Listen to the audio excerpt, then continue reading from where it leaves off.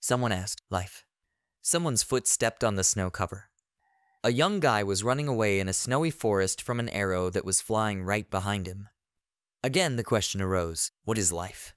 The arrow pierced his leg. Some people think that life is like an egg. The young man stumbled and began to fall. Again, someone said that life is like a boiled egg. The guy fell. There was emptiness and snow around him. The question in my head was, why is life like an egg? The guy looked around. He was breathing heavily. An older man approached him. He was wearing warm clothes and a cape. He put a sword to the guy's throat. A voice from the void said that no matter what action a person does. The old man looked at the guy menacingly and ordered him to be searched. There is no meaning in human actions. There were only snow-capped mountains around. The night sky was illuminated by the full moon, and it was also snowing. 3 men searched the guy and said that they had found a relic. One of them held his hands and hair. Someone took the golden cup. Also lying on the snow was his bag, from which a bag and a bandaged hand fell out. He struggled. The old man raised his sword over the young man's head. The guy fought until the very end. Blood spattered. He fought until he was killed, just like in the game. Someone gave the order to kill. The guy lay there and told the mother of the curse not to be so angry. She repeated that he needed to kill. The young man was lying in the snow in his long, black robe and white scarf. The bandaged hand began to move and use magic. Green smoke began to appear around the guy. The guy said he needed to die there. The hand grabbed his cloth and said to kill him. Now the guy's body stood up on its own and walked. The hand repeated that it was necessary to kill. Green smoke continued to emanate from it. The guy's head said if she was worried about the divinity inside the relic. The mother continued to tell him to kill. The guy's body took his head. The guy said that he had already taken the relic. That is why it was necessary to get rid of the tail in this way. He put his head back in place. The mother still continued to tell him to kill. His head began to grow to his neck. Soon the scar began to evaporate. He held his bandaged hand and smiled. The young man said that he had lost all his money. The hand continued to ask for murder. The guy was gradually approaching his 30th birthday. He was an ordinary worker in the modern world. The same people crowded around him. He yawned out of boredom. By age 30, he became busier and tired of gaming. Therefore, he had to compromise with reality. In front of him was a screen with different stats. These were cheats for infinite items and health. He used them. Now he can't remember the name of the game, but he bought it. He bought it to play with. In the game, he was a black-haired young man with green eyes. He was dressed in black. Clothes and cape. Behind him was the mother of corruption. She has long hair and bright green eyes. He played as a priest of corruption. Who is a priest of corruption? This character was difficult to play. It's hard to get a class. It's difficult to play on it. It has the lowest efficiency. But what can he do if his heart beats so fast from one description? The guy played with enthusiasm. When all the class quests were completed and the materials disappeared, something happened. In the game, the priest began to form a large green ring with magic. The computer screen glowed green. The guy was very surprised. He became a priest of corruption. It was as if a portal had opened in his computer and he was sucked into it. He got into the game. The hand held onto his clothes and continued to talk about the murders. The priest smiled. This hand, whose cry is like a metal singer, is a goddess. She is the goddess he worships, the mother of corruption. It all started 5 years ago, when he first began to serve her. His computer continued to work. He had very few things after waking up in the game. He found himself on the stone floor, where a magic circle was drawn. He was wearing the robe of the Order of Corruption. It was torn. The hand of the Mother of Corruption lay on his chest. A magical green light emanated from her. Through her, he felt a connection with the huge embodiment of the goddess. The hand seemed large and blue to him. It seems to consist of different patterns. Thanks to their connection, he was able to quickly accept the fact that he was in the game. He stood in front of this hand. Purple light reflected on him. His black eyes were mesmerized. He felt at ease with her. According to the setting, the priest of corruption was improved with the help of drugs by man. His body was already very different from a human one. Because of this, he became stronger. All his senses became sharper. His body can only be killed by divine power. His eyes were black, but green light emanated from them. It also seems to him that something happened to his brain. He remembered that he had seen ordinary dogs eating, but could not stand the sight of blood. However, now he can calmly look at the most cruel scenes. He could be looking at a hunting bear. But there was only one problem. He wanted to try pork belly and kimchi. A blush appeared on his face. However, he had no taste at all. He came to the city, and there he was given an identity card. He was a priest named Marnak. He thanked the girl, and then asked if there was any work for him. Marnak was in a building that looked like an office. There is a long table, a worker, and many other people. There are beautiful tablecloths on the table. There is also a large bookshelf. The building is large, and the decor was beautiful but dark. The worker said she would look for a job for him. She began to leaf through the papers. The worker said that they should have tasks for the priests of the goddess of support. Marnak waited patiently and smiled. When he came to the northern city of Jis, he decided to introduce himself as a priest of the Order of Support. If he is in one order and presents himself as a member of another, then the god immediately becomes furious and leaves a mark on him. This mark is visible only to members of the order. It is a mark of punishment. However, the Mother of Corruption is lenient about this. The Order of Corruption is the enemy of everyone else. The Mother of Corruption has killed many people with her magic. The Priest of Corruption is also hated by everyone. He is the only follower of the Mother of Corruption. She seems to charm and bewitch him. The worker said she found a task for him. She gave the leaf to the priest of Marnak. She said she would be happy to work with him. An advertisement was written on the sheet. It offered hunting for bandits or monsters. Lately, farmers around Jis have been disappearing more and more often. The one who finds and defeats the culprits will be given 30 silver per head.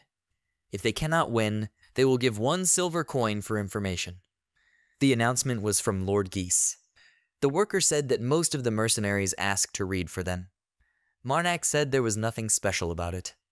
When he came to this world, he began to understand local speech and writing. He asked if he could have something. He asked for part of the reward in advance. The village among the mountains was very beautiful and neat. Clean houses were covered with snow. The girl was surprised by Marnak's request and said, "Excuse me."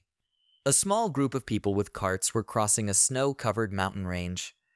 The Mother of Corruption loved to talk. The worker said she would make an exception for Marnak, and he would still have to pay a fine if he did not make it tomorrow. The Mother of Corruption said to kill the girl. Marnak said that everything is fine. He did not fall in love. Her hand tried to escape from his clothes. He asked not to make him angry. Someone called Marnak. He was a plump guy with blue eyes and blonde hair. He said that he was sure that Marnak was not from Guys. He asked to tell about his native land. The nice guy said that if they walked along the road, his village would soon appear.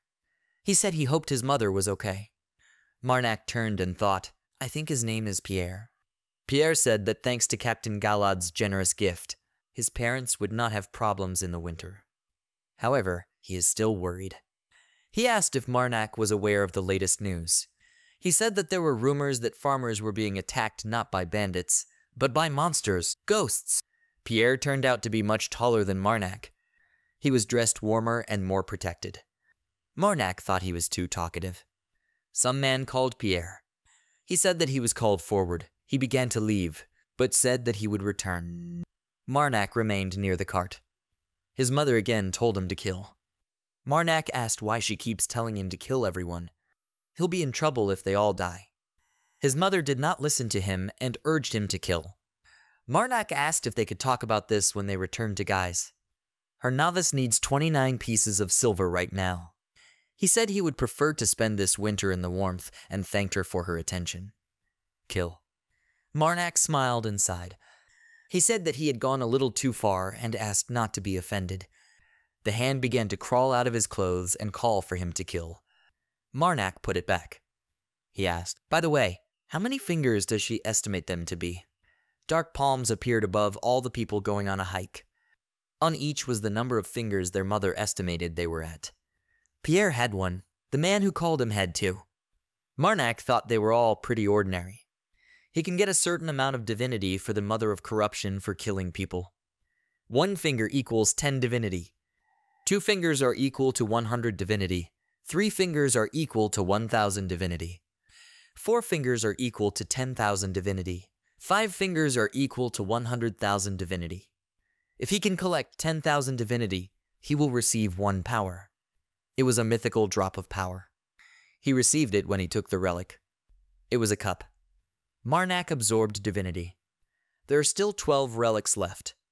The mother of corruption said that if he collected the divinity of all the relics, then any of his wishes would come true. Marnak licked his lips and thought that first of all he would regain his sense of taste. Pierre said that the captain asked him not to disturb Marnak too much. He said that if Pierre chattered from morning to night, then anyone would run out of patience. Marnak smiled and said he was fine. Pierre doesn't have to worry. He suddenly opened his eyes wide. Someone attacked them. Some warriors have already fallen victim to enemy arrows. Pierre was horrified and lost in thought, and Marnak grabbed him by the shoulder. He threw it very far. Several arrows flew towards them. They all hit Marnak. He was bleeding from the holes. He fell, and Pierre cried and called him. The archers were hiding in the bushes. They constantly fired many arrows. Marnak lay unconscious near the cart, covered in blood. He began to breathe heavily, and the mother of corruption whispered to him that he must kill. Marnak realized that these were bandits. His mother called for killing, and he decided that he would pretend to be dead and take away their divinity at the first opportunity. The mother asked to kill them. There were many corpses around. Marnak thought that taking away the godhood of those guys would be easy. He began to move and said that he had changed his mind. The mother asked to kill, and at that time Marnak stood up and noticed the sword. He grabbed it and lifted it into the air. This is what he usually does. Marnak cut the air with his sword. Marnak ran to attack the bandits. The man was surprised that he did not kill him. With one blow, Marnak cut off the bandit's head. His eyes glowed green. The other bandits hiding behind the trees looked at this with fear. One of them tensed. He thought, damn. He said that he was taking over the priest himself. The others must deal with the others and help him. Marnak noticed their approach. The bandit attacked him with a sword, but Marnak blocked his blow. The sound of metal and sparks appeared. The bandit smiled. He thought he would win. Marnak was serious and looked into his eyes. Their sword strikes created a strong wave that threw them away from each other. Both landed and took fighting stances. Marnak asked his mother, "Fingers, how highly does she rate him?" The blonde-haired bandit grinned creepily and asked what he was talking about. Their swords crossed again. The bandit did not stop attacking. He struck and ran after Marnak. The mother of corruption gave the bandit 2.5 fingers. Marnak was surprised by this. How can a common bandit be on the same level as the ranger who cut his throat? Marnak smiled. He thought this game was so unbalanced. Marnak prepared for defense, and a bandit with a sword was already running towards him. After the bandit hit, the blade of Marnak's sword flew into the air. Mother said to kill. Marnak said, damn. The bandit laughed loudly. He said that's why he took the frosted steel blade. Marnak looked at the half of the sword and asked, the difference is in the weapon, right? The blonde bandit said that they had no business with Marnak, so he could let him go. Marnak was surprised by this. The bandit said that this would still be their last job before they left the area.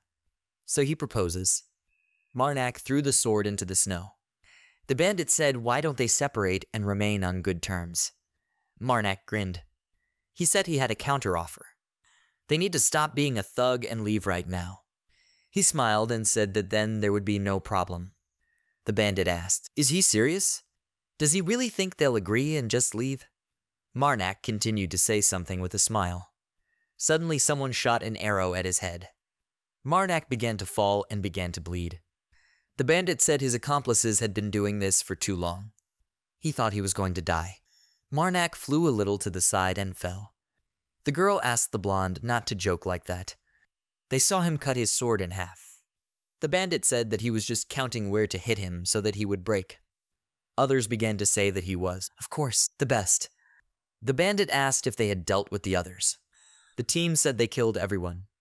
Marnak said, "Really everyone?" The bandits were shocked with surprise. Marnak began to rise. He asked again if they were sure. Why then are they so surprised? He asked if this was the first time they had seen a person who had survived. They all stood in a crowd in front of Marnak. There was green smoke coming from it. He broke the arrow. And he asked if this was the first time they had seen someone who survived being hit in the head by an arrow. They were all horrified because they really saw this for the first time. Marnak said he gave them a chance, and their response was an arrow shot at him. He closed his hands, and an eerie green aura radiated from them and from his entire body. The blonde was scared of him. He screamed and told his subordinates to shoot Marnak. Around Marnak, the green light thickened and the wind rose. Many arrows flew at him, but now he stood firmly on his feet. They left wounds that bled but healed. He began to cast a spell. "O mother of corruption, her son is in trouble. He is too scared and confused to do anything. If his mother didn't leave him." The sky began to darken. The bandits asked what kind of monster he might be. Marnak said he needed help and finished the spell. The blonde bandits said that they were retreating. Everyone should run. The bandits really quickly ran away in fear. They did not have time to escape, as a barrier of green mesh appeared in front of them. They started shouting that they couldn't get through. There was an invisible wall there. They hit her with their hands and feet. This is a line that the living cannot cross. A skill that must be activated to release the power of the priest of corruption. Marnak was approaching them. The bandits fought against the wall and asked for help. This barrier prevents living enemies from escaping and hides the divinity of corruption. He was very happy about this power. Above him was as if the magical matter itself and the circle of spells. He thanked his mother. The bandit said there was no choice, they had to get their swords. He said they would try to cut through. He didn't have time to finish. A huge and strong magic began to consume him. She was black and green. The crew shouted, "Captain!" From this green matter, a white monster emerged. He slammed his fist into the ground in front of them. It choked and cracks began to appear. The bandits began to shout, "What is this?" The monster scratched its head. He was incredibly huge. He had several arms, but it seemed there was no face at all. Now the bandits were just ants. The bandits shouted that it was a monster. They continued to scream in horror, and the monster began to growl loudly and scary. He punched the ground again. They began to ask for help. They asked Marnak to let them go. They swore that they would never be bandits. Marnak ordered the monster to do whatever he wanted, but leave the heads intact. The monster killed the bandits one after another. They coughed, and the whole earth was covered with blood. After a while, it was all over, and Marnak walked towards the cart. The mother continued to talk about the need to kill. Now Marnak had their heads attached to her belt. He asked if his mother wanted him to collect divinity. Mother said to kill. Marnak replied that if he did this, their bodies would disappear. Then the guild members who come to investigate may suspect something. Marnak looked at someone. He approached Pierre, who was pierced by an arrow. Mother again said to kill. He said that he would sort everything out. She didn't need to worry. She again said to kill. However, Marnak said that Pierre needed to be saved. This action will improve his reputation. Pierre was breathing very heavily and was bleeding from his mouth. Marnak said he needed help now. He asked his mother to stop the bleeding from Pierre's wounds. Some woman was holding a cup that had been stolen from Marnak. She asked what happened to the man who stole the relic. The man replied that he had already said that he was beheaded on the spot. She asked what happened to the body. He replied that they did not have the opportunity to take it. They only took the relic. A girl with blue hair stood in a large temple and looked at the bright blue light. The man asked, "Priestess." She said he could go back first. She plans to go on a pilgrimage. The priestess also had blue eyes and a black and white priestess robe. The priest asked, "Pilgrimage. Why did she decide this so suddenly?" He said, "She's not doing this because of the prophecy." However, the beautiful priestess replied that she was doing this precisely because of the prophecy. She also needs to meet someone. Marnak walked through the snow. He's not on himself, Pierre. 10 years ago, all religions were given a prophecy. Marnak had already returned to the city. The guards were surprised. The prophecy said that the end is hidden under the living shell. The guards ran up and helped Marnak carry Pierre. According to prophecy, that end will come to the world. The guards said that the priest Marnak was free. The two of them carried Pierre and asked how Marnak dragged such a giant with his hand. Pierre was really bigger than the guards. The worker said she received permission from the guards. She said that Marnak doesn't look very strong in appearance. Her name is Erin, and she has bright red hair and yellow eyes. She was quite short. Marnak said that perhaps she was right. She said, "By the way." Marnak listened carefully. Erin said she was told that the heads in Marnak's hands were the source of the problem. She suggested that instead of hanging around with them, she suggested putting them in the hands of the guild. Marnak agreed and gave her the bag. Erin asked if he had a place to stay. Marnak asked if she thought there was no room left for him in such a big city. He said he would look. Erin realized that he had nowhere to stay. She said if he doesn't mind, he can sleep with her. Marnak was very embarrassed. The mother of corruption began to frantically scream for him to kill her. She was incredibly annoyed. The mother continued to say kill. Mother said the word kill countless times. In the morning, Marnak lay with his hand on his chest. He said his mother should understand why he accepted Erin's proposal. He was lying in a fairly nice house, on a large bed. The mother of corruption continued to tell him to kill. He said that he has no ulterior motives for the red-haired beauty. He thought she was simply inviting him to spend the night in the guild's guest room. Someone knocked the door. Erin came in and said, "Good morning, priest." She would like to let him rest longer, but one thing requires his attention. The guild building was stone and huge. Even the doors were big. Marnak said not to worry. He came to the door and asked what happened. Erin said that the Lord wants to see him. The hand of the mother of corruption under the blanket repeated kill and showed the middle finger. Marnak asked, "Lord, does she happen to know why he needs it?" Erin felt awkward. She said that Captain Galad, who died during the mission, was his half-brother. The guild building looked like a beautiful castle. Its roof was decorated with the guild sign. The neat decor and beautiful shape of the building made it sophisticated. The butler told the Lord that the priest had arrived. The Lord was holding a cup of tea. He dismissed the butler. He said, "Yes, sir," and obediently left. Standing in front of Marnak was Jiss's master, Tredin Filion. He is a tall and large middle-aged man. He has rich clothes, black hair, but an empty and sad look. He asked if Marnak was the one who saw the last moments of his brother's life. The Lord offered him tea. Marnak smiled creepily. As soon as the mother saw the Lord, she drew a cross on him. Marnak asked what it was like to live under a personal person. His cunning gaze adorned his shining eyes. The Lord now looked at him with surprise and incomprehension, and his eyes turned red. Marnak called him a demon. As long as the mother is hidden in her pocket, there is only one reason why she could draw a cross when she sees the Lord. Because he is not a living being. And the only ones who can take human form are demons. The Lord's real form could be a huge demon, looking like a black and scary snake. They also give off a strange, eerie shadow. Demons are usually much stronger than any other creature. However, they are severely limited in what they can do of their own free will. To become part of this world, they have to enter into contracts with other beings. This is why demons are attracted to all living things. But the gods hated the demons, who gave as much as they took. Therefore, the priests announced to all followers and living beings that from now on, those called demons are evil. And so began the priests' hunt for demons. This had extremely grim consequences in the form of numerous casualties. By the way, the demon follower class was quite difficult, so it was usually avoided. He remembered this because demon follower was the second class he played. Marnak and the Lord were silent. It was oppressive. The demon side. He said that thanks to Galad's sacrifice, he was able to meet an important guest. He said that judging by how easily he saw through his disguise, he was not a priest of the goddess of support. The demon said that Marnak can call it creeping expectation. Marnak said that he was a priest serving the mother of corruption. The demon may call him Marnak.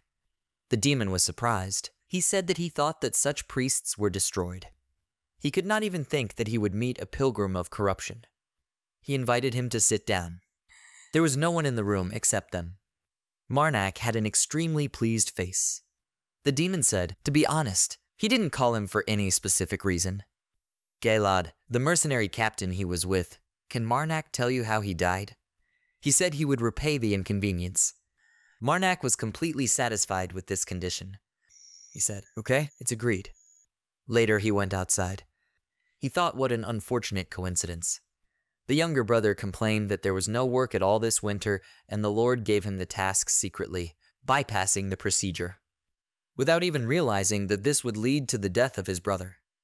The demon said that this thing they call life is quite complicated. Kill. Marnak counted his money. He coughed and said that the Lord had not tried to tempt him with gold. These were pure intentions to find out the fate of his brother. Kill. Marnak said that he is not a greedy priest at all. His mother is overdoing it. She said kill. Marnak asked if she knew that, unlike some things, gold does not rot. The mother said irritably, kill. Marnak said that there was no need to be angry. He asked to let him finish.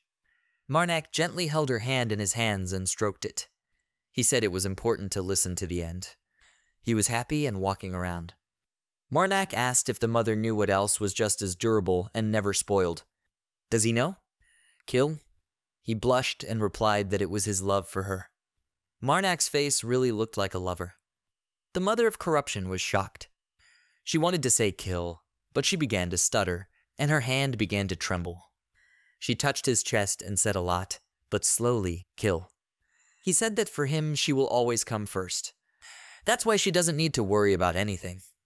Aaron said Priest Marnak has returned. The mother immediately began to say kill. She asked if he would like to greet the priests of the Order of Enlightenment. Marnak thought, Order of Enlightenment? He doesn't want to see such crazy fanatics. However, he noticed something and his eyes opened wide. One of the priests was looking at him. There was something wrong with Marnak. It was worth seeing how the mother noticed this. She realized that one of them had a sacred relic. Some of them said, enlightenment to the righteous. He didn't think they would meet a support priest in such a place. He said he was a pendulum on the scales of retribution. Marnak may call him Orvis. He was a brutal, tall man. There were many scars on his face. He said that the giant's name was Cornu. The girl with brown hair is called Patina. Each of them bowed. They had a strange and very large weapon. Marnak also bowed and said that he was glad to welcome them. He said his name was Priest Marnak, who serves the goddess of support. The worker said it seems that the initiation priests will also stay there. Just like the priest Marnak, he had a fake smile on his face. He thought what a relief. This meant he didn't have to take risks now. There will be other opportunities to collect the relic. The only problem is that when absorbing a divine relic, the divinity of corruption will inevitably come out. He thought, try to steal. It looked less like a priest and more like a bandit of corruption. Orvis said they needed to meet the Lord. He suggested we have a productive conversation another time. They began to leave. Marnak thought, should he meet the Lord? Aaron said that the guild usually provides shelter for priests for a small price. He asked why she invited him to spend the night with her. She replied that it was so. He didn't think it was a personal interest, did he? He stayed because of his position as a priest. Marnak was a little disappointed. He said no, everything is fine. Aaron said, though, she had one thought about him. Marnak asked what. The girl continued, if possible, he could place a blessing of preservation on the food so that it would not spoil so quickly. She said it right into his ear. Marnak quickly moved away. He asked why she couldn't say it normally. Why did you whisper in your ear? Mother said kill. The girl laughed. She said she didn't even know why she did it. The mother of corruption was furious and said to kill her. Someone said that the two of them seemed to be having fun. Marnak asked what. He asked why he did not go with the others, the priest of the Cornu. He said he had no choice. Because of his tribesmen, many of the lords of the north have bad prejudices about him. He's just being polite. He saw off his friends and returned to the guild. Aaron said she didn't think Lord Tredain would care about that. It may be a little cold, but it gets the job done very well. He knows how to separate personal and work. They treat him very well at Jai's. Therefore, it is better for them not to say anything bad about him. Cornu said he would remember this. He also asked to tell me something else about the Dord. Cornu listened very carefully. Erin spoke with enthusiasm and a smile on her face, and Marnak nodded his head. They carried on a pleasant conversation for some time. Marnak said, "I wonder why the Priest of Enlightenment needed to meet with him." Cornu said that in truth, they were following a prophecy they received 10 years ago. Priest Orvis suggests that the end may be more dangerous. The end, hidden under the living shell, will come to this world. Orvis thinks the end might be a demon. Marnak asked if they really thought the Lord was a demon. Cornu said that was not the case. They're just checking everyone out. At this time, 2 priests stood in front of the Lord. They had a goblet with them. Cornu said that Orvis has the ability to detect the demon. The stone on Orvis's belt began to glow brightly. This is a sacred relic. Orvis and Patina were surprised and looked at the Lord angrily. He showed his true nature as a monster. He became huge and destroyed walls with his body. There was a strong explosion in the guild. Marnak and Cornu tensed. The demon took the form of a huge crocodile with large spikes on its back. He growled loudly. Marnak realized what had happened. Orvis raised his huge hammer into the air, from which many lightning bolts emanated. He cast a spell, Scales of Retribution. He swung and shouted, "Die." Orvis hit the demon on the head, and this caused waves of energy to spread. He said, "Die, wicked monster." There was a large explosion, the smoke from which covered several houses. Orvis screamed, "Damn demon." Dust and smoke began to rise high. Marnak and Cornu went outside. Cornu said that this is the hammer of punishment of the priest Orvis. He realized that they were fighting a demon. Cornu pointed to that place and said that they needed help. Marnak ran in the other direction. He told Cornu to go first, and he would catch up. The worker asked Marnak what was going on. Marnak came in and asked where he was. The girl asked what. He picked her up and began to carry her away. He asked her to tell her where Pierre was being treated. He asked me to explain it more clearly so that he could find it. Marnak pushed off and jumped high. When he landed, a hole and fragments of stones formed from him. He ran forward with great speed, and behind him were streams of wind. Erin noticed something. Someone was calling for help. They saw a huge demon with Orvis standing on his head. The demon was so huge that it would have been enough for him to bite through a warrior with just one tooth. Houses were collapsing all around. All the residents were running away. They were shouting to others, "Get out of the way! Get out of the way!" Erin screamed, "Priest, there's a monster!" The demon destroyed the entire guild building with its size. He has a strong and muscular body. Erin screamed that a demon was rampaging through the city center. Marnak said to forget about it. He asked again, "Where is Pierre?" She pointed and said he was there. Marnak entered the building and asked, "Pierre?" Because Marnak suddenly rushed in with the wind, all the furniture lay on the floor. Pierre slept covered in bandages. Everything was fine with him. Erin said he was lucky. Marnak smiled and said that he saved him, so he could not let Pierre die. He lifted it onto one shoulder. Erin was surprised that he could hold it. Marnak told her to hold on tight. Marnak said that he could not carry her in his arms. Erin jumped on his back and held on to his neck. She said okay. Marnak again pushed off strongly and flew high. Erin looked around. She told him that she knew a secret passage. Marnak asked where it is. Erin pointed to a small door in the building they were heading towards.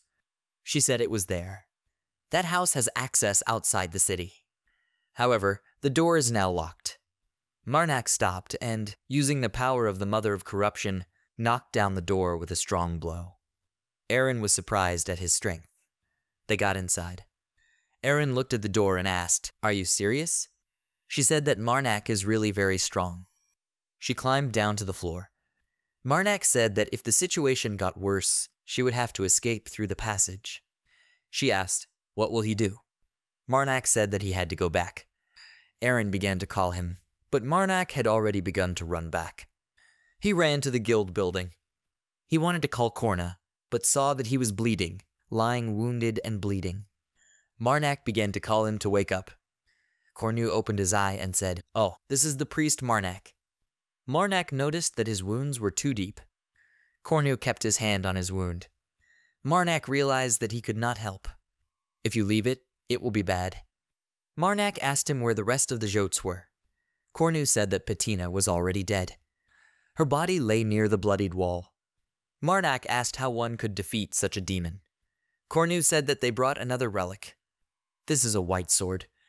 However, now the priest Orvis has already thrust it into the demon's head. If Marnak can reach the sword and pierce the brain, then the demon must die. Cornu's hand fell to the ground. Marnak sat a little longer next to him. He told the Mother of Corruption to accept this man. Green magic began to envelop Corna. The system window showed that he had collected 100 divinity. Orvis raised his hammer, screaming, and then hit the demon's head with it. He said the scales of retribution. The demon growled in pain. His tail destroyed houses around him. Marnak ran up to them. He thought this was his chance. He jumped from the roof of the house onto the monster's lower body. Marnak stabbed his sword into his body and blood sprayed out. He thought, great, now he needs to get to the sword. Orvis at this time was already holding the sword in his hand. He was running, but he noticed something. The monster began to move. Marnak thought, not this. The demon began to move its paws. He stood up on his hind legs and growled. Marnak realized that this was a deadly roll. The monster threw him away with its tail and Marnak flew quite far away. There was a lot of dust, smoke and dirt in the air. Marnak fell, and this caused many cracks to appear in the ground. Mother said to kill. Marnak left a lot of blood on the ground. The Mother of Corruption began to repeat, kill, kill, kill. Marnak said he was fine. Mother said to kill. Marnak said yes. Mother always said that after a black stripe comes a white one. He was lying on his back, with his arms outstretched in different directions. There was blood all over his feet. Mother said kill. Marnak smiled. Next to him lay a brooch from Orvis's belt. Marnak said this is a very interesting turn of events. He took the relic in his hands. The Mother of Corruption said kill. Marnak put the brooch to his chest and said that he was presenting this sacred relic to the Mother of Corruption. His eye glowed bright green. He asked his mother for new strength. He told the Mother of the Seal to remove the seal. A green glow began to emanate from the relic. Thick green magic appeared around Marnak. It enveloped him and glowed brightly. He thought, it seems that divinely, each relic is enough to discover one new power. The brooch broke with a crash and the crystal shattered into pieces. The system window reports that the divinity of the relic is 11723 points. Marnak said that another seal had been broken. He asked the Mother of Corruption to explain the capabilities of the new force. She said kill. The green magic began to disappear. He asked, really?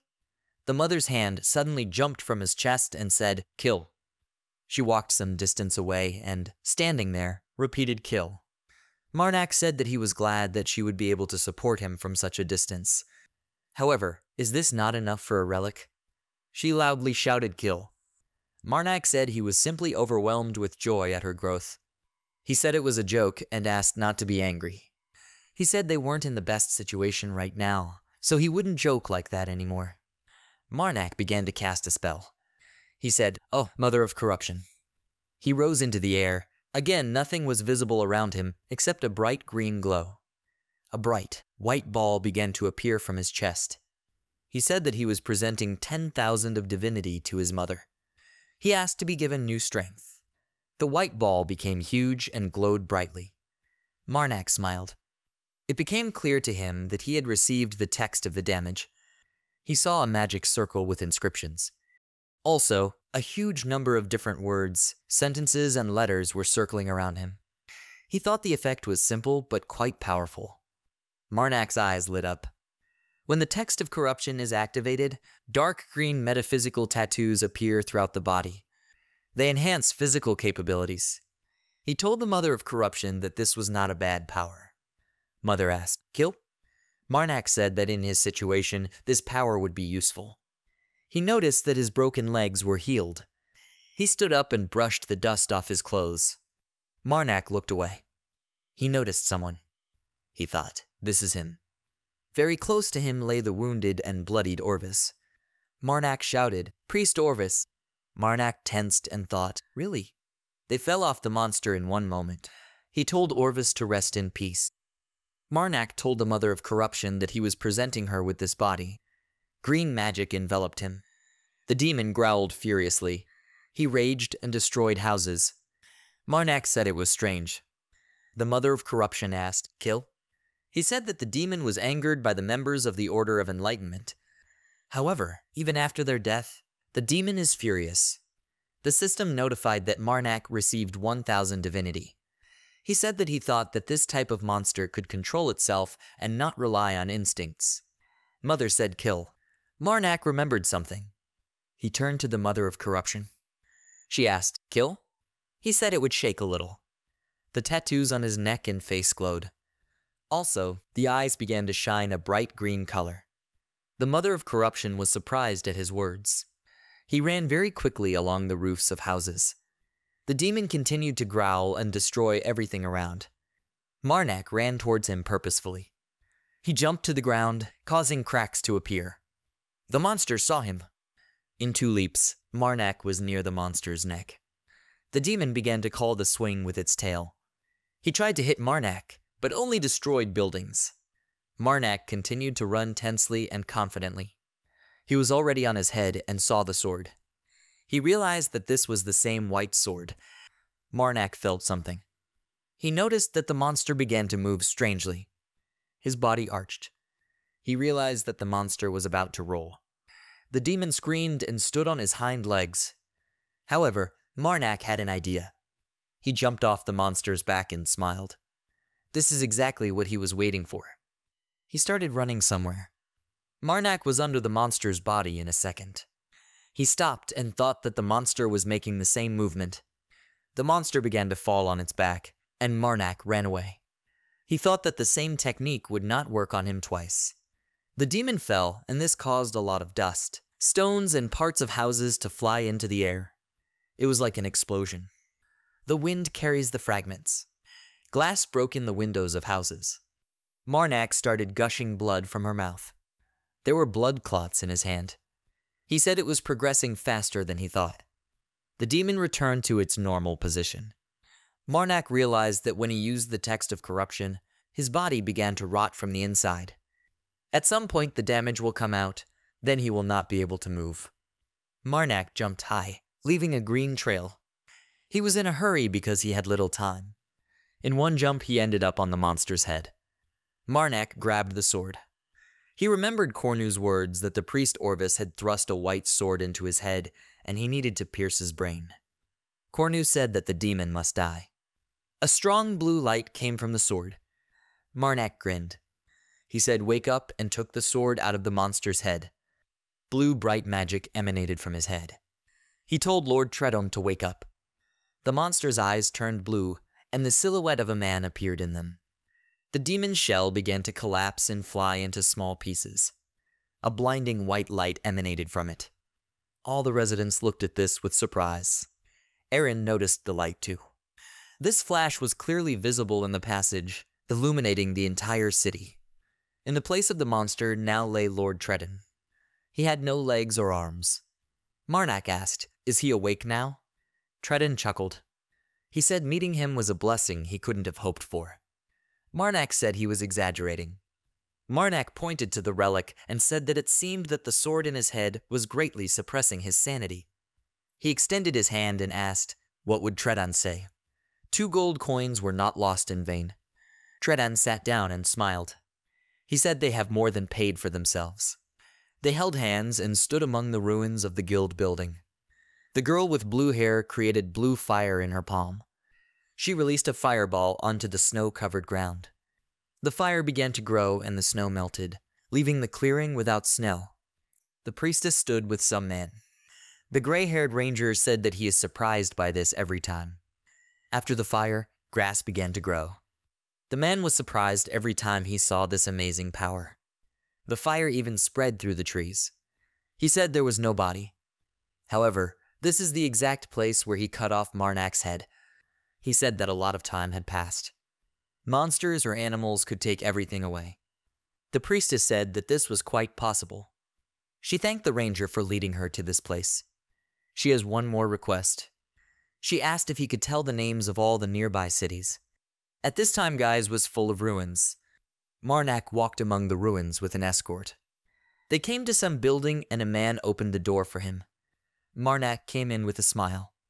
Lord Tredon met him and greeted him with a wide smile. The Lord opened his arms for a hug and said that Marnak was waiting. Marnak smiled. Lord Tredon said that he looked better and better every time they met. Marnak thanked for the compliment. Tredon said it's hard for him to put into words how grateful he is. He called Marnak a priest, a demon slayer. Marnak asked who he killed if the demon is alive and feeling great.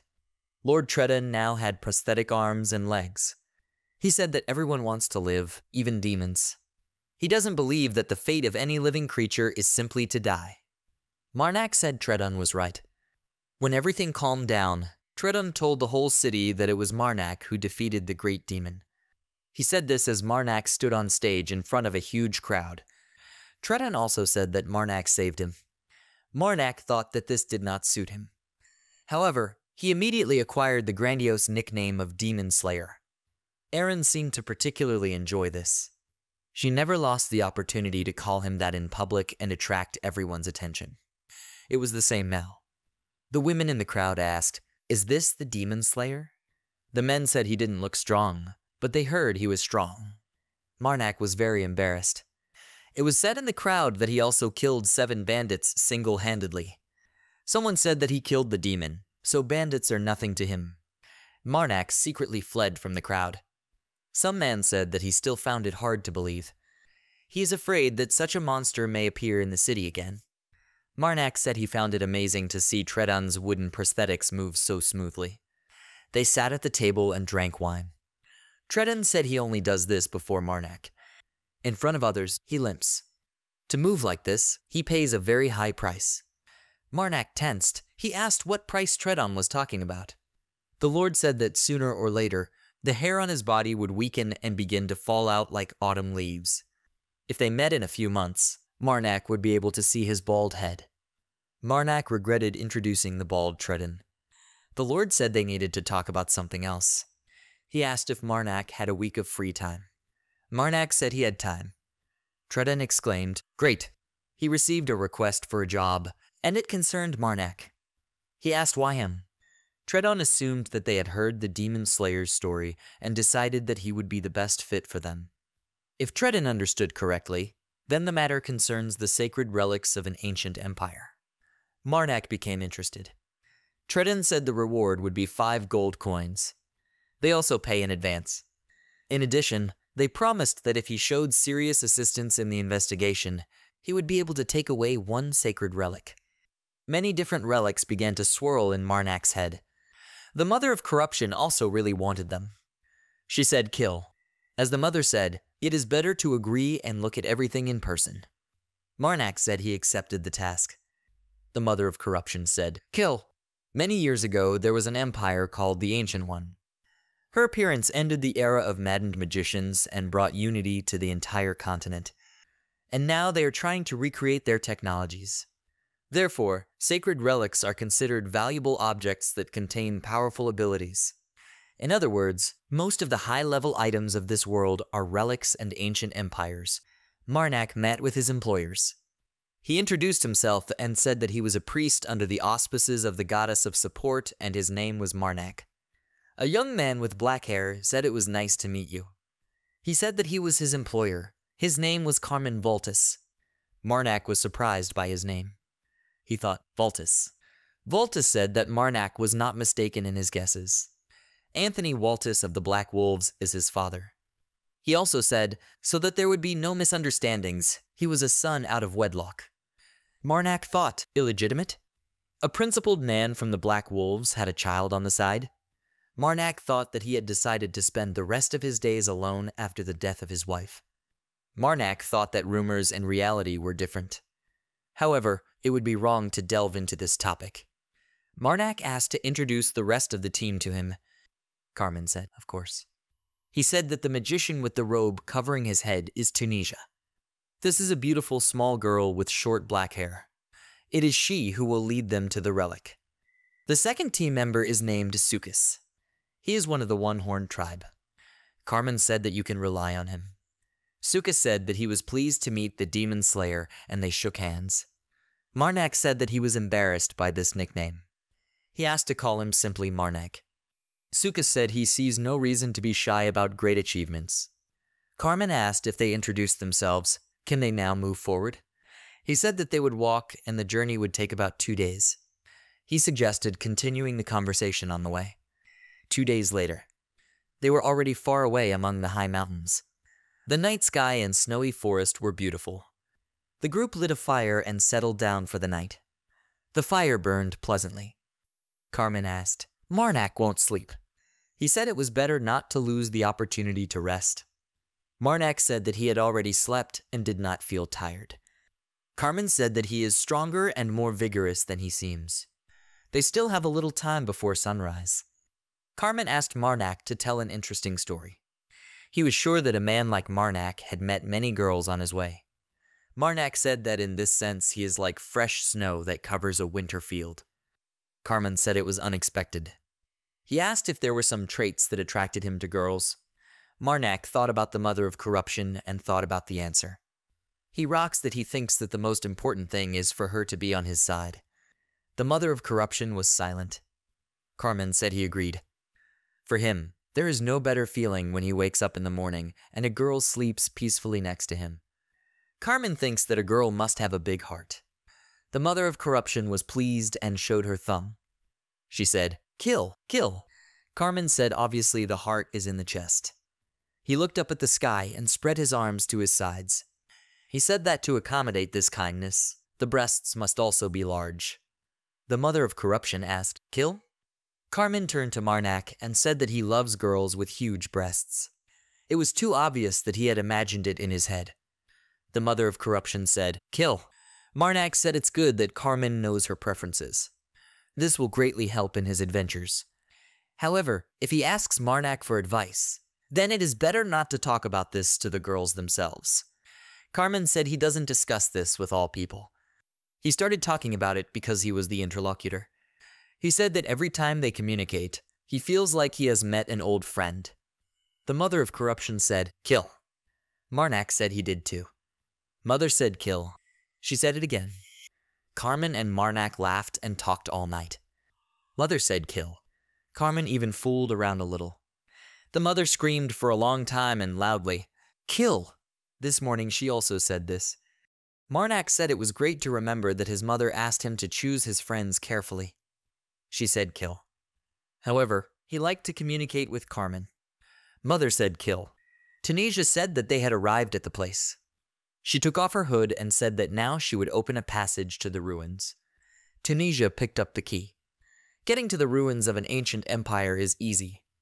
There used to be a beautiful city and castle there. Even the sky was especially beautiful. To enter, you need to find the key. Then you need to get to the coordinates indicated on it. Then read the words in the ancient language from the key. This is what Tunisia was doing now. Then a hole appeared in the air. It looks more like a portal. Tunisia inserted and turned the key. You need to turn the key clockwise or counterclockwise. Since only magicians can read the ancient text, their role in such missions is irreplaceable. The only exception to this rule is players. That's right, Marnak can read the ancient language. But naturally, this fact will remain a secret. A huge blue glowing portal appeared in front of the group. Carmen said to come in. Since Marnak has almost no connections in this world, finding the key on her own is too difficult. The team found itself in a completely different place. There was already a forest there, and all the trees were green. In front of them stood a tall and old tower with a huge entrance. Also in front of them was a dilapidated wall overgrown with moss. They exclaimed with delight. Carmen said that compared to other ruins he had seen, this one was the best preserved. He said now they will start research. There will probably be a lot of artifacts here. Marnak was also in a good mood. He never thought that he would get the chance to enter the ruins. He had only seen them in pictures on the internet. His heart trembles with delight. Tunisia looked at him in disbelief inside. They went inside the stone building and lit a torch. Everything inside the building was very ancient. They walked forward. The team approached the huge gate. They were below even the threshold at this gate. They had a seal written in an ancient language that glowed blue. Marnak found out. It was written in the ancient language that they needed to prove that the blood of the imperial family flowed through their veins. Marnak understood the ancient text. He looked at Tunisia. She said blood. They do not have the imperial blood of the ancient empire. The inscriptions glowed red, but the gate opened. Tunisia said that they need to prepare for battle. Many strange monsters in ancient masks were running towards them. They seemed to appear out of thin air, and when they ran, the stone floor collapsed beneath them. Sukas prepared for battle. Although the monsters were small, they jumped off the walls and were everywhere. Sukas successfully fought them off, cutting them down piece by piece. Tunisia cast a spell and her crystal cane began to glow. From her magic, the floor began to collapse, and light appeared underneath it. The monsters didn't understand what was happening. The stone floor beneath them exploded, and they were scattered in different directions. They screamed and coughed. Stones were flying all over the room. Marnak looked at it. He took out his sword and prepared to fight. He cut down many monsters with ease. He walked through their crowd and left behind only their corpses. The mother of corruption said, "Kill." He turned around. Someone attacked him with a sword. It was one of the monsters. Their swords crossed. Marnak realized that there was another one nearby. It was better to kill him. An arrow flew into the monster's head. It broke his mask, and it started bleeding. The monster fell to the ground, and Marnak smiled. Kramen was the one who shot the arrow. He gave Marnak a thumbs up. Marnak thanked him. Sukas asked Tunis why she throws enemies between their lines. Marnak, or he could have been hurt. Tunisia said that this was the fastest way to get rid of enemies. They killed everyone anyway. It would also be easier if he stopped complaining. Sukas asked what did she say. He was going to tell her that if she did something. However, he did not have time to finish and Carmen told him to stop. Sukas got angry and bared his teeth. He sat down with a crash on the ground in the lotus position. Carmen said that priest Marnak truly lives up to the nickname of Demon Slayer. Marnak said that the priest was ashamed to show such behavior. Carmen said he thought Marnak did everything right. Marnak said Carmen's skill is amazing. Carmen replied that he had been practicing since childhood. He devoted all his free time to this activity. He remembered himself as just a child who was already on the training ground. Marnak asked when they will go further. Tunisia said that she can do it now. She has a lot of mana left. Sukas asked why she kept dragging them forward. He doesn't know about the spell-chanting idiots, but they, physically moving, need rest. Tunisia said it seemed to her that the others didn't mind. If only he needed rest, then it was better to quickly reach the end of the ruins than to waste time. Sukas said he had a feeling that Tunisia was just trying to pick on him. He angrily asked what she said. Carmen said that they would rest a little and move on. And their conversation is over. Tunisia was unhappy. All team members stood at a distance from each other, and Marnak laughed. In this world, those who are called magicians are usually very stubborn. They're also mostly idiots. It's too easy to become a magician by birth. Magicians are born. There are small differences between different people. However, those born with mana awaken when they reach a certain age. When this happens, knowledge of the ancient language fills their head. Without any payment for this, they can learn to understand spells. The use of mana often violates the laws of the game world. They are reborn as magicians. However, due to the amount of knowledge that fills their brain, they hate learning new things. As a result, most magicians become stubborn and unteachable asses. They are often self-centered and do not pay attention to others. Tunisia is very similar to the magicians he has met before, although she was clearly better brought up than them. Carmen said they had enough rest. He said it was time for them to move on. They heard some loud noise. A huge stone bolt fell to the ground. It sank with a roar, raising a lot of debris and dust. Carmen said no. The door closed behind them. They turned around at another sound. A metal monster emerged from a red, glowing portal. He jumped to the floor with a crash. The monster had one eye that glowed blue. Marnak was not surprised, he knew it. The enemies were too weak for ruins of this level. It looks like something serious. A huge monster blocked the team's path. He looked at them with a shining eye, as if assessing them and preparing to attack. Looks like the real fight is about to begin. Sukis bared his teeth and prepared his weapon for battle. Tunisia approached him and told him to move away. She went ahead of the whole group and stood opposite the monster. Her staff began to glow blue. Tunisia began to read a spell in the ancient language, and immediately after that her staff illuminated the entire huge room. The walls, ceiling, and also the floor began to collapse under Tunisia and the monster. Huge stones rose into the air. Cobblestones fell on the monster, and Tunisia was levitated over the pit. Clouds of dust appeared from all these stones. The monster's eye began to glow even brighter and sparkle. Carmen saw something and was horrified. He shouted to Tunisia that it was dangerous. She needs to finish the spell and run away. The monster's eye reached its greatest brightness. The monster looked up, the brightest energy of Tunisia's attack falling on him. However, the column of her magic only made a small hole in the monster's head. The monster sank a little to the floor, and as a result, stones scattered. The monster jumped up and met with the magic of Tunisia and the stones. There was a collision like an explosion, and the monster destroyed all the stones. After that, Tunisia looked up with fear. A metal monster flew straight at her and swung its fist. He landed and pieces of flesh and blood splashed all over the place. Sukis was shocked and horrified by such a scene. The remains of Tunisia shattered right in front of his face. The monster rose above Sukis, and Tunisia's body dripped piece by piece onto his weapon. It seemed that the monster had become even bigger and scarier. There was a blue aura around him. Marnak shouted, "Sukis, he needs to duck." However, he did not have time, and the monster hit him in the face. This blow was more like a flash and explosion. Marnak shouted, "Sukis." The next second, his mutilated corpse was stuck to the stones, and there was also a pool of blood under it. The monster threw away his body and several more cobblestones. Now he looked intently at Marnak and Carmen. Marnak asked Carmen if he wanted to live. Carmen asked what? Marnak repeated his question, "Does he want to live?" Carmen answered with bewilderment that he wanted to. Immediately Marnak's fist flew at him. He told him to grit his teeth. Carmen asked what? At this time, Marnak's fist was at his chin. Carmen felt the blow and lost consciousness. Marnak held him in his arms. He said that he was lucky because he had a giant on his side. He told the mother of corruption that he was in a hurry and did not have time for prayer.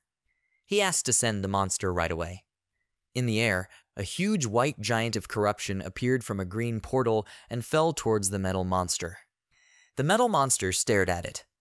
The giant of corruption joined his hands into a fist and was about to strike with great force. He fell and hit the metal monster right on the head with this fist. There was a loud sound and stones flew around. The monster of corruption continued to smash the stone guard into the floor, causing sparks to appear and huge cobblestones and dust flying everywhere. Marnak ran away and carried Carmen with him. Marnak said that you can always rely on the white monster. He asked if the mother of corruption thinks the same way. She said kill. The mother of corruption began to absorb power from Tunisia's staff with the help of green fire. The system showed that she had absorbed 1,000 divinity. Green magic absorbed 100 divinity from the Sukis axe. Marnak placed Carmen against the wall that blocked them from the battle. Marnak said, "Damn, it looks like the corruption monster will take a long time to fight." They continued the fight and struck each other with strong blows. Dealing with the metal giant will not be easy. The mother of corruption got out of her pocket a little and said, "Kill." Marnak said he thought so too. He said it was time to stop just watching. Marnak's tattoos and eyes began to glow, and his veins enlarged. He said that he needed help and ran to the giants. The giant of corruption noticed him. Marnak said his target was a white metal giant.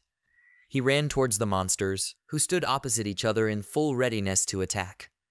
More precisely, Marnak's goal was the thing in the giant's head. This is a blue crystal. The giant of corruption extended his hand to Marnak, to whom he ran. The blue crystal is the only part of the metal giant's body that is different from the rest. Marnak easily jumped up the monster's arm onto his back. If he can destroy the crystal, then something will definitely happen. Marnak jumped very high from the head of the white giant. He said the metal giant was caught. Marnak was approaching exactly this crystal. Shiny, tiny fragments scattered in different directions. Marnak broke the crystal with his sword. He was pleased with the result. Then he landed. The crystal stopped glowing and the monster stopped. Then the metal giant fell to the floor.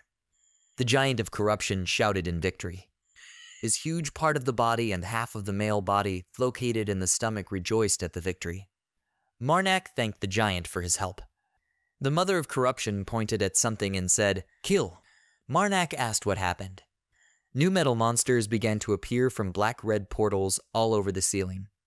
Marnak looked at this with displeasure and surprise. A swarm of monsters landed on the floor, destroying it. They ran to Marnak and the giant of corruption. Now Marnak and the giant were nervous. Marnak asked how many there are. The mother of corruption asked, "Kill?" Overtime. Carmen woke up and asked if Sukis and Tunisa were dead. Marnak said that, unfortunately, this is true. There was no chance to save them. Everything happened too quickly.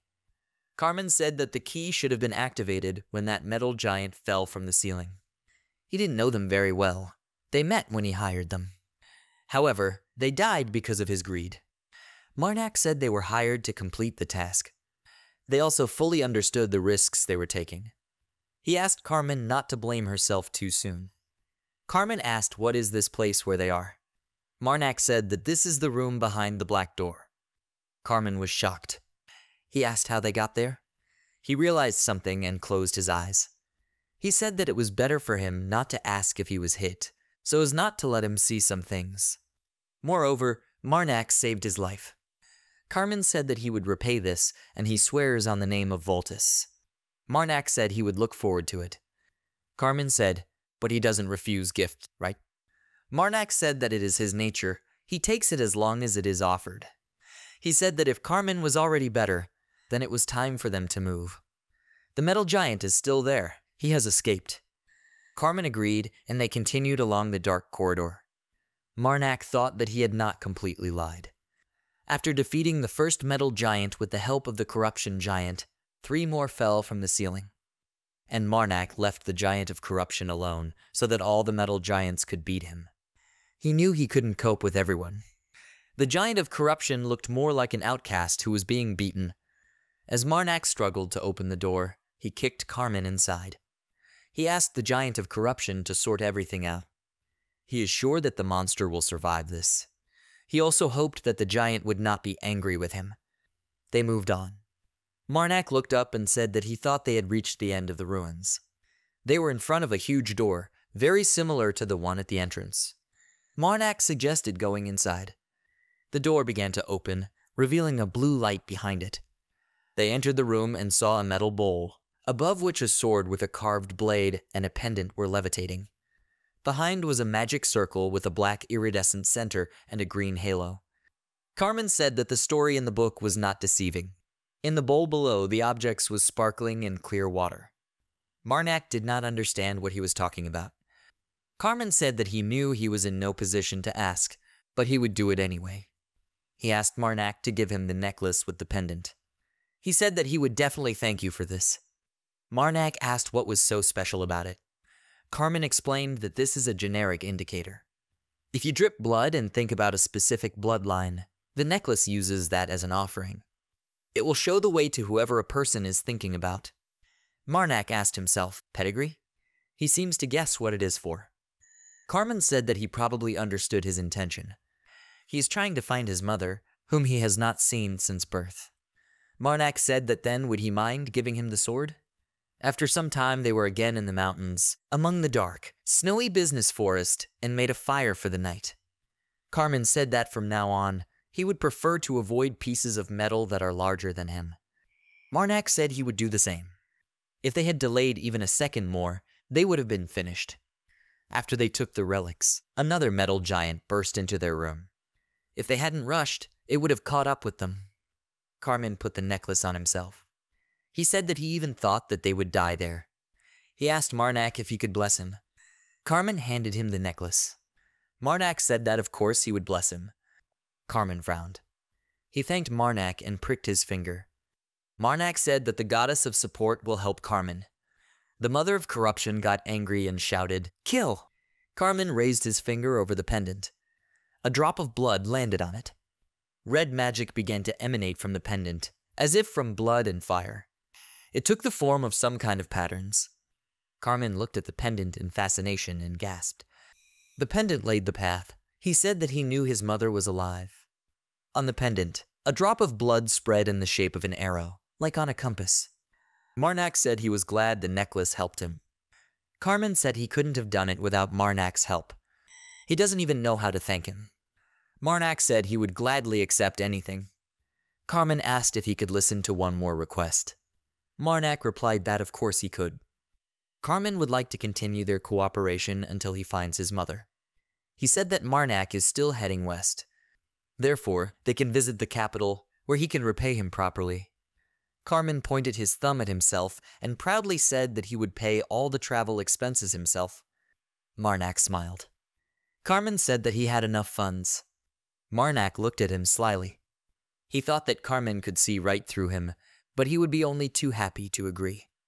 The fire burned pleasantly. Carmen stood in the same position, waiting for an answer. The fire between them still burned. Carmen was still waiting with an excited expression on his face and began to worry. He asked if Marnak was listening to him. Marnak thought that if he accepted the offer, he would definitely not think that Marnak was greedy. Kill. They shook hands. Marnak said that if he really needed his help in finding his mother, then he would be glad to support him on the journey. Carmen was very happy and thanked him. By morning, they returned to the guild. Aaron asked, "Does Marnak go that far? Is it that simple? After everything she's done for him?" Aaron screamed that she couldn't believe it. She was offended and shocked to the core. Kill. She asked for his hand. He asked again, his hand. Aaron told him to just reach out. She said things don't usually happen that quickly, but she made sure it was cooked on time. Is this clear, Marnak? She placed her hand on top of his. Marnak had a small leaf in her hand. He realized what it was. Aaron said it was a silver mercenary badge. She repeated once again that she had made every effort to get it done quickly. The Marnaks had a beautiful and shiny token in their hand. It was a circle with wide rays on the sides. Aaron asked, "She doesn't need to explain what Marnak has to say. Did he say thank you?" Aaron puffed out her cheeks and shouted irritably, "No. He should have said that they would see each other soon. Something like a promise that he will return." This is exactly what needs to be said. The mother of corruption angrily said, "Kill."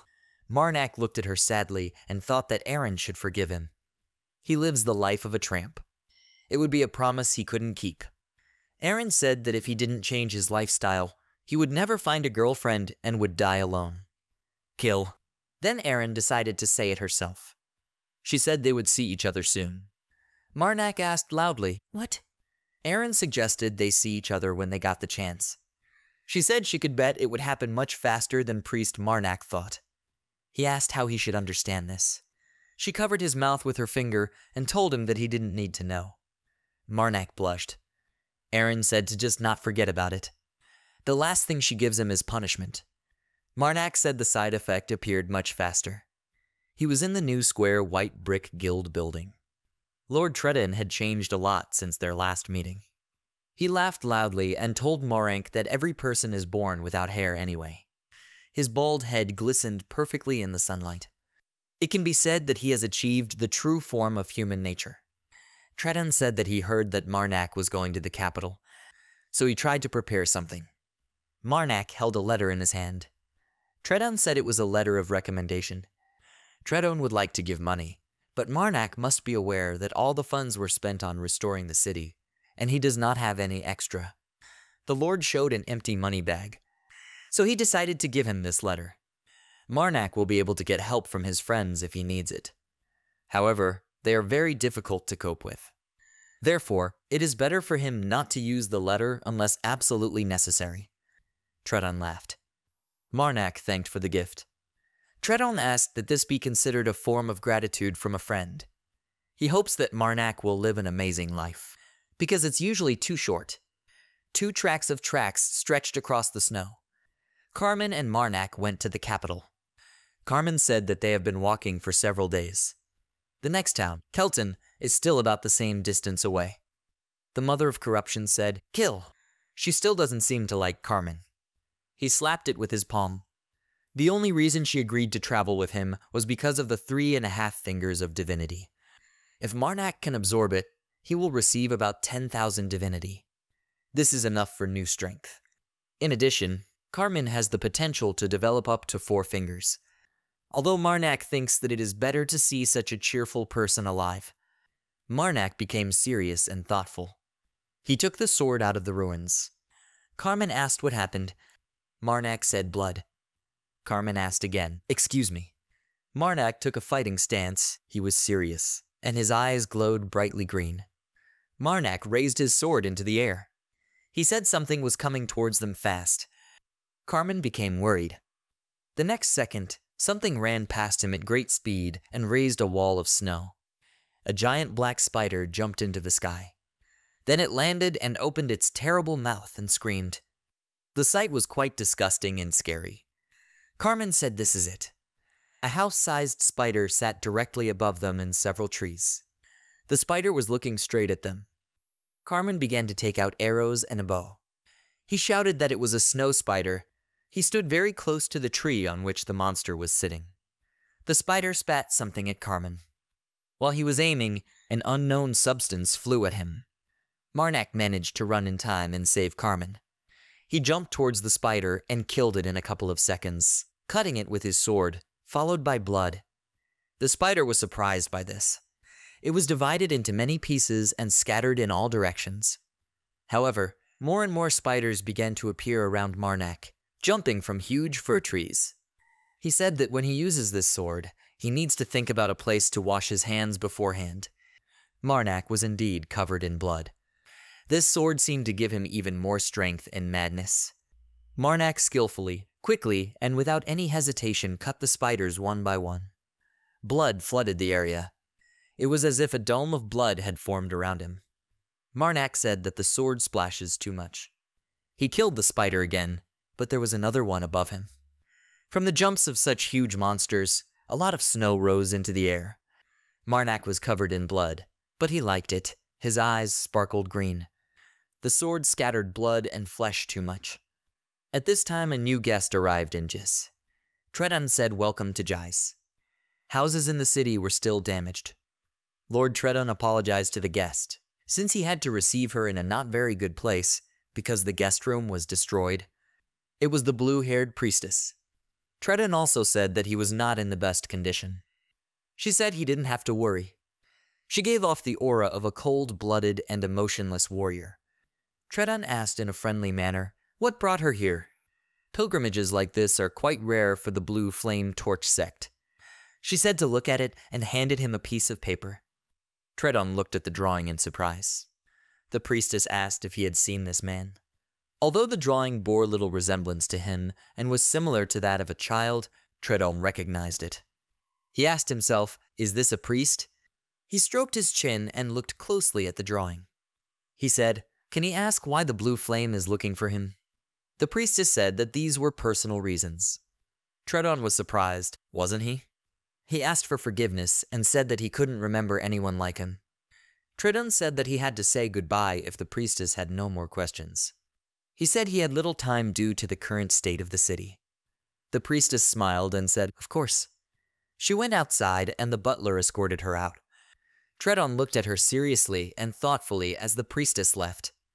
He stroked his chin and thought that it didn't look like she was looking for him with good intentions. He decided it would be okay if he didn't tell. At this time, Marnak and Carmen dealt with the spiders. Carmen was looking for something in the spider's flesh. Marnak asked what he was doing. Carmen replied that he was extracting a bag of poison from a snow spider. Marnak asked, a bag of poison? Carmen continued to cut the spider's body and said that the bag contained a very strong anesthetic that could be useful in various situations. This can be used to lubricate the tips of arrows or sell the bags themselves. Marnak asked how he knew about this. He thought this was quite strange for a young master. Carmen said that he has participated in many monster hunts. There is nothing better than learning new things by doing. He asked, right? Carmen cut off the sack from the blood vessel. Marnak covered himself with his hand and said that he was splashing more than he thought. He offered to take care of it since it was already all dirty. He asked to show him where these bags were. Carmen said that Kelton was only half a day away. He will teach Marnak how to get them. Then they will collect it all and go to the city. They need to quickly find a shower and wash themselves thoroughly. Marnak said it sounded great. By sunset, they arrived at the city gates. 2 guards pointed at them. Marnak and Carmen walked. They were very dirty. All their clothes were covered in blood. Carmen fell into a small depression under the snow and fell, while Marnak held on to a branch. They were in a good mood and laughing. They got up and moved on, and a guard was already running towards them. He asked with surprise and excitement how they got to Kelton. Marnak said they walked the whole way. Carmen was surprised and said that this was a strange question. The guard shouted that Kelton had been locked out for the past 3 days. This happened because of the monsters. Marnak asked to tell us more about this. The guard replied that he had already said that monster attacks had become more frequent. But if we examine the sites of the attack, we cannot find either things or corpses. Carmen asked, even those who were attacked by snow spiders. He said it was strange. He presented a terrible sight and said that spiders suck the blood from their victims. It's quite difficult to leave such a field without leaving any traces. After this, the corpses remain eerie and dry. Someone called them. The second guard ran towards them and shouted that Lord Strand was asking them to meet. He said he would take them to his estate. Lord Strand asked, "Is Marnak the demon slayer?" Lord Strand was a rather plump man of short stature. He has black hair and also wore nice clothes.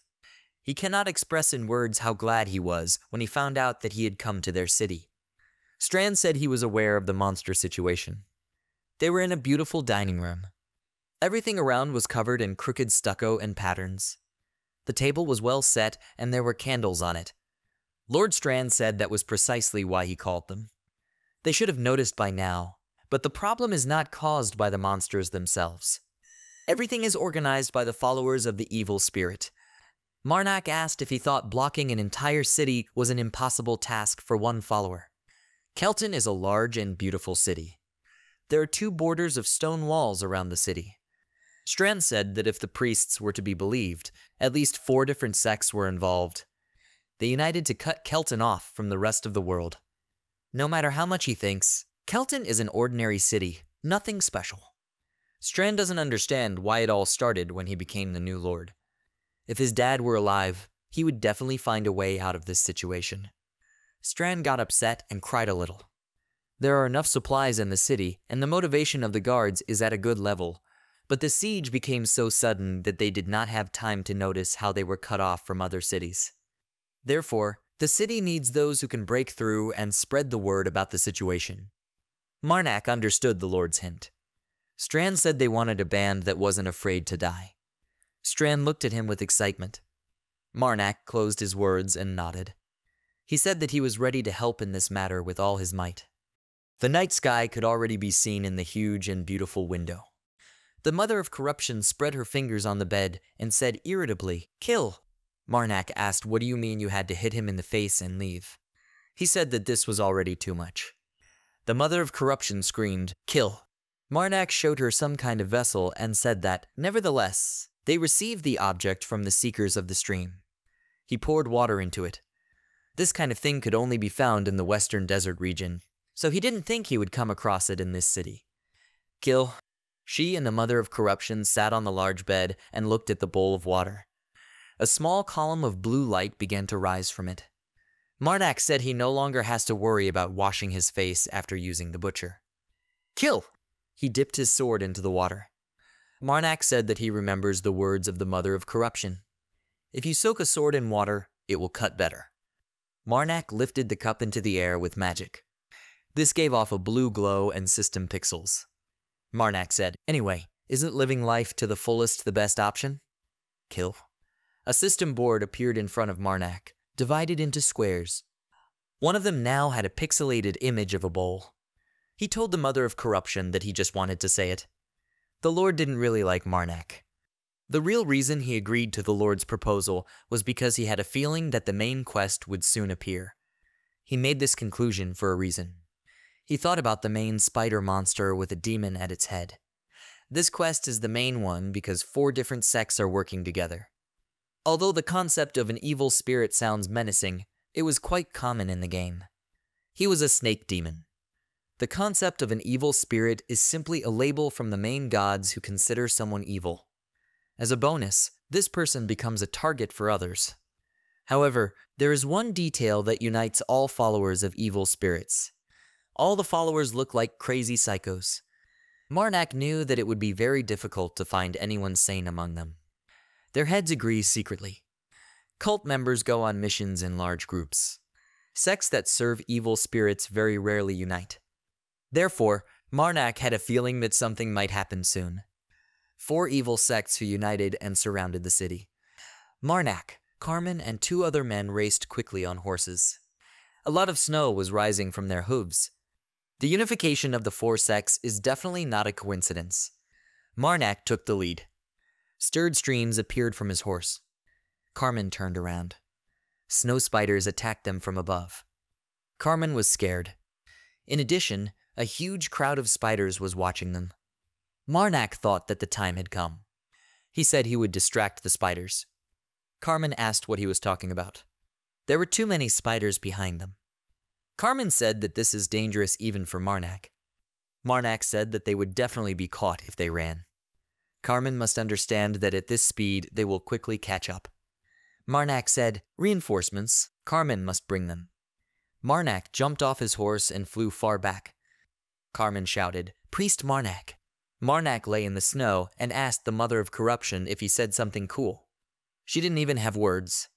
However, then she screamed loudly, "Kill!" At the place where he stood, an explosion occurred, and the snow flew up and in all directions.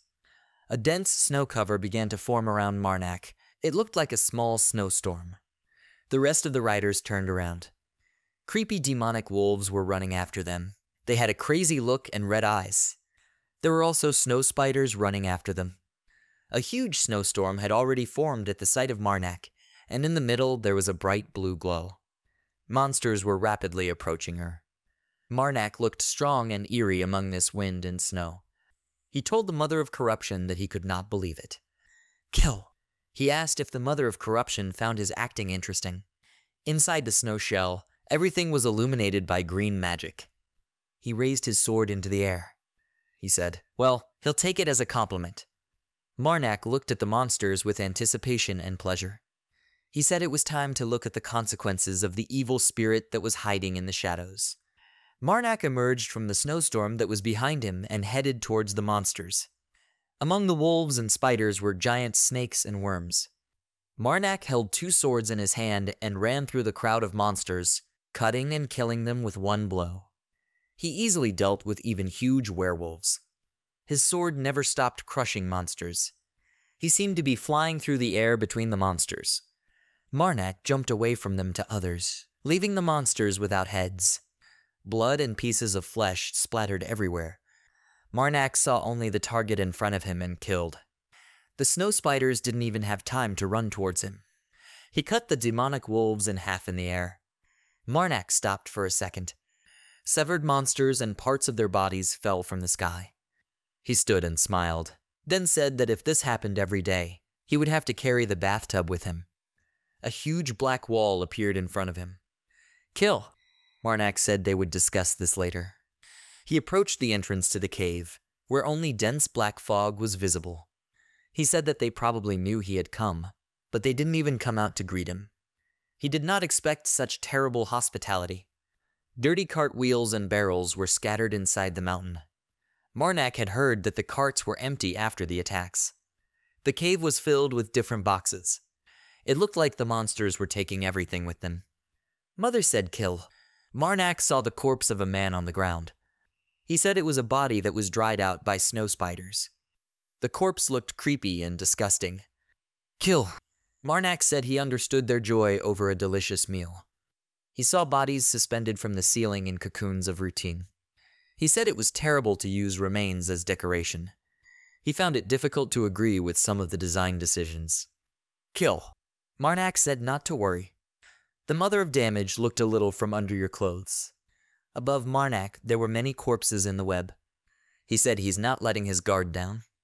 He asked how the Mother of Corruption thinks. How many people did they manage to eat? Kill. Marnak said there were too many bodies in 3 days. It is possible that offspring are raised here.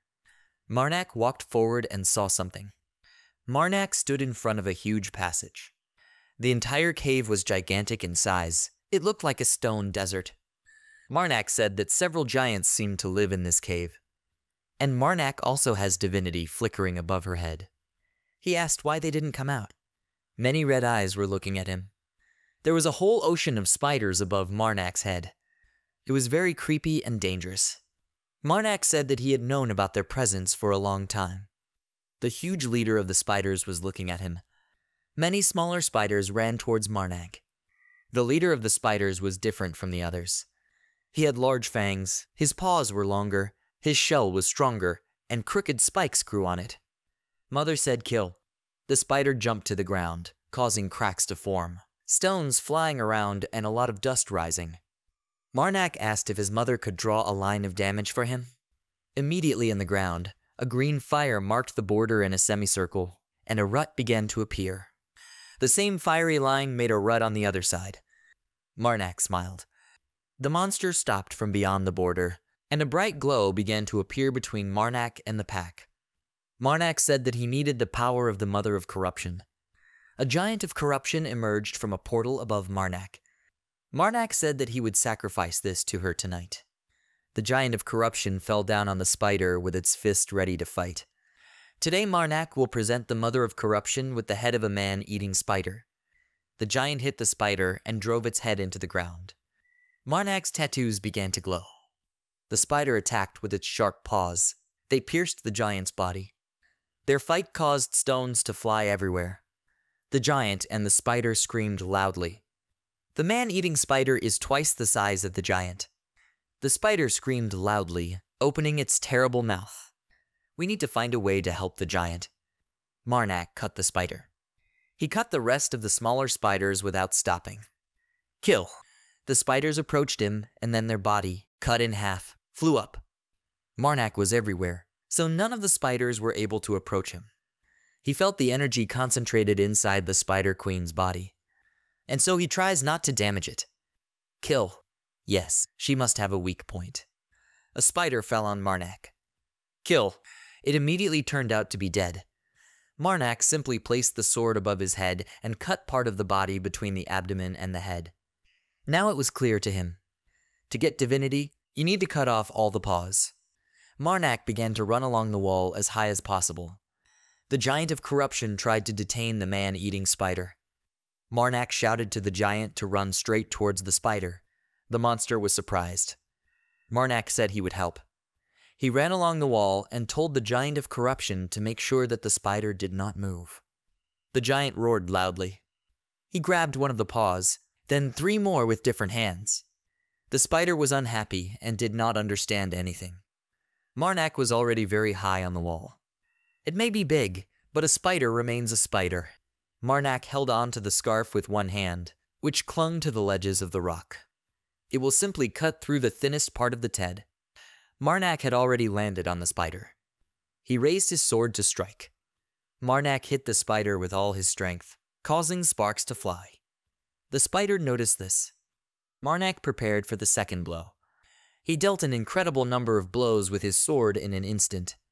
The monster began to gushing blood and pieces of flesh flew off. The spider screamed in pain and surprise, and at this time Marnak continued to cut him. The giant of corruption held the spider back so that Marnak could calmly and methodically cut it. Marnak prepared for the final blow.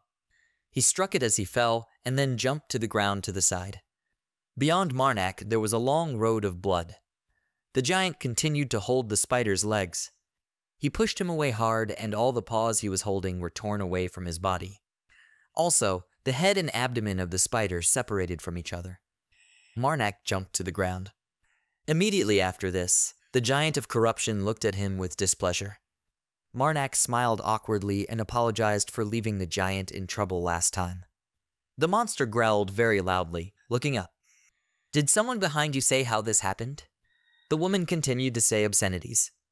She crawled out of the spider's mouth. She was a small demoness with red eyes, long black hair, and very pale skin. She continued to swear. Marnak smiled and said that he knew there was someone inside. The girl grinned angrily and sent him somewhere far away. She climbed on all fours. It looked creepy. She said, "Damn, is he another follower of the evil spirit? Does he even realize how long it took to gain control of the Spider Queen?" Marnak asked for what purpose they surrounded Kelton. She screamed that she had no reason to answer. Marnak did not plunge the sword fully. She screamed how painful it was. He repeated the question, why did they surround Kelton? The girl called him a disgusting idiot. She said it hurt, really hurt. Marnak asked, what is their goal? The girl smiled. She said that she would not say this even on the threshold of death. She held the spider with her hands, smiled creepily, and stuck out her tongue. She asked, what will Marnak do then? He said, okay. The girl was surprised. What? Marnak cut off her head, which flew away from her body. Now the girl was dead. Her head was enveloped in green flames. The system window reported that Marnak had absorbed 1,000 divinity. He asked, I wonder how many followers would need to be asked to find out the truth. The mother of corruption said, kill. Marnak asked if she thought the third would answer. Then he bets on the fourth. Marnak's eyes became bright, green and eerie. Behind him, the spider's body was completely burning in green fire. Marnak walked through the snow. He looked at something. He said, damn. The whole city was on fire. A huge fire destroyed almost all the buildings. Marnak realized that they had been outplayed. Someone said that the pig ran much better than she thought. Lord Strand was covered in blood and had a look of horror on his face. Someone asked, maybe this is a pig rabbit. The girl said whether he was a lord or someone else, and their precious war was wasted by idiots who tried to protect him. The corpse of Adored lay on the floor, and 2 girls and a man stood nearby. He asked, what about the incarnation? She said it was unstable. It is not very easy to collect the divinity of living beings. The second girl said that, besides, although they were not completely ready, they still missed a couple of rats because of someone. The girl with black hair got angry and said what? The girl with blonde hair said that they had to speed up the plan, and besides, the chances of success were getting lower. The black-haired girl asked if she thought it was on purpose. She did everything to the maximum. However, she remembered that 2 muscular monks and an idiot from the Enlightenment sect were constantly disturbing her. If stupid Dela had sent them some spiders, it would have been better.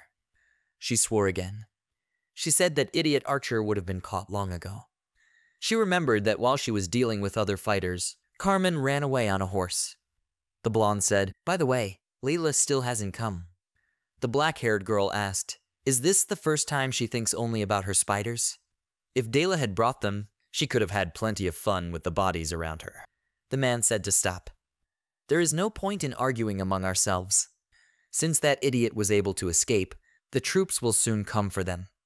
He said not to forget how many years they spent to bring everything to life. She said they weren't the only ones doing this for 3 years. She also asked why he was in charge. She's tired of the constant criticism.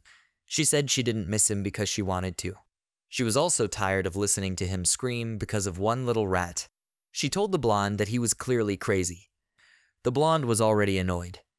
She asked if he was like this because the blonde didn't make love to him last night. She had already noticed that they had become closer lately. The blonde said irritably that she would go check the situation outside. The black-haired girl said that she acted as if no plan would work without her. The man called her by name Parna and told her to stop. He said he would make sure Layla was punished for those rats. Parna smiled. She said that then she would keep her mouth closed. The blonde's head flew towards her. She saw and opened her eyes wide. Marnak cut off the blonde's head and she flew above them. His sword was completely covered in blood. The man looked at him. The next second, Marnak hit him on the head with his sword. He cut it in half. Parna asked, how is this possible? She asked, what the hell is going on? Marnak looked very creepy. Due to the powers of the ancient text, his flesh was already very rotten.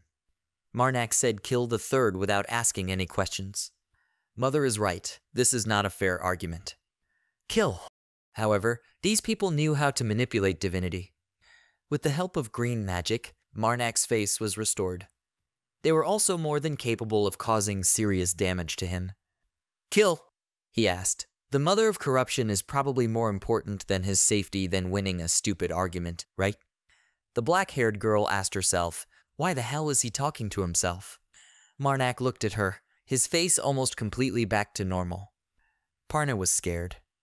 Marnak approached her and smiled.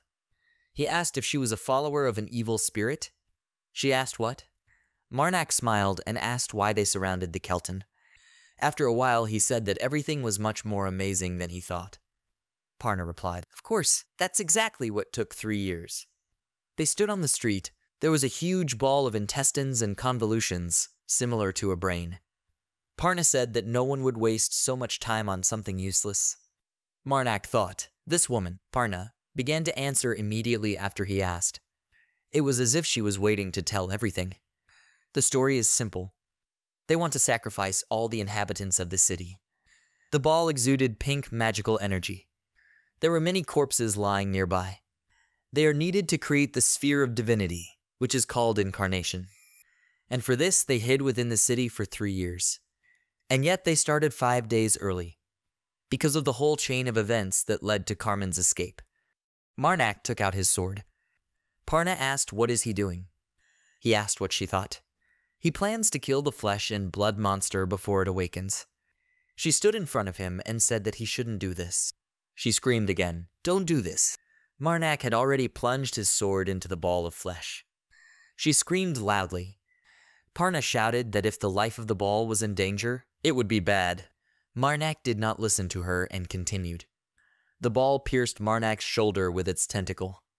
She said that if there is danger, awakening will begin in an unstable state.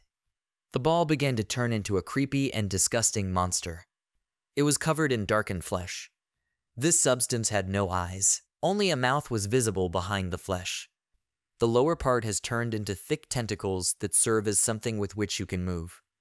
There were also other tentacles. They were longer but thinner. The monster screamed that it hurt. Now this one has started to have eyes. It screamed again that it was in pain. The transformation ended and the formed monster burst out of the flesh. It was a huge white giant with one eye. Kill! Marnak told the mother of corruption. He knows that there is a sacred relic inside him. Kill! He pulled out a tentacle and said that they would awaken a new power. He stepped on the tentacle and said, and this meatball will become an offering. The steam room screamed, what is he doing? She screamed that he didn't understand how everything worked. She didn't have time to finish, and Marnak, without even looking at her, stuck his sword in and killed her. He said this was her punishment. The system notified that he had absorbed 1,000 divinity. Now the total number is 8,582. In addition to the bodies of the followers of the evil spirit, he managed to absorb the Lord. To unlock a new power, you need to collect 10,000. The monster looked at him with an absolutely crazy look. If Marnak tries to chop him with a butcher, the wounds will quickly heal. And vice versa, if he continues to miss attacks, he will definitely lose the battle.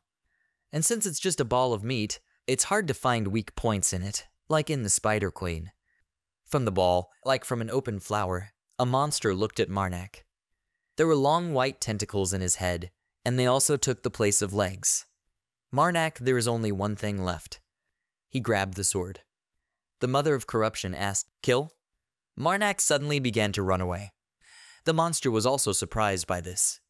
The mother of corruption did not understand what was happening. The monster looked at him. Then he began to scream loudly that he was in pain. Marnak ran and collected divinity from the corpses along the way. The system notified the absorption of 1 divinity. He needed very little for new strength. He ran from corpse to corpse and collected divinity. The system reported 1 divinity each time. He continued to collect divinity dozens of times. Marnak ran halfway through the city. He decided that he would run away until he had collected enough. The giant monster was catching up with him. This is a game where either the monster will catch him or he will be able to gain a new power. Marnak and the monster looked at each other with glowing eyes. Marnak thought, It is not yet known who will win. The monster ran towards him with its mouth open and growled. His eye glowed brightly in the shape of a cross. Marnak felt pain. The monster let out a scream, sending out sound waves. Under the monster, the stone road was destroyed and cobblestones were flying away. Marnak coughed. Even a cry radiates divinity. The monster screamed again and Marnak stopped. He covered his ears. This is definitely a living disaster. The monster began to spread its tentacles towards Marnak. The Mother of Corruption warned about this. Kill! Several tentacles pierced the ground. Stones, earth, and boulders flew. They also hit Marnak. However, he was able to dodge the powerful attack. He jumped and said, "Mother of Corruption." He asked for help. A black-green portal appeared above the monster. He looked at him. Then the clear reflection of the Giant of Corruption appeared in his eye. He cupped his hands into fists. He fell and hit the monster hard, thereby driving it into the ground.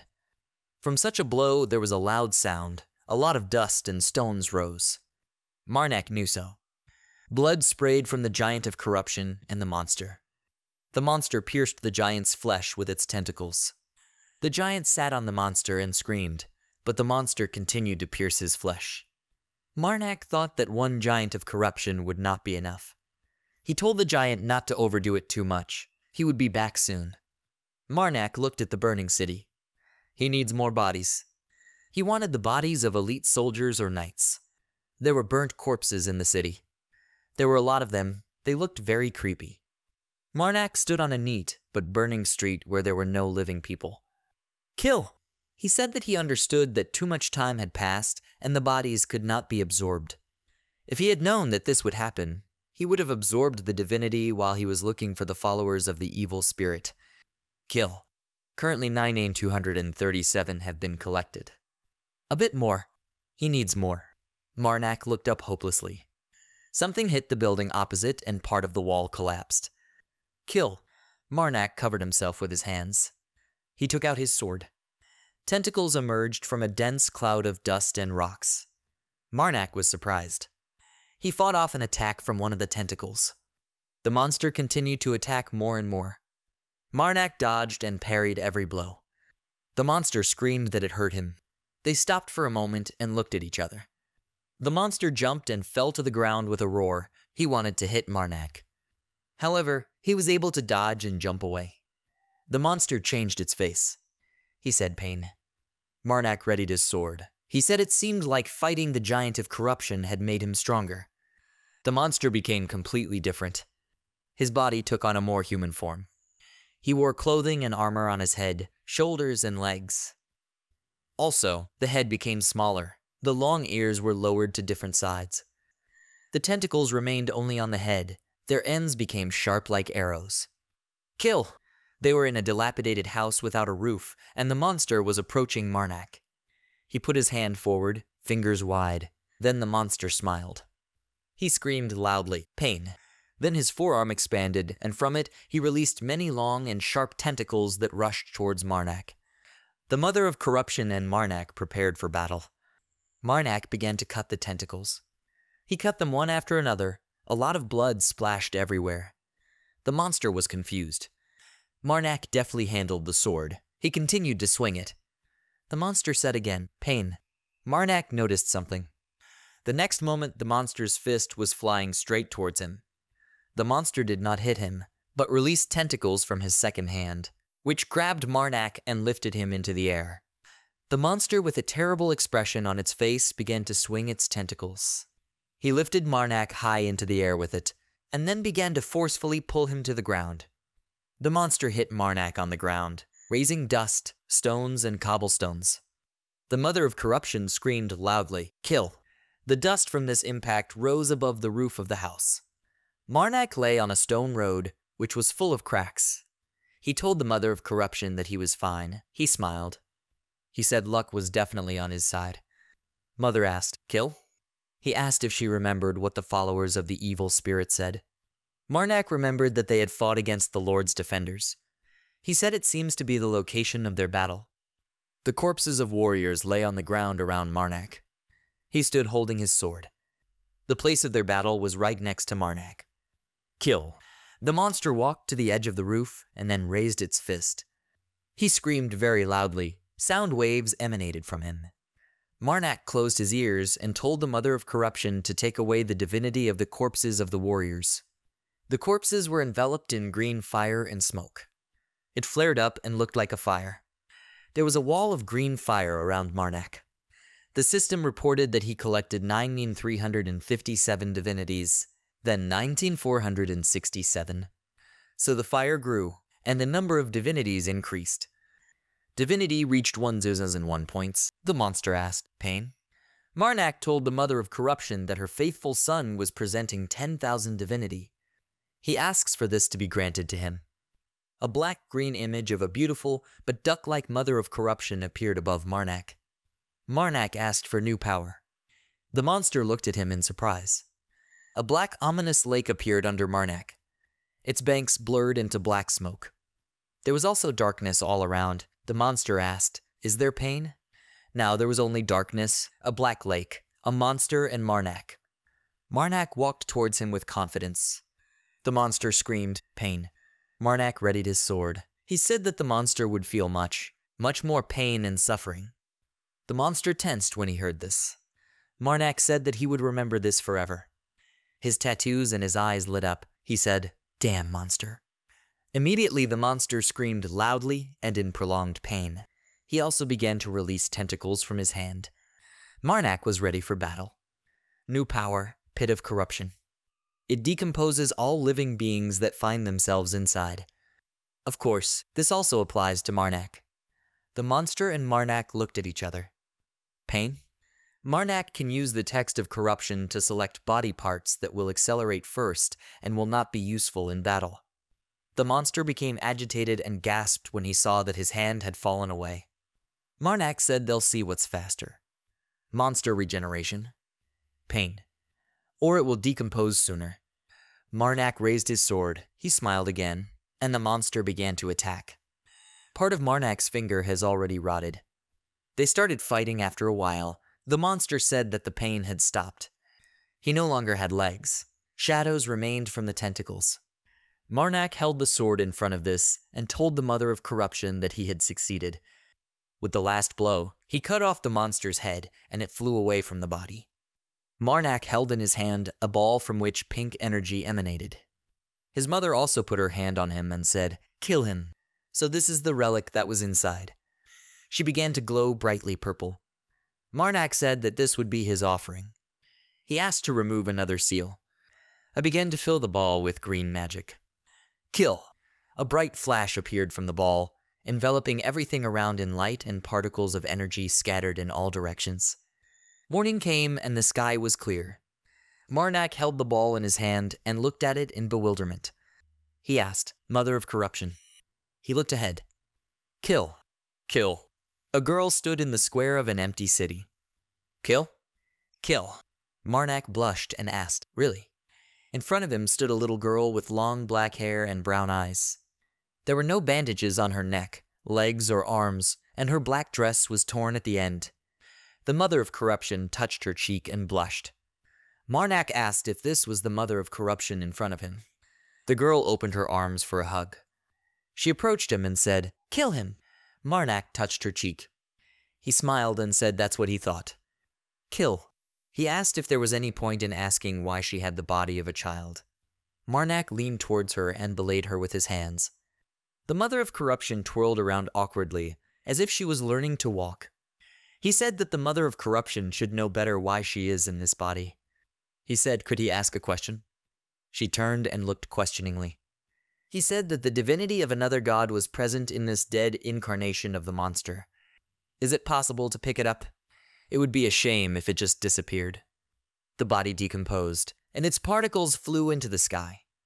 The Mother of Corruption raised her hand and began to cast a spell. She directed green energy at the corpse.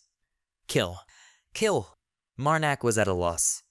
She sat down on her knees and cried because she couldn't do anything. He said not to strain yourself if it's not possible. He told her to come over. Kill. She ran up and hugged him. Marnak said that all divinity is already mixed, so she cannot separate it. It's a shame, but there's nothing to be done. She looked up at him. There were tears in her eyes. Kill! He said they broke the seal using the relic. They also collected another 10,000 divinities. They stood hugging. Marnak put a brightly glowing ball forward and asked to give it. The Mother of Corruption's eyes glowed green. He asked for new power. A wide column of light rose from the ball into the sky. Marnak and his mother were enveloped in a white, bright ball emitting light. It itself was surrounded by a black substance. A wide beam continued to shine from the ball, and there was green fog all around. Marnak asked the Mother of Corruption how to understand this. Why did she give him this? She blushed, puffed out her cheeks, and said, "Kill." He asked, what does it mean to use it as much as you like? Isn't it too powerful? Kill! They walked through an empty, burnt city. Some houses survived, but the streets were empty. Marnak laughed.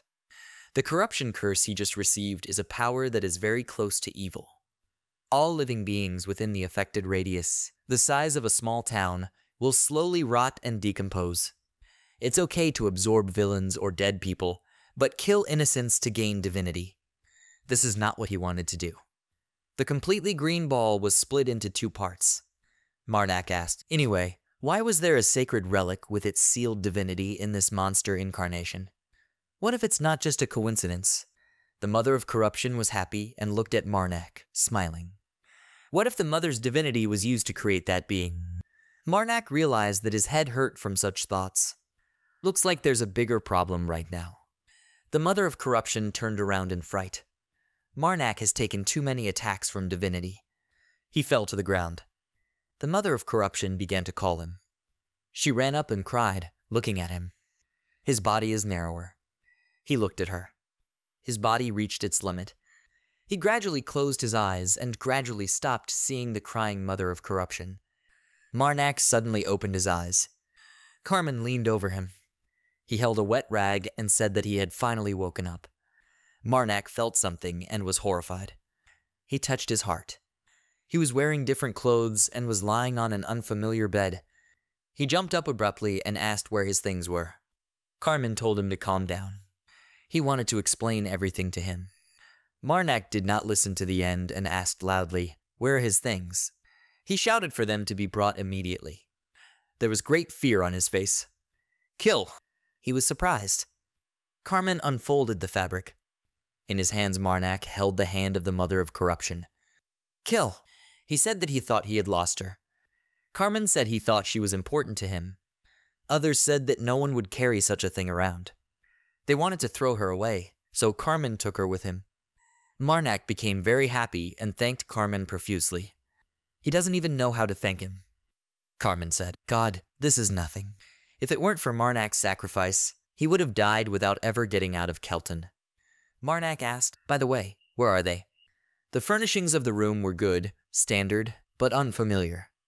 Carmen said that this is the place where he became, in the same city. Marnak asked how long he had been unconscious. The city was gradually cleared by those who managed to escape from the monsters. Huge cobblestones were broken into smaller ones, and someone was repairing the roof. The houses looked rather sad. Carmen said that Marnak slept for 10 days.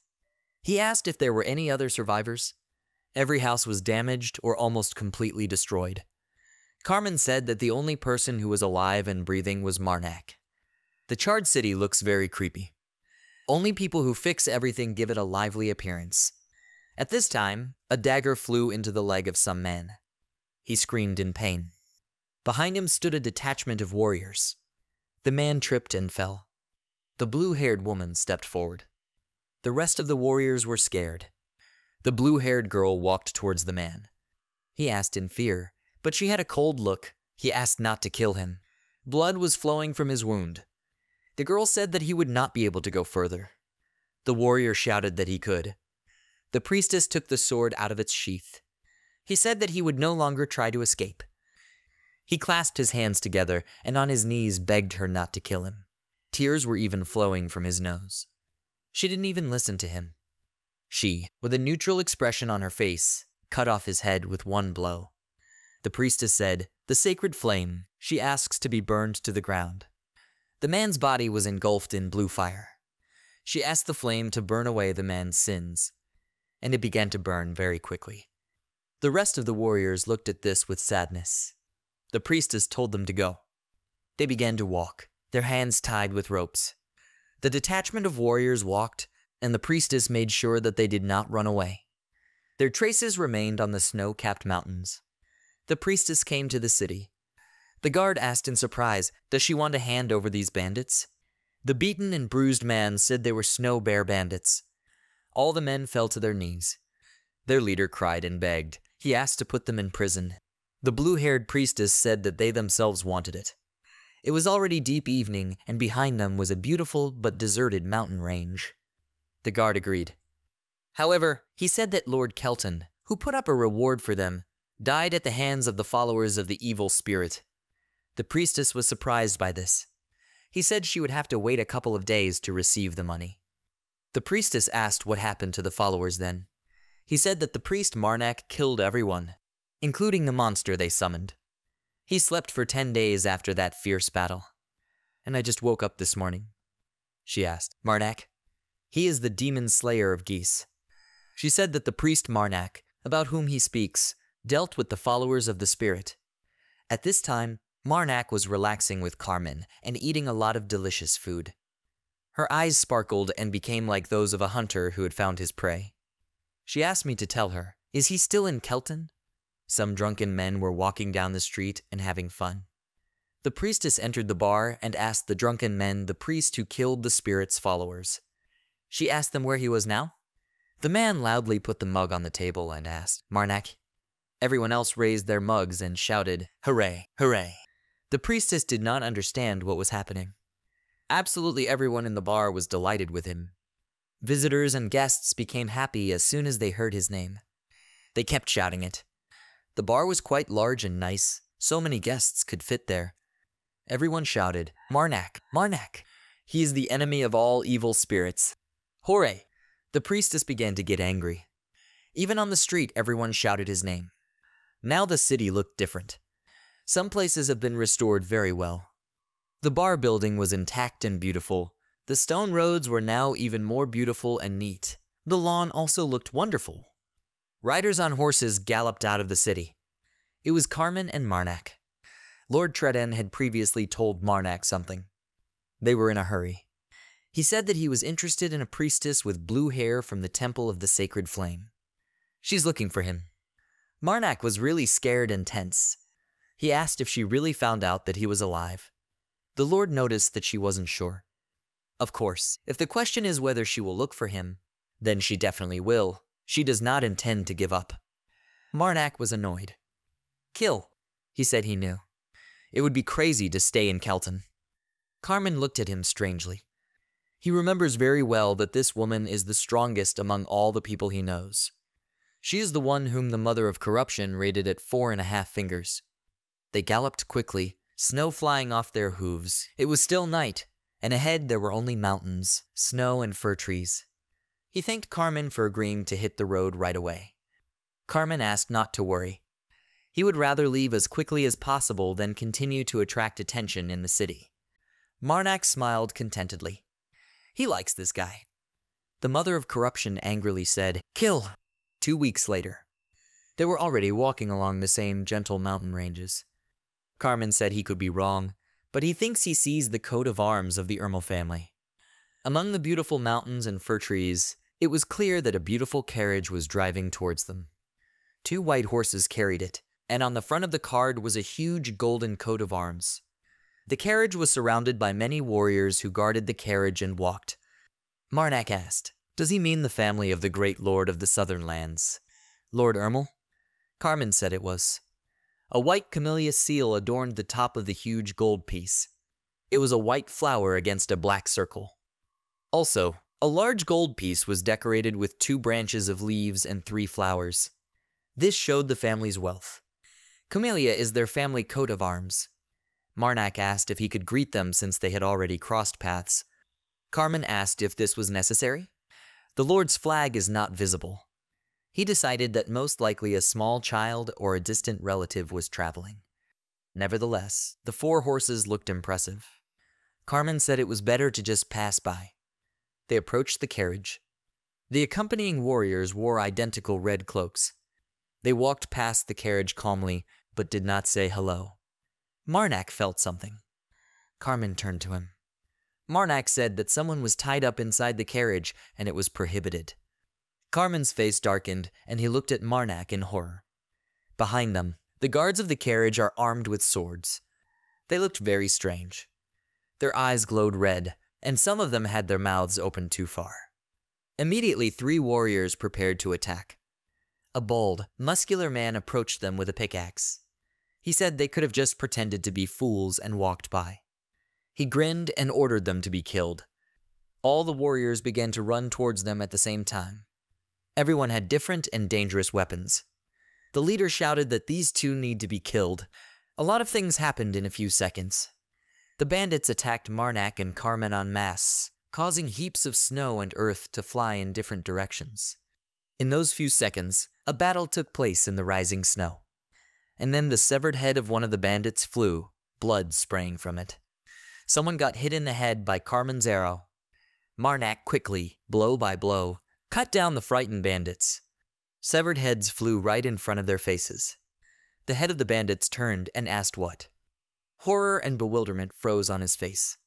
Marnak said they were swinging their swords very recklessly. The bandits surrounded them and pointed their swords at them. However, many of them were already lying without their heads. Carmen and Marnak stood next to each other, covering each other's backs.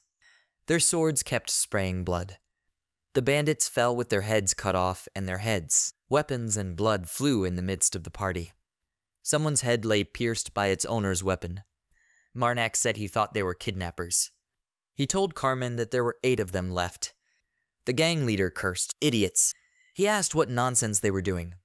He stood quite far from them near the carriage. He ordered them to finish quickly and kill Marnak and Carmen. He shouted at the bandits' backs. Were they really afraid of the 2 guys? They don't have time and the bandits should kill them quickly. The bandits obeyed and attacked again all together. They ran towards them from different sides of the encirclement, swinging their swords. The bald leader pointed at them irritably and shouted for them to die already. However, a moment later, Carmen's arrow appeared in his forehead. He crossed his eyes and looked at it in surprise. He began to bleed and then fell, causing the arrow to break. Carmen was standing right in front of him with a bow. He turned his head because he heard that someone was feeling ill and her food was coming out through her mouth. It was a woman with long, white hair. Marnak patted her on the back while he vomited. Carmen asked if Marnak recognized her name. Marnak replied that it was clear that the situation was not conducive to dialogue. He wasn't sure what poisoned her, but he still couldn't move normally. There were many corpses of bandits lying around the carriage. There were arrows in their bodies or there was no head. They were heavily bloodied. Carmen asked if she had golden eyes. Marnak replied that this is so, and he also thinks that this is the lady of the Ermel family. She screamed in displeasure for Marnak to stop hitting her on the back. She held a handkerchief to her mouth to wipe it. The girl said that if he didn't stop, she wouldn't stop vomiting. The girl finished and raised her back. Carmen had an immediate fascination with her. She thanked him for saving her. Now her beautiful face, golden eyes, and wonderful figure became visible. She is dressed in a black fighter suit and cape, and has a white camellia attached to her chest. The girl said that she was the eldest daughter of Kalto, the smiling Ermel. She straightened her beautiful snow-white hair and said that her name was Dasha Ermel. Carmen thought that if this was true, then she was a magician. Marnak immediately became upset and depressed. He was disappointed that she was both a magician and also a member of a noble family. It immediately became clear to him how rude she would be. Dasha looked at them with bewilderment, but with slightly reddened cheeks. Carmen said they shouldn't be biased. He whispered that he thought she had a huge heart, and Marnak agreed. The mother of corruption angrily said, "Kill!" Dasha cleared his throat to get their attention. She asked if she could find out the name of the one who saved her. She said that judging by his clothes, Marnak is a priest. He replied that she was right and he served the goddess of support. He was smiling and polite, and also asked to call him Marnak. Dasha smiled too and repeated his name. She said it sounded good. She asked if she could ask him for help. She extended her hand to him and said that it was still difficult for her to move. Her legs were shaking because Dasha had inhaled anesthetic gas, and it still had not dissipated. Carmen asked if she would allow him to offer his help. He extended his hand to her. He introduced himself, saying that he was the son of Anthony Valtis, and his name was Carmen Vipieltes. Dasha stopped smiling and asked, "Valtis, does he really want to do this? If a random person saw her clinging to the black wild dog family members, he might by chance spread rumors to the capital." She said that there would probably be people there that he had to worry about. She would like to show at least a small gesture of attention to him. With furrowed brows, she asked Marnak if she was right. Carmen and Marnak were shocked by this. They silently looked at her with surprised faces and thought at the same time that she was definitely a noblewoman and a magician. Dasha looked at them in bewilderment, and the guys simply couldn't believe that she could be attentive to other people. Carmen said, "By the way, won't she tell you how she ended up in this situation?" She said that she has no proof of who exactly is behind all this, but she has a feeling. Marnak listened carefully. Dasha said it was obvious that the kidnapping was planned by her brother, who always despises her. She imagined the arrogant and dissatisfied face of her older brother, who nevertheless looked like her. Dasha said that Durso Ermal arranged all this. She clasped one hand with the other and looked sadly at the ground. Carmen spread his hands and asked, "Is it her brother?" Dasha said irritably that she recently received a marriage proposal from the Dragon Kingdom. Since she is first in line to become the head of the clan, he wanted to use this offer to get rid of her. Marnak thought, get rid of it. Looks like it affected her too. People of noble family and magicians are not welcome anywhere. Nobles hate magicians. As a child, little Dasha walked along the dark corridors of the estate alone. More precisely, the matter concerns noble families. They consider the awakening of the magician to be a problem. The first and most obvious reason is the traits that all magicians share. They are very difficult to teach even basic manners. They are also self-centered. Power in the hands of such people can lead to consequences that will be difficult to correct. The second reason why no one wants to give magicians a high position is the tales of old times. Even before the creation of the ancient empire, when even the palaces looked majestic, but very different from modern ones. Then the story of the era of maddened magicians was passed down from generation to generation. Most of the races of this world believed in history. They imagined an omnipotent magician with a staff who controls lightning, fire, and water. He uses magic for incredible destruction. Therefore, they tried not to give the magicians any power. When Dasha told them about her desire, they were confused. Now they spent the night in the middle of the forest, lit a fire, and fried food. She told them there that she wanted to become one of the 4 great lords of the Northern Kingdom. She also has no intention of killing her brother. To gain this high position, Marnak was intrigued by how she planned to make the impossible possible. Of course, if she had not repeated this story several times. Marnak looked away wearily, and Dasha frowned at him. She asked them to be honest. They don't pay attention to her words anymore. Carmen said they'll see. The family used marriage as an excuse. She also suspects that she is going to be sold to the Dragon Kingdom, right? She said it was true, and she puffed out her cheeks with displeasure.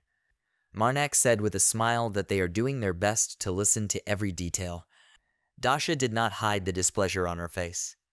Marnak said he hoped she would understand how difficult it was for them to keep their attention. He also noticed that her meat was burned during the story. He offered her his pieces and told her to give them to him. Dasha's face instantly lit up. She smiled and was very happy. Dasha thanked her for the food. Marnak gave her the kebab and said that next time she would do better. However, he added that it would work if she talked less while cooking. Dasha frowned again at the remark. The night moon illuminated the snowy forest, and the smoke from the fire rose upward. She said again, "Can she ask for help?" Marnak thought it was obvious that she would ask. She asked to be taken to Bayadis, which is in the possession of the Ermal family. Marnak knew this would happen. Dasha said if they help, she will give as much gold as they weigh. Marnak was immediately very surprised. He smiled contentedly. The High Lord's family is on a completely different level. They are very generous. However, now his client is Carmen. If they agree to accompany the lady, then the search for his mother will have to be postponed. Carmen looked at the compass. He even saved the hand of the mother of corruption, which could have burned to the ground. If he decides to continue moving west, he will accept his offer and refuse the lady's gold. Kill. Marnak felt offended by his mother's words. He said he couldn't believe she was saying that.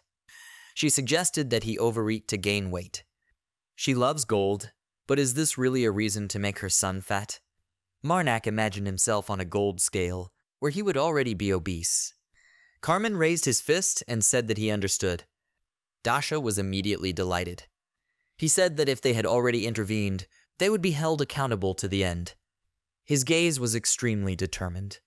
He pointed at himself with his thumb and said that any Valtis would have done this. By the morning, they had already gone quite far. Marnak shouted that he could see a village ahead. Carmen looked at the map and was very happy. Dasha walked behind and stretched. She asked, "Really?" They came out of the forest, leaving trails of footprints. Before them was a beautiful walled city. It is not very big, but beautiful buildings were already visible. Marnak hopes they will have a chance to take a hot bath. They came to a pub, where there was also a hotel. There was a lot of space inside, and the city's coat of arms hung on the wall. All the people there were registered. Marnak put his backpack on the ground. Dasha asked if it was heavy. He replied that this could be tolerated. Carmen approached them after registering and told them that their rooms were at the end of the corridor on the 3rd floor. He also asked to prepare water for the bath. He suggested we quickly wash ourselves and eat together. Marnak and Dasha were quite happy with this news. Someone's enthusiastic scream could be heard on the street. The building itself looked neat and clean. There were tables and benches on the street. There were many delicious dishes on the children's table. Dasha said everything looked delicious. This place knows how to cook properly. Their table sparkled with so many perfect dishes. Marnak thought that at such moments he most wanted to regain his sense of taste. Kill. Some woman screamed, "Don't do this." The man replied that her hand was so plump and smooth. She replied that she needed to take orders to other guests. Marnak saw that the young and beautiful waitress was being held by the hand by a drunken, large man. In addition, 2 other men were sitting at the table with him, laughing. He told her to wait and sit her gorgeous thighs next to them for at least a minute. A guard who was even larger approached the man. He said that he asks her not to create any problem in their hotel. The drunk man no longer understood what was happening. He looked at the guard with displeasure and asked what. Problems? He swore and shouted. What had he done? He just asked me to sit down with them, pour him something, and listen to a couple of stories. What's the big deal? Carmen said it looks like there's going to be a fight. Will they help? Marnak sighed heavily and said that something was already there.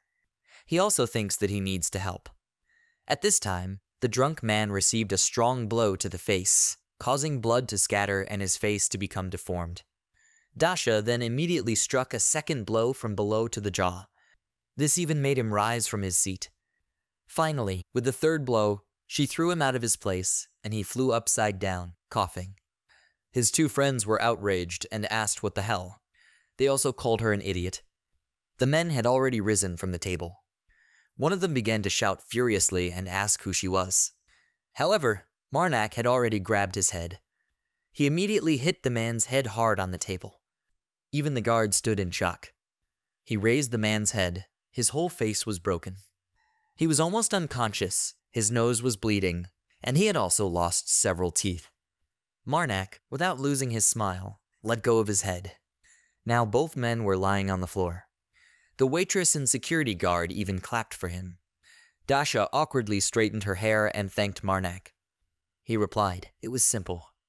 Carmen held the 3rd man by the collar, who was blue from suffocation. Carmen asked if they could at least give a warning when they were about to intervene. They're a team. Having said this, he spread his arms to the sides, releasing the unconscious man. He immediately fell to the floor and blood was coming out of his mouth. Dasha grabbed her head, smiling shyly. She said that even when she was little, she could not ignore injustice. Marnak looked at her doubtfully. He thought she had no problems controlling her anger. However, there are problems with an excessive sense of righteousness. Kill. Carmen sat on the man, holding his clothes. He tossed Marnak a small bag of money and told her to take it. Marnak caught it deftly. Marnak handed the bag to the guard. He said that this should be enough to fix the broken furniture. The guard scratched the back of his head and thanked him for his help. It's the money of those bandits anyway, so it's nothing special. It was already approaching evening, and the light in the windows beautifully decorated the hotel. At night, the neat assignments got even better. Marnak knocked on the door. Dasha asked who is there. Marnak told the lady that it was him. She opened the door and politely asked, "Yes, what happened?" Marnak suddenly grabbed her tightly, covering her mouth. Dasha was very surprised and scared. He pressed her against the wall and stabbed her with a knife nearby. Marnak said that from now on she should listen to him and be quiet. They mustn't wake Carmen. Does she understand everything? Marnak had an evil expression on her face, and her glowing eyes made him look creepy. He reminded her that she cannot control her anger when she sees someone doing lawlessness. Is he right? However, in the future she will have to behave more restrained. Marnak said that he and Carmen were being chased by pursuers. They don't need to attract unnecessary attention. If she does something without thinking again, he will have to teach her a lesson. Marnak continued to hold her face and cover her mouth. However, he no longer pressed her against the wall and removed the knife from her face. Marnak threatened to hand her over to the bloodhounds. The night was illuminated by the full moon. He said she would face a sad ending if she continued. Marnak dares to hope that in the future she will discuss her decisions before making them and act more wisely. He raised the knife again and said if she understood, then let her nod slowly. He continued to hold her mouth, and Dasha nodded with fear in her eyes. Marnak smiled, and then began to walk away and look sideways at her. He wished Dasha good night. She exhaled heavily and breathed deeply as Marnak held her mouth for quite some time. Kill. He replied that he understood that he was in a hurry. Kill. But it's better than waiting for huge problems. Marnak walked along a dark but cozy corridor. Now he will find out if Dasha Ermal has this feeling. At this time, she was sitting on the floor in her room, completely devastated. Marnak walked further with a menacing expression on his face. He now wanted to know if she really just had an uncontrollable sense of justice. That same night, someone shouted indignantly, "What?" They couldn't catch her? The sound comes from a beautiful mansion, which was also huge. The refined and beautiful stucco molding and the shape of the roof identified it as the home of a noble family. In response, the subordinate said that he didn't even know how to justify himself to him. They encountered unexpected circumstances. They were in a huge and beautiful room. Every piece of furniture showed the wealth of the house. A man with blonde hair and ears like an elf was sitting on the sofa. He lowered his head and was clearly holding back. In front of him stood an ordinary plump servant. He said that to continue this business, more money would be needed. His master shouted what? More? The servant stood covered in cold sweat. He bowed down and was very afraid, as could be seen in his gaze. The blond man continued to shout that he had already given too much. He looked at him from under his brows very angrily and asked him to come up. As soon as the servant approached, he immediately received a punch in the face. This plump man was Hilden, the head of the eastern branch of the secret world organization AniRay. He ordered to explain why the money was needed. If he starts saying that they suffered too many losses, he will kill him. Hilden looked sadly at the floor and held his red cheek. He had an empty and resigned look. However, he gritted his teeth and remembered his family. He thought that his life would be in danger if he failed the task. For the sake of the family that is waiting for him at home. He bent over completely and touched his face to the floor. Hilden said that this is because of the priest who serves the guardian goddess. His face was very serious and had a hint of expected danger on it. He said Marnak was to blame. Everything failed because of him. His master turned in a rage and asked what? Priest? Does he mean to say that their plan failed because of one priest? Hilden became worried and asked to listen to him. He said that Marnak is not an ordinary person. Previously, he defeated a demon who turned into a huge monster. This happened in guise. He did it using only one sword. And also not so long ago in Kelton. Then Marnak was as angry and strong as possible. He killed a creature summoned by the minions of evil spirits, who sacrificed all the inhabitants of the city for this. He again dealt with it himself, as a result of which people called him the sworn enemy of evil spirits. His owner thought seriously after the story. He said, "So this is the priest about whom there are rumors, and the eldest son of Voltus." He asked if they found signs of a fight. Hilden replied that yes, they found it. The owner said, "Okay, he will provide them with additional funds." Hilden immediately brightened up and began to smile as new hope appeared. However, his master told them not to dare to fail again. This was the third prince of the Dragon Kingdom, named Vadis Draco. He was quite tall, with hair of a light, but not very bright red shade. He had very pointed ears, and his eyebrows were quite long and had a strange but beautiful shape. There were light marks on his forehead and under his eyes. Vadis's eyes are bright yellow, and her gaze is almost always very arrogant. Hilden smiled and thought that he had succeeded, and he also thought about his beloved wife and children. He called them his favored bunnies. The street was empty, and all the windows in the hotel were on fire at night. Marnak said that now that he had calmed down, he even felt a little sorry for her. Kill. Marnak replied that perhaps he should have been gentler. She would have understood everything anyway. The mother of corruption took human form and sat with Marnak on the bed. He fed her dinner with a fork. The mother of corruption raised her index finger and said irritably, "Kill." Marnak asked in surprise, "What does it mean? Why is he so worried about this girl? She's still a client." There was a knock. Marnak and especially the mother of corruption were surprised and tense. The mother quickly took the form of a hand and hid in Marnak's clothes. He asked, "Who is there?" From behind the door she answered that it was she, Dasha. Marnak allowed entry. Dasha said okay and began to open the creaky door. She walked in and the door slammed. Dasha stood at the door and looked at the bed in surprise. She asked if Marnak had decided to have a second dinner.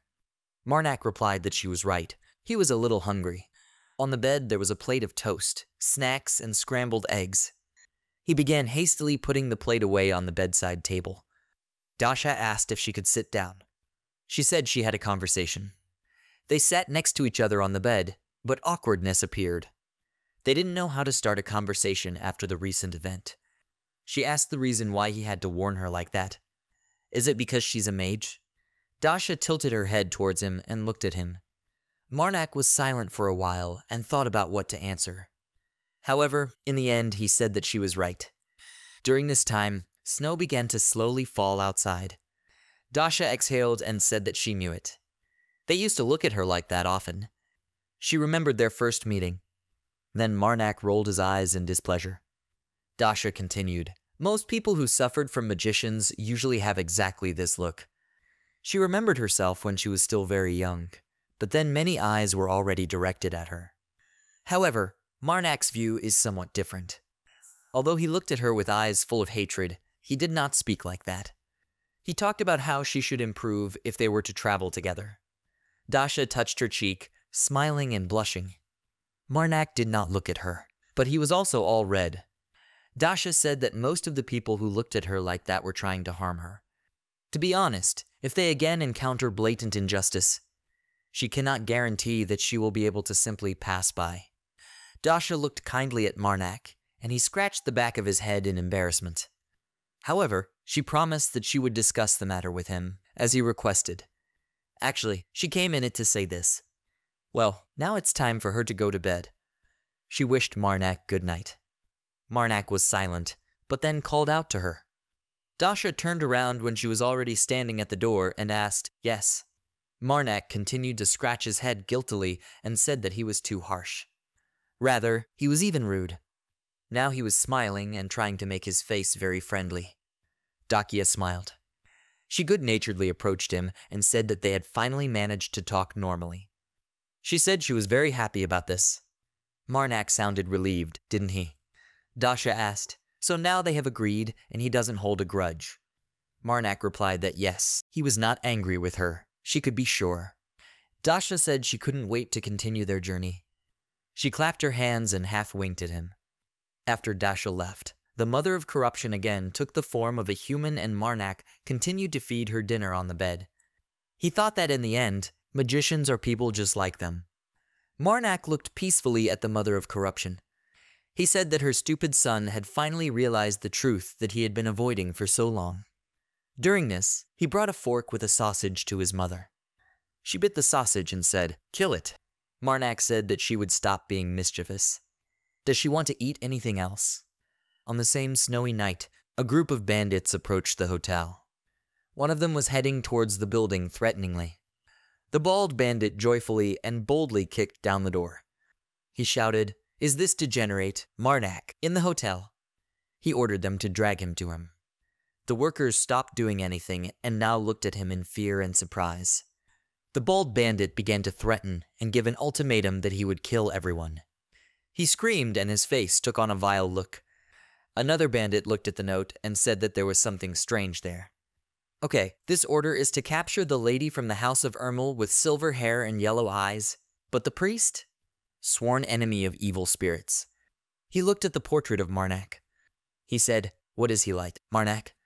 A bandit with a large build, a decent face and blonde hair looked at the portrait doubtfully and scratched his chin.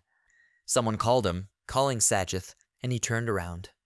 A out-of-breath private ran in and shouted that the priest had come, but there was no woman with him. Sajida jumped up and asked what. "Where is he now? He's not too angry with them, is he?" However, they heard someone moaning and asking for him to be released. They saw Marnak effortlessly holding the bald bandit by the neck with one hand. Sajida began to leave the tent and walk towards Marnak. All the warriors had already gathered around Marnak, took out their swords, and prepared for the attack. Sajida shouted for them to lower their swords. He cursed mentally, "Damn it." He shouted even louder and more intensely for everyone to lower their swords now. The soldiers reluctantly and with dissatisfied faces began to put away their weapons. Sajida got angry at them and bared his teeth. He was furious that they had all listened to the briefing. Sajida walked and thought that they were in a terrible situation. Marnak looked at him. Sajida collected his thoughts, prepared himself, and inhaled. He spread his palms to the sides, showing that he was unarmed. Sajida smiled and pretended to be friendly. He asked for forgiveness and asked if, by chance, his name was Marnak. Marnak replied that it was he. Sajida addressed him, saying, "Respected priest of Marnak. That man in his right hand, could he please bring him down to the ground?" Marnak threw the man into the snow. He said that he would like to talk to the captain of these mercenaries. The bald man lay unconscious behind them. Marnak smiled, and Sajida said that, well, the captain of the Red Bear is at his service. He introduced himself and said his name was Sajitha. Behind him stood an entire army of evil mercenaries. After some time, they sat at the table. Marnak said that he thanks and appreciates his hospitality, but he is forced to refuse because he does not like alcohol. Sajida asked, "Really?" On the table was a jug of rice wine and salads for appetizers. Sajida drank a glass and reasoned. He thought that in this way they would be able to smooth out the dialogue. He abruptly put the glass, from which wine was splashing, on the table. "Looks like you'll have to go a different route," Marnak said with a smile if Sajith understood. He had received news from his colleague. He was looking for him this morning. It was that bald bandit. He told Marnak that the head of the mercenaries wanted to see him. Sajida awkwardly scratched the back of his head and said, well, he didn't know what to say to Marnak now. Marnak asked if he correctly understands that this is because of yesterday's incident, when they beat 3 men. Sajida laughed a little. He thought, what should he do now? Tell it like it is, or try to cheat and hope for luck. Having said that they are only interested in his companion, due to threats from the AniRay organization, Sajida sighed heavily and hopelessly. The rumors about the PR Soto priest are terrifying. The very thought of becoming his enemy makes him tremble. Sajida sat and hardly moved, as he was very scared. He imagined Marnak in front of him as an insidious demon. Sajida thought that Vice Captain Pelguin was to blame for everything that was happening now. He mentally said, what an idiot he is. The private guarding the tent saw someone approaching. He said hello and called the newcomer Vice Captain Pelguin. He was a fat, ugly man. Half of his head was bald and the rest of his hair was dirty. His eyes were distracted and his face was red because he was drunk. He groaned and said that he felt disgusting. He asked if the priest himself came to them. The soldier said that it was so. Pelgvin pushed the warrior away, began to enter the tent, and said that he had eggs. The vice captain turned out to be much taller and thicker than an ordinary warrior. He looked like a small giant. The rest of the mercenaries were watching him. He shouted at the entrance, addressing Marnak, "Hey bro!" Then he asked, "Is his name Marnak?" Marnak closed his eyes and calmly said that this was so. Pelgvin asked if, by any chance, a girl with silver hair and yellow eyes was traveling with him. Marnak said that he was not mistaken here either. Pelgvin said that's great. He called him bro and told him to listen. Pelgvin said to give him the girl and leave. Sagitta looked at him with fear and bared his teeth. Pelgvin said, "If Marnak does not want to die with." He did not finish speaking because Marnak jumped up and wounded Pelgvin. His sword immediately began to spray a lot of blood. Sagitta started shouting for Pelgvin to be careful. However, he was already bleeding. Then they saw a severed hand fly into the sky. Pelgvin and the others looked on in surprise and fear. The hand fell to the ground, splashing blood everywhere. Pelgvin began to scream very loudly in pain. He could be heard from the crowd even in the distance. Marnak said, "Funny, something seemed strange to him." He doesn't remember telling any of them his name. However, why does every dog in their camp know his name? Pelgvin sat on the floor and looked at his hand in horror, pouring out a cold sweat. He asked for help quite quietly. Marnak stood in front of him, sword pointed. His eyes glowed green, and he looked creepy. He asked menacingly, "Who was it? Who ordered them to track him down?" Sagitta became even more worried as things were getting very dire. He screamed loudly, "Damn it!" The tent guard ran into the middle of their camp and shouted loudly that Pelgvin's hand had been cut off. He called everyone to Sajit's tent. Everyone ran to him. The guard shouted that this priest did not understand what he had gotten himself into. The mercenaries ran to the tent with their weapons raised and shouted loudly. The guard called for Marnak to be torn into pieces. As soon as he shouted this, his face froze in a grimace of horror and blood gushed from his neck. All the warriors turned to look at him, but on the other side of the crowd, Marnak cut off the head of another warrior. Blood splashed in front of the mercenaries. They held their swords, but were afraid to move and just watched, frozen in place. Someone started shouting for them to finish off this freak as quickly as possible. Sagitta looked at the lying Pelgvin and did not know what to do. Pelgvin began to call Sajit in a weak voice and ask for help. He then shouted louder for Sagitta to save him. Marnak had already raised his sword above his head. He saw only the target in front of him. He thought that Pelgvin was in no mood to answer his questions. In this case, there is no point in leaving him alive. Marnak's sword began to descend rapidly. Pelgvin began to call Sajit again, and he pointed his spear at him. Sajit's spear crossed with Sajit's sword in front of Pelgvin's head, causing sparks to fly out. This came as a surprise to Marnak. Sagitta surprised him because Marnak didn't think he would interfere. Sagitta said that he really didn't intend to, but they had known him for too long. Sagitta threw away the Marnak sword, and from this a flash and sparks appeared again. He said he and Pelgvin have known each other for 15 years. Marnak's sword rose up. Kill. Sagitta struck many times with his spear at the same time. However, Marnak easily fought them off in different parts of the tent, weapons ringing and sparks flying from each blow. Sagitta saw another spear flying from above. He dropped his and picked up a large cloth from the tent. He spread it wide to block Marnak's view. Marnak cut the fabric in a second, and the entire tent fell, showing the mercenaries that Marnak killed Pelgvin. Sagitta ran away and shouted to everyone else to run. However, the mercenaries froze in place in surprise. Sagitta turned and shouted again that they needed to run.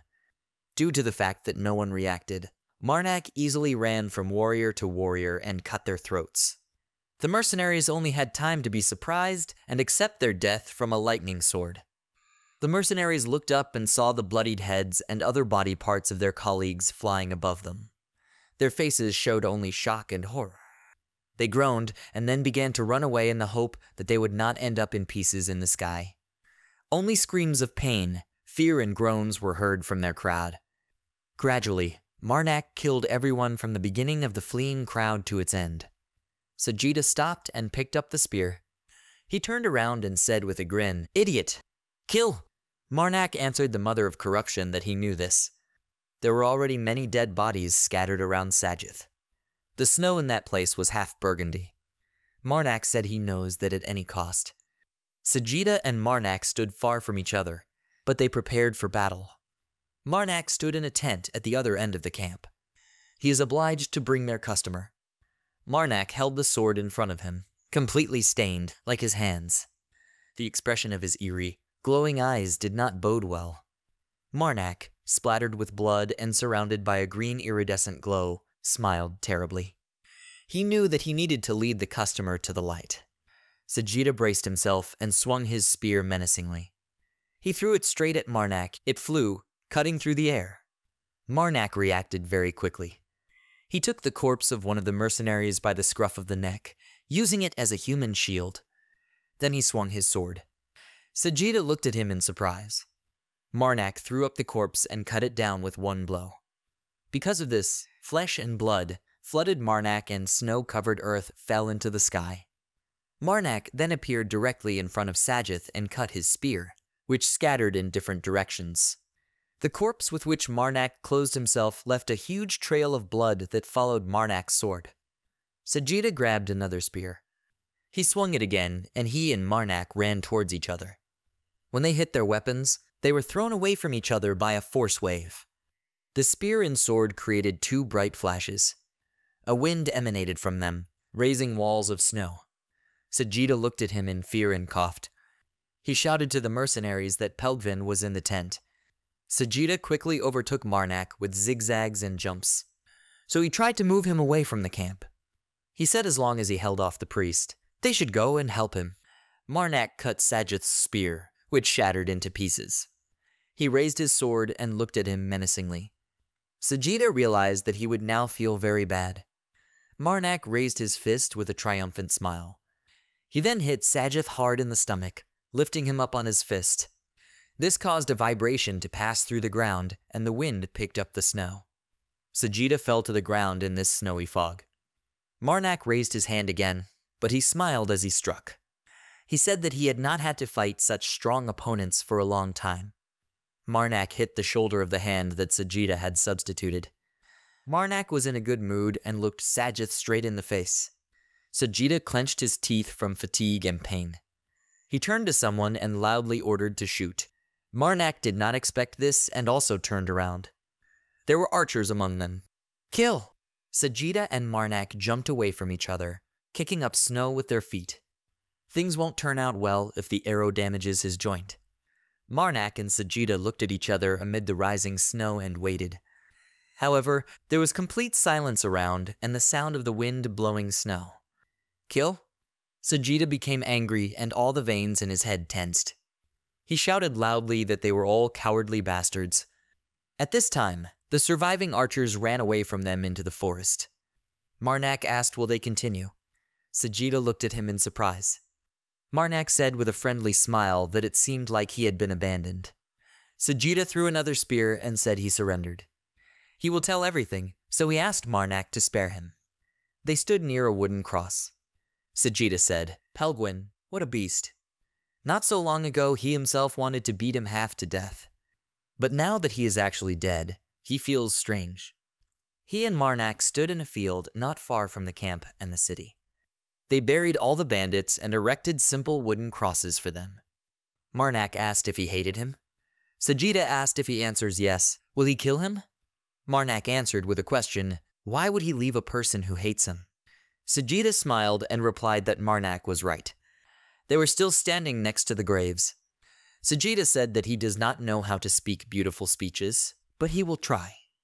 The work of mercenaries is inextricably linked with death. During the story, he recalled his past orders and battles even in the fire.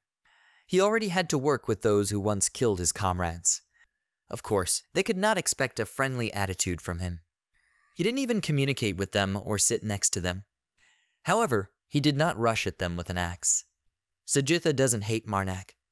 He's lonely. In any case, their brigade, which existed under the red flag with a bear, would sooner or later collapse. Marnak asked what he was going to do next. Sajida replied that he did not know. The last time he was alone was 15 years ago, so now he is a little confused. All he can do is fight. Most likely, he will start working as a mercenary again. They talked together and looked at the beautiful and huge snow-capped mountains shrouded in fog. Marnak listened to him carefully, and then thought. He said that then, this time, why don't he meet the customer who pays generously for the work? Sajida turned and looked at him with great surprise. He asked in what sense. Dasha sat with her eyes closed and her brows furrowed. Her whole appearance expressed dissatisfaction.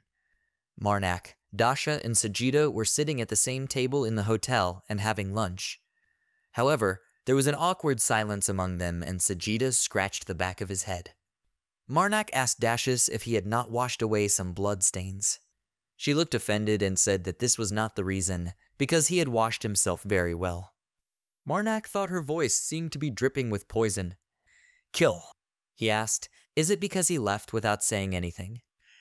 Dasha put her head on her palm and said, It looks like he understands everything himself. After their conversation last night, she was sure that they had managed to reach a compromise. Apparently, she didn't understand something. He told her that before making decisions, she needed to discuss them with them first. And then he, in turn, simply left without any discussion. He closed his eyes displeasedly and turned away. Marnak addressed her saying, Her Highness. He asked if she had ever killed a person. Dasha did not expect such a question and looked at Marnak in surprise. She answered negatively. Marnak said that was why he left alone. The contradictions that arose did not imply compromise. It all came down to battle and numerous losses. Dasha asked loudly and offendedly, but could he at least inform her? She slept well and almost finished breakfast before she noticed that something was wrong. Marnak thought that she had been able to enjoy breakfast in peace precisely because he had gone off alone. He said, Okay, in the future he will definitely inform her of all his intentions. Dasha was delighted and said, Okay, he can consider that they are even for yesterday. Marnak said it was great. Someone ran into the dining room and shouted loudly, Her Highness Dasha. It was full of excitement and rush for Carmen. He shouted that Marnak had gone to negotiate with yesterday's mercenaries. They should also take up arms and go. Then he gasped. All three looked at him and smiled awkwardly. Carmen stood in the doorway in complete shock and bewilderment and asked incredulously, Is he back yet? Then he noticed a new face.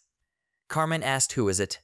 Marnak took him by the shoulder and said that this was their new colleague, whom the princess had hired. He and Carmen shook hands and Marnak said it would be nice for them to introduce themselves. Carmen said he knows that Marnak trusts him, but he hopes that this will not lead to any conflicts. Sajida smiled and said that of course it would be so. Carmen winked at him and said that he would not refuse a strong partner. Carmen said that he would go and see the blacksmith. He was actually going to buy arrowheads. The sun is already at its zenith, so they will set out tomorrow at dawn. At this time, deep in the forest, a black magician stood on a hill and used magic to summon dead people. These were the zombies that the forest was now filled with because of him. Some girl with purple hair blushed and capriciously asked when. When? Well, when already? When will they be here? In a large and richly furnished room, there was a blonde-haired man, a red-haired woman, and her. They sat on chairs made of good wood, upholstered in soft fabric. The girl continued to be mischievous and rolled on the floor, which was covered with an expensive carpet. A middle-aged man with blonde hair and a mustache asked, She is sure that they will arrive in this city, right? He hopes that they will arrive before he goes crazy from her whining. He leaned back in his chair pointedly and tiredly. At this time, the girl was lying and spinning on the floor, repeating the question dozens of times. When? When? When? A girl with red, short-cropped hair and the same red eyes said that it would be soon. She checks their location regularly so they don't have to worry. The girl with purple hair stood up, walked over and asked, Is it true? Is she sure about this? Will they be in Erratico soon? The red-haired girl replied that she said so. Why doesn't she believe her? The purple-haired girl happily waved her hands and said that she believed. Absolutely, completely believes her. After a moment, her smile became creepy, and she said that if they never showed up, then she would not live. She will chop her into pieces. Now the madness of the followers of evil spirits has manifested itself. She looked at her with a deranged gaze and smiled, as if she was attacking her now. The Marnak team was heading to a new city. Another day is coming to an end, and they need to stop. Dasha was in a very good mood and said that they were finally in Iridiko. She clenched her fists confidently and said that she could take a hot bath. A warrior guarding the entrance walked towards them. He shouted, addressing Marnak, "Dear." He asked if there was a priest in front of him, right? Marnak came forward and said, yes, he was not mistaken. He grabbed Marnak with both hands and began to beg him. He pointed towards the forest and asked to help them with the Trumpeter of Eternal Peace. He doesn't even care about their lord. He asked Marnak to talk to him and ask him to stop summoning the dead. He promised to pay for it. Marnak said he doesn't think anything will change just from his request. The guard said disappointedly, but he is a priest. He kept asking me to at least try to talk to him.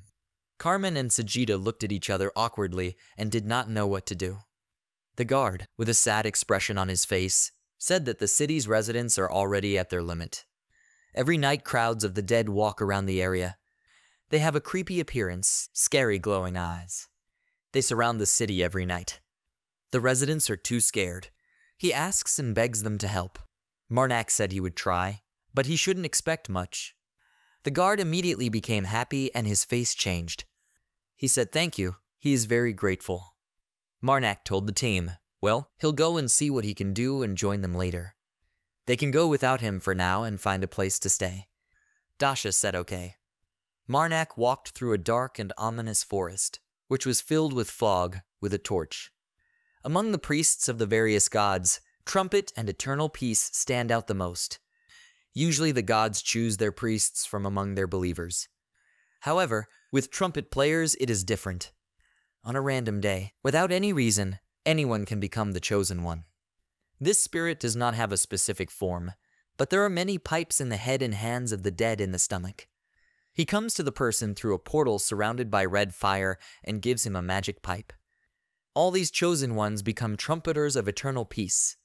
They wear special black clothing, white gloves, and a white mask.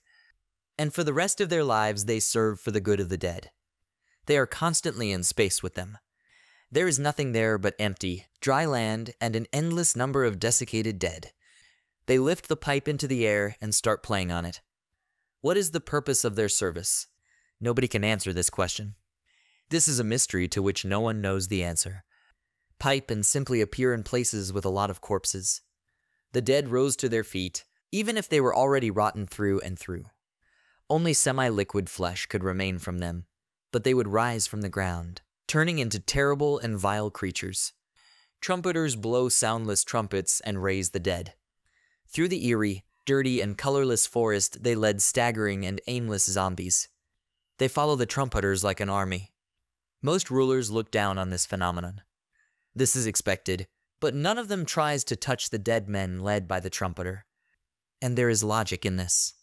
They can eat and drink from golden dishes, be very influential, but no one wants to confront the army of the dead, which can increase endlessly. Therefore, peace trumpeters live in complete solitude. They appear only to travel with the dead. Marnak had been walking through the forest for a long time, and it seemed that he had now found the trumpeter. A fire from a torch was burning next to Marnak, and he himself was smiling. Trumpeters and the dead are more like a natural phenomenon. The trumpeter was sitting on huge cobblestones in the middle of a cold, snowy forest. The huge army of his dead was hidden by giant, but majestic and beautiful spruce trees. Marnak said hello to the trumpeter. The trumpeter was covered with a cloak with a hood so that his face was not visible at all, and he was silent. Marnak said he knows that many have already come and gone. However, Marnak could not refuse the request. Marnak stood boldly in front of him with a torch, although behind him stood many dead men, completely subservient to the trumpeter. He said, "Isn't it time for him to leave this place?" As trumpeters understand, for ordinary people, the walking dead are not a pleasant sight. Marnak asked if there was any special reason for his being in this place. The trumpeter still stood silently. A white mask was now visible on his face. This mask had no face shape and no cutouts for the eyes. Marnak said it was strange because trumpeters don't stay in one place. However, Marnak had to wait a long time for an answer. trumpet said only, consistently an evil spirit. Marnak did not expect this and asked in shock what. The trumpeter pointed his index finger at the city and said that they would bring a lot of death. Marnak looked at the city with anxiety and fear. The trumpeter continued to point forward. Marnak stood in shock. He could not even answer anything. The trumpeters again said that they would bring a lot of death to Iridiko. When Marnak and friends arrived there, it was still a well-fortified and developed city. Nicely divided streets, clean and charming houses with green roofs. In addition, the city had a central stage and many shops. Marnak asked, "Does the trumpeter want to say that there are followers of evil spirits there?" The mask, without any expression, said that everything had already begun. Behind Marnak, a thick, huge column of light and energy rushed into the sky, which at the end glowed like the sun. Kill! Marnak quickly and anxiously turned towards the city. He quickly began to run there because he did not want to let what happened in Kelton happen again. The sunset had already begun, and the sky continued to be illuminated by a column of energy. Marnak quickly began to flee from the forest. He said that the followers of evil spirits will not do what they want. The girl screamed, "Not here. Not here." The purple-haired girl continued to be capricious and screamed, clenching her small fists. She said that the red-haired girl promised her that Marnak was here, but he's not there. However, the girl replied that she was sure his companions were already in the city. She just needs to wait a little. She'll find them soon. The purple-haired girl screamed for her to just die. They stood surrounded by destroyed streets, cobblestones and debris, and the entire city was on fire. The blonde man told her to be quiet. It seems Marnak has been found. She began to ask what? Where? Where? Behind them, the fire burned higher than the protective wall. The man looked to the side and said that he was there, Marnak. He came out to them from a wall of fire and black smoke, in which fragments of houses were flying. Marnak's shadow was already threatening. They looked at each other, and the purple-haired one ran towards him. Marnak was right in the fire, which tightly enveloped him. But even his clothes were not damaged. He truly looked like a great warrior, whom his enemies could rightly fear. The purple-haired girl screamed that it was true. This is Marnak. However, Marnak saw only one person in front of him. He smiled expectantly, and his eye shone. Marnak did not think that he would meet this man in such a place. The blonde man also looked questioningly at Marnak. Kill! Marnak took out a sword, from the blade of which came a flame, which he cut. Kill! With a swing of his sword, Marnak dispelled the wall of fire, and around him there was a fiery semicircle, behind which a smoky city could be seen. From the lighting, only his silhouette was visible. The mother continued to say, Kill! He replied that he knew he needed to calm down. At this time, the red-haired girl looked at him with fear and in a pose of combat readiness, and the purple-haired one looked at him with delight and a blush on her cheeks. Marnak clenched his teeth and thought that he would not be calm this time. The mother must understand him. The blonde man grinned. Kill. Marnak shouted angrily that this magician is a freak. He is the one who killed his benefactor and him. In Marnak's head, the picture came to life when they were lying on the cold snow and steppes, and snow was falling on them. There were only concrete buildings around and blood that spread from their bodies. Now Marnak looked at the magician, who smiled disgustingly and arrogantly. Marnak saw a clear goal. In front of him was a person whom he must take revenge on. A few years ago, Marnak lay in the snow, in the forest among the fir trees. He stared blankly at the falling snow. He lay very tired and dirty. Remembering those times, he always had a lot of unusual worries. Lying in the snow, he raised his hand, catching snowflakes, but he was shaking from exhaustion. Living day by day, there were times when he could not earn anything. There, in the forest, a blond man noticed him.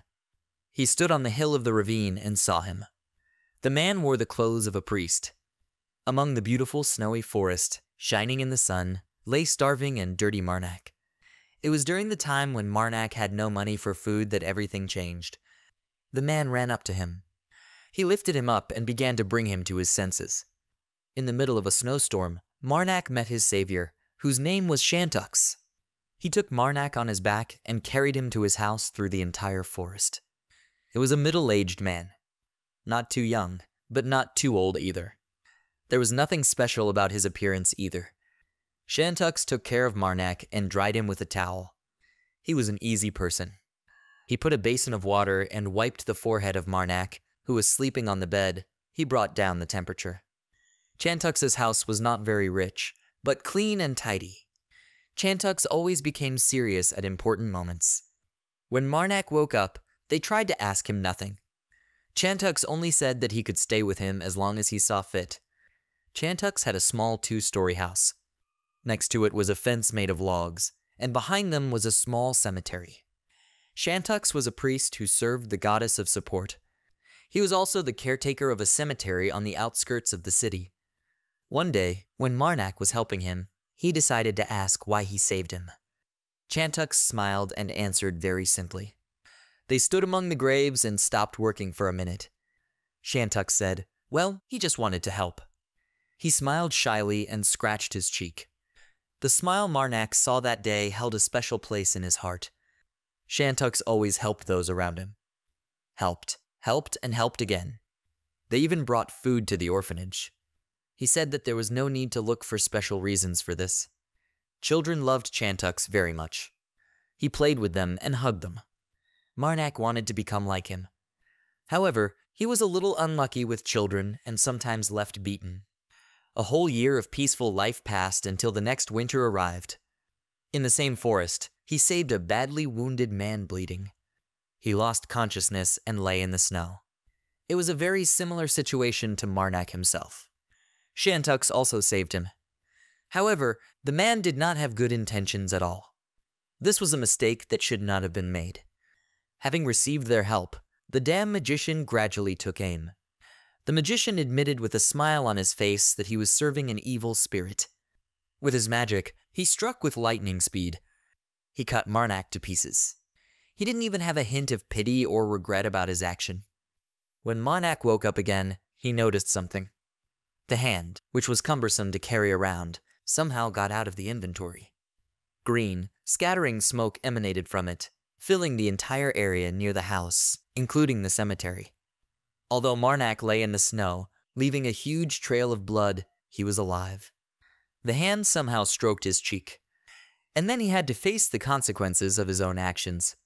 He entered the house and was deeply amazed. There was the body of Shantux, who was brutally killed by the cursed magician. He killed him with unnecessary and unjustified cruelty. The body was tortured, and the wall against which it lay was covered in blood. At the moment, when Marnak cut through the flame, the magician looked at it and realized exactly he remembered. He said he remembered that cemetery caretaker. And Marnak completely lost control. The magician asked in bewilderment, "Did Marnak die last time?" He killed him with his own hands. Well, since he came to them alive, then any conversations lose their meaning. The magician decided to put pressure on the patient and said, "By the way, this is a priest's robe. Is Marnak wearing it now?" He said with an arrogant look that Marnak borrowed the clothes, and he borrowed this hand. Then the magician, with a crazy, wide smile, straightened her hand and showed it. He said the arm performed very well in 3 years. Marnak completely lost his mind. His eyes and tattoos began to glow, and the veins on his face became very tense. He swore, saying, "Black magician." The purple-haired girl ran to him with tears of happiness and said, "Marnak, Marnak." She heard that he is very strong. The red-haired girl stood in shock and misunderstanding. She ran up to him with a smile and reddened cheeks, saying that she had been waiting for him for so long. Marnak instantly cut her and killed her. She fell, and I drew a tail of blood from Marnak's sword. For him, she was simply a hindrance, and now he and the magician were running to attack each other. Among the fire were their green and purple energies. They merged their weapons and magic. From this blow, their energies dispersed, making bright semicircles that protected their owners. The magician said that it was very different from the rumors. Marnak simply told him to shut up. "Kill." The magician looked at the hand with which he cast magic and felt something. Marnak, with his sword and magic of corruption, broke the energy and bright shield of the magician into pieces. He did this by cutting off his hand, which flew up and to the side, splashing a lot of blood. Suddenly, A girl with purple hair appeared behind him. Like a possessed, crazy fan, she whispered in his ear that she really liked Marnak. He swung his sword again, cutting off her head. Although her body fell to the ground and her head flew up, she could still speak and said enthusiastically, "Wow." Marnak walked forward, and behind him a green haze of energy spread. The magician decided to use the Libra retribution technique. He raised his leg and a bright blue glow began to appear from it. Marnak anxiously watched and waited for his actions. The magician with the face of a madman raised his leg up, and then hit the ground with a feeling of anticipation. From this blow, the flash instantly increased and the stones rose upward. Then a huge table of light, spraying many particles, rose into the sky. At that time, clouds of dirt and black dust rose on the ground. The red-haired girl covered her face and coughed, because the wind carried and raised dust and stones high. When the column of light disappeared, what was left was a long cloud of dust, surrounded by lightning. By this time, the city had stopped burning, but was all burnt and destroyed, and in some places houses, hay, and warehouses continued to burn. Marnak fell to his knees amid the smoke and lightning. The magician said that the divine power he feels from him is clearly not the support goddess. However, the priest's blessing hides this well. He said with a grin, "It seems like they have another consistently evil spirit." Marnak irritably told him to shut up. The magician asked, did he understand everything correctly? Marnak repeated. Above him, a giant of corruption was already appearing from the portal, and Marnak himself was leaning on his sword and looking at the magician with eerie glowing eyes. He told him to shut his mouth again. The magician looked at the giant and said, "Wow, what an interesting power. Well, since his left hand is missing, I'll have to take Marnak's hand." A giant with a clenched fist was already emerging from the portal above the magician's head, ready to attack. The magician said that Marnak's hand would be perfect. He stood and waited while the giant's hand flew towards him to strike. There was a roar and an explosion, bringing a new wave of destruction. Marnak got angry. The magician managed to create a dark purple, translucent shield that did not allow even flying stones and dust to pass through. Of course, with this he stopped the giant's fist. The magician grinned and was full of confidence. Marnak, covered in dust and blood, after the murder. He stood with a sword in his hand. That night, Marnak decided to kill the magician Rickful. He continued to hold a magical shield in front of him, which was shaped like a ball of iridescent purple energy.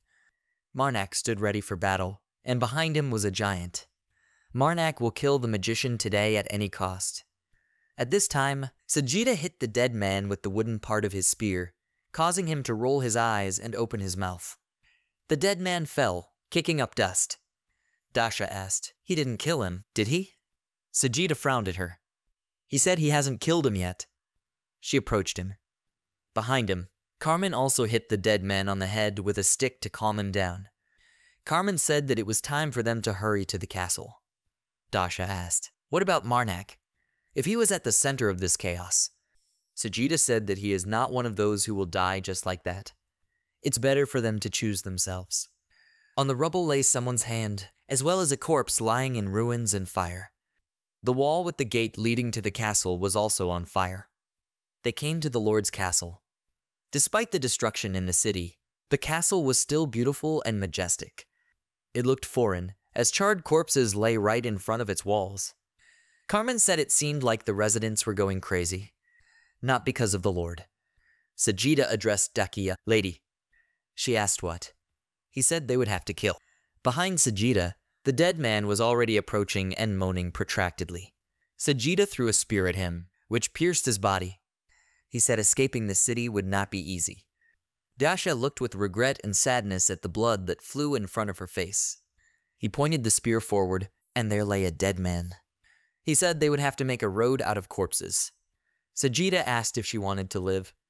She needs to imagine cutting regular meat if she can. Sagitta shouted that he would lead, and she should not lag behind.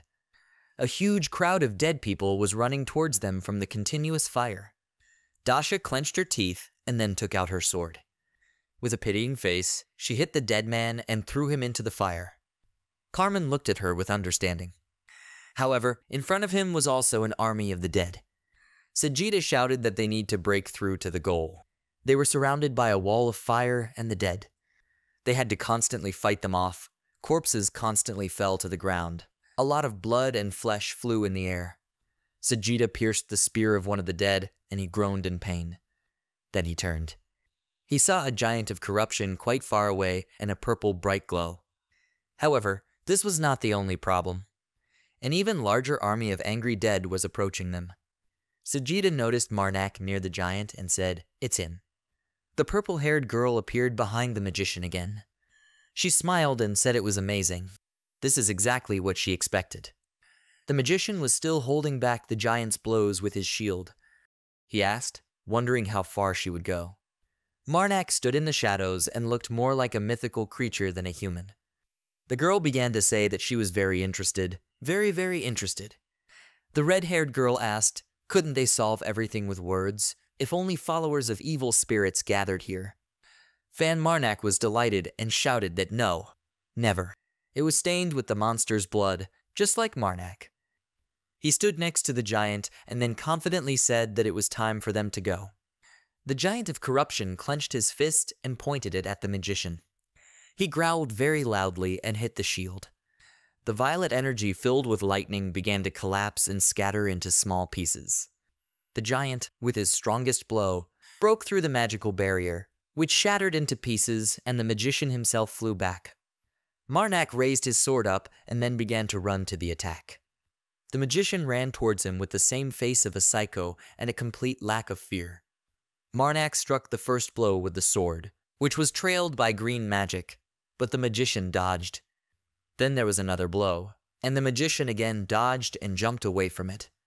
Marnak continued to cut the air with his sword unsuccessfully. Their jumping and running shook the stone floor. The magician shouted, had Marnak really not come up with anything else? He laughed mockingly and asked, does he only have a sword and fists? Kill. The magician told Marnak to calm down a little.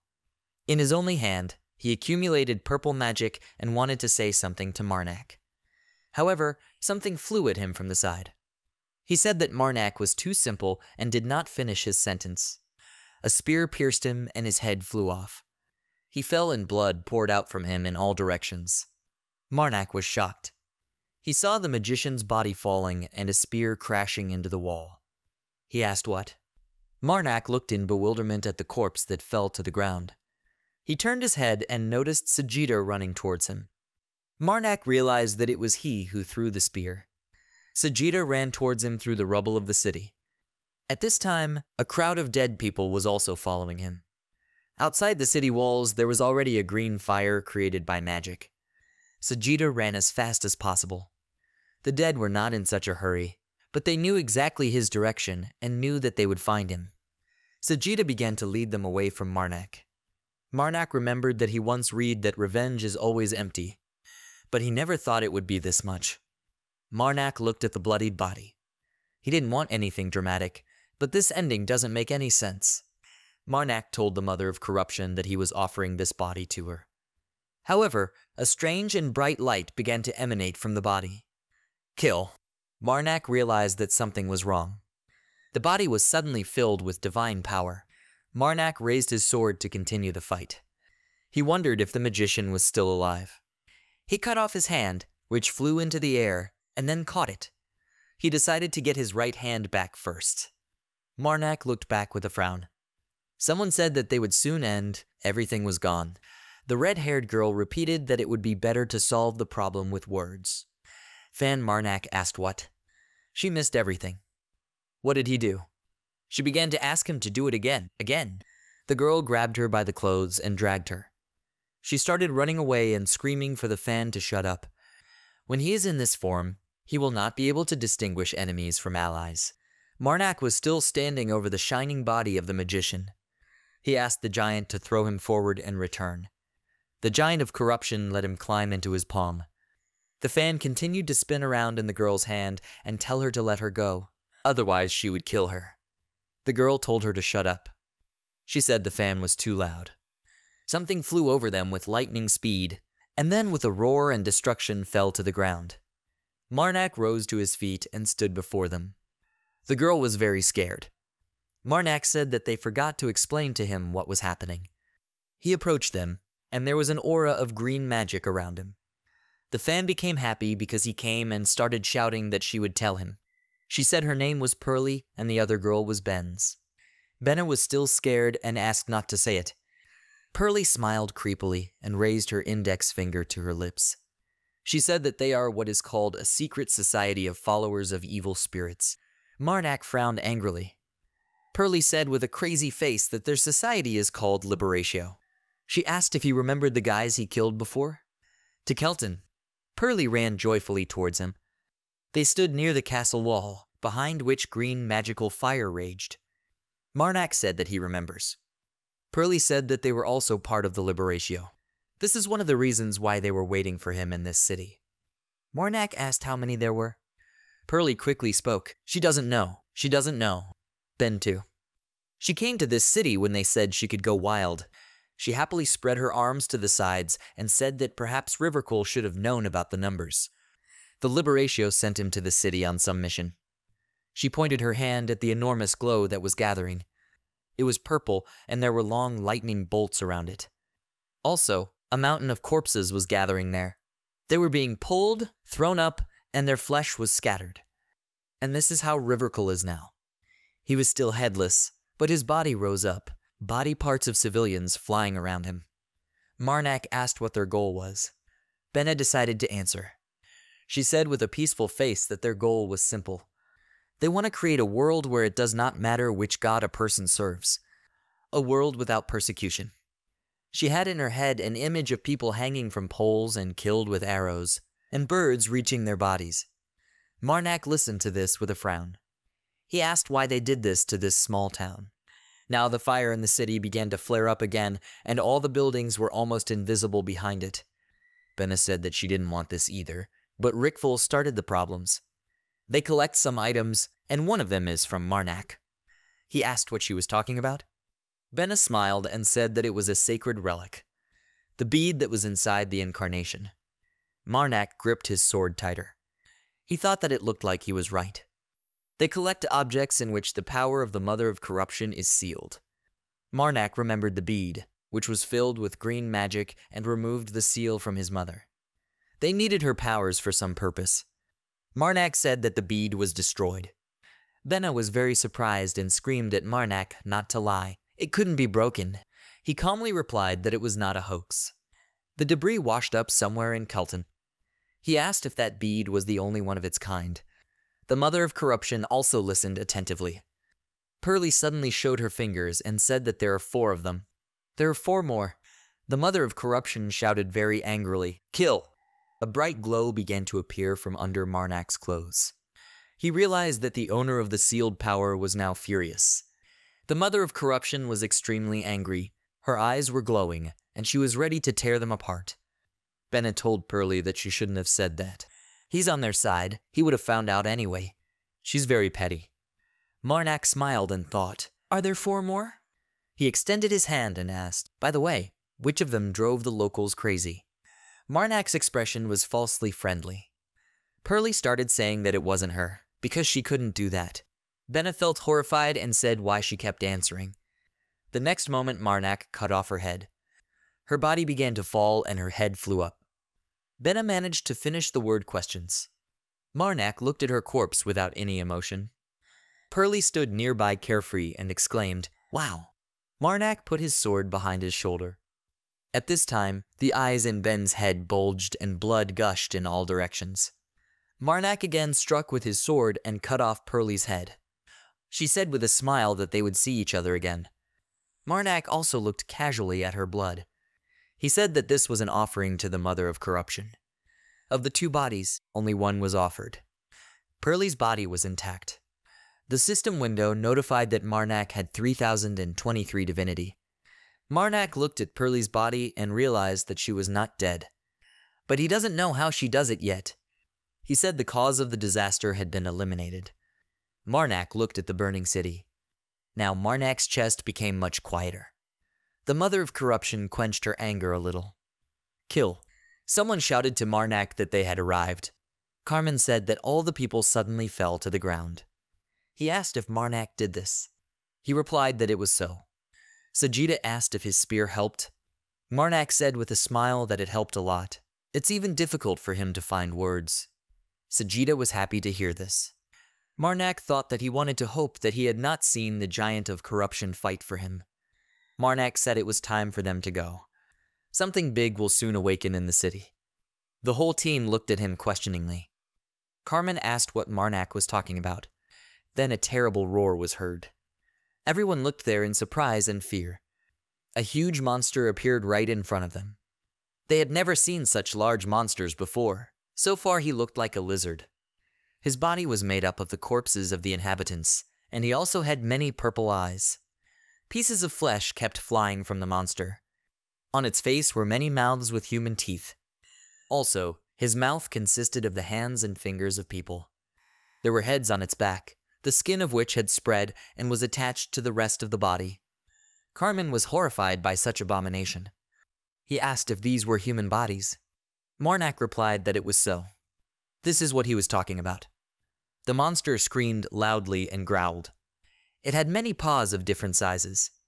They had not yet formed and were divided towards the end into several limbs. All his paws were inappropriate and very disgusting.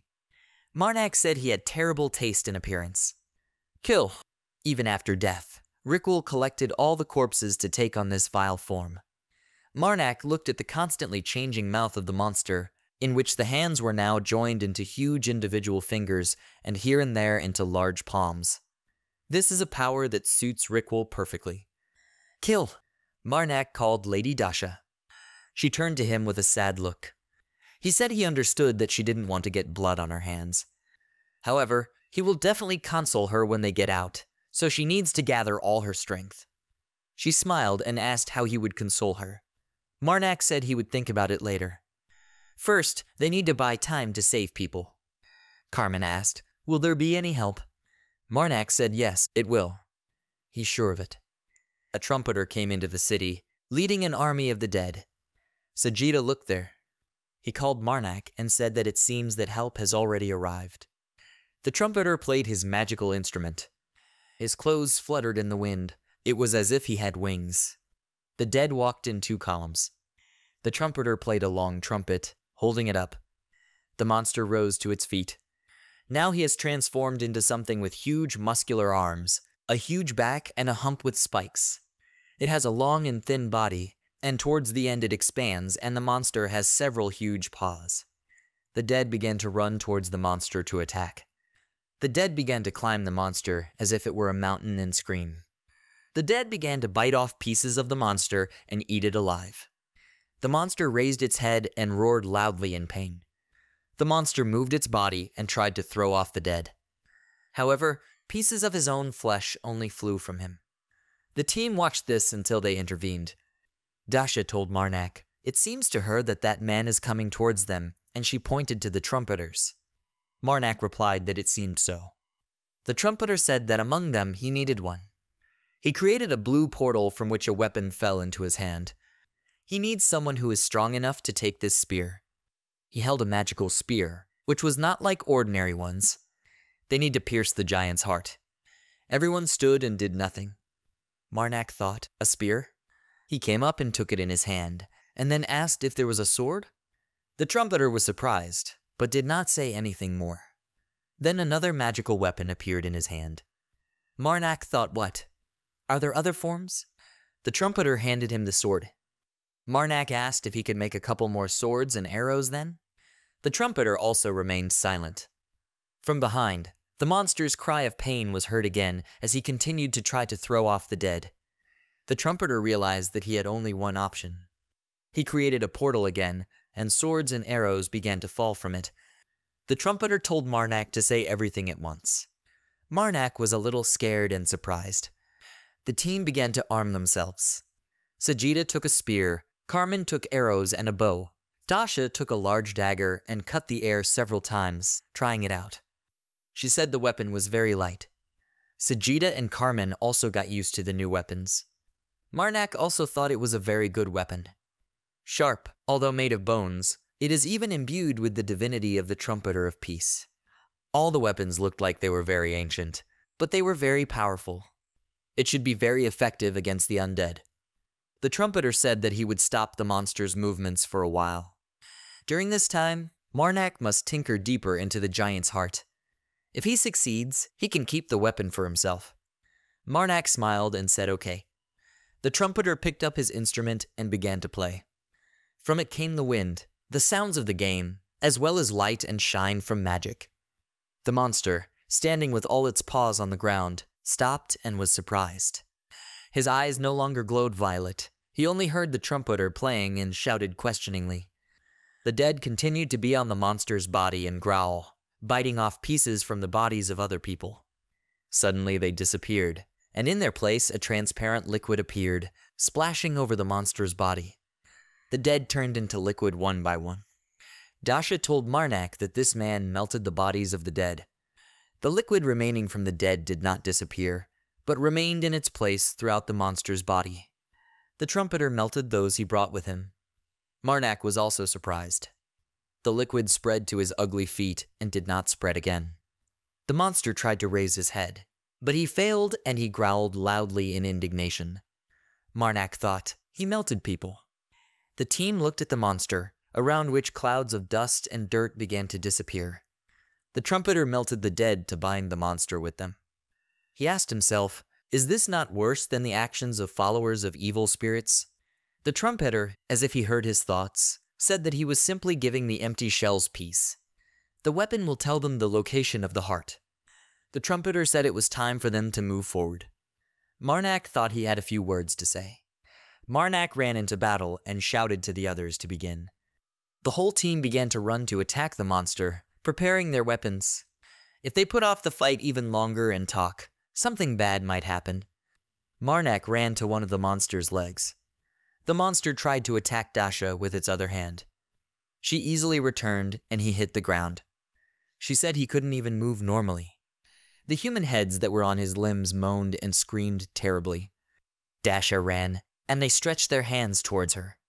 She turned and looked at them. All their heads flew off their bodies because Carmen shot his arrows at them.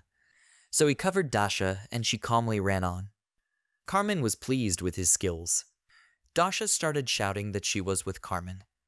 Marnak turned around, and at that time Sajida was piercing the heads of half-dead people with a spear. Dasha said that she and Carmen would distract the monster below.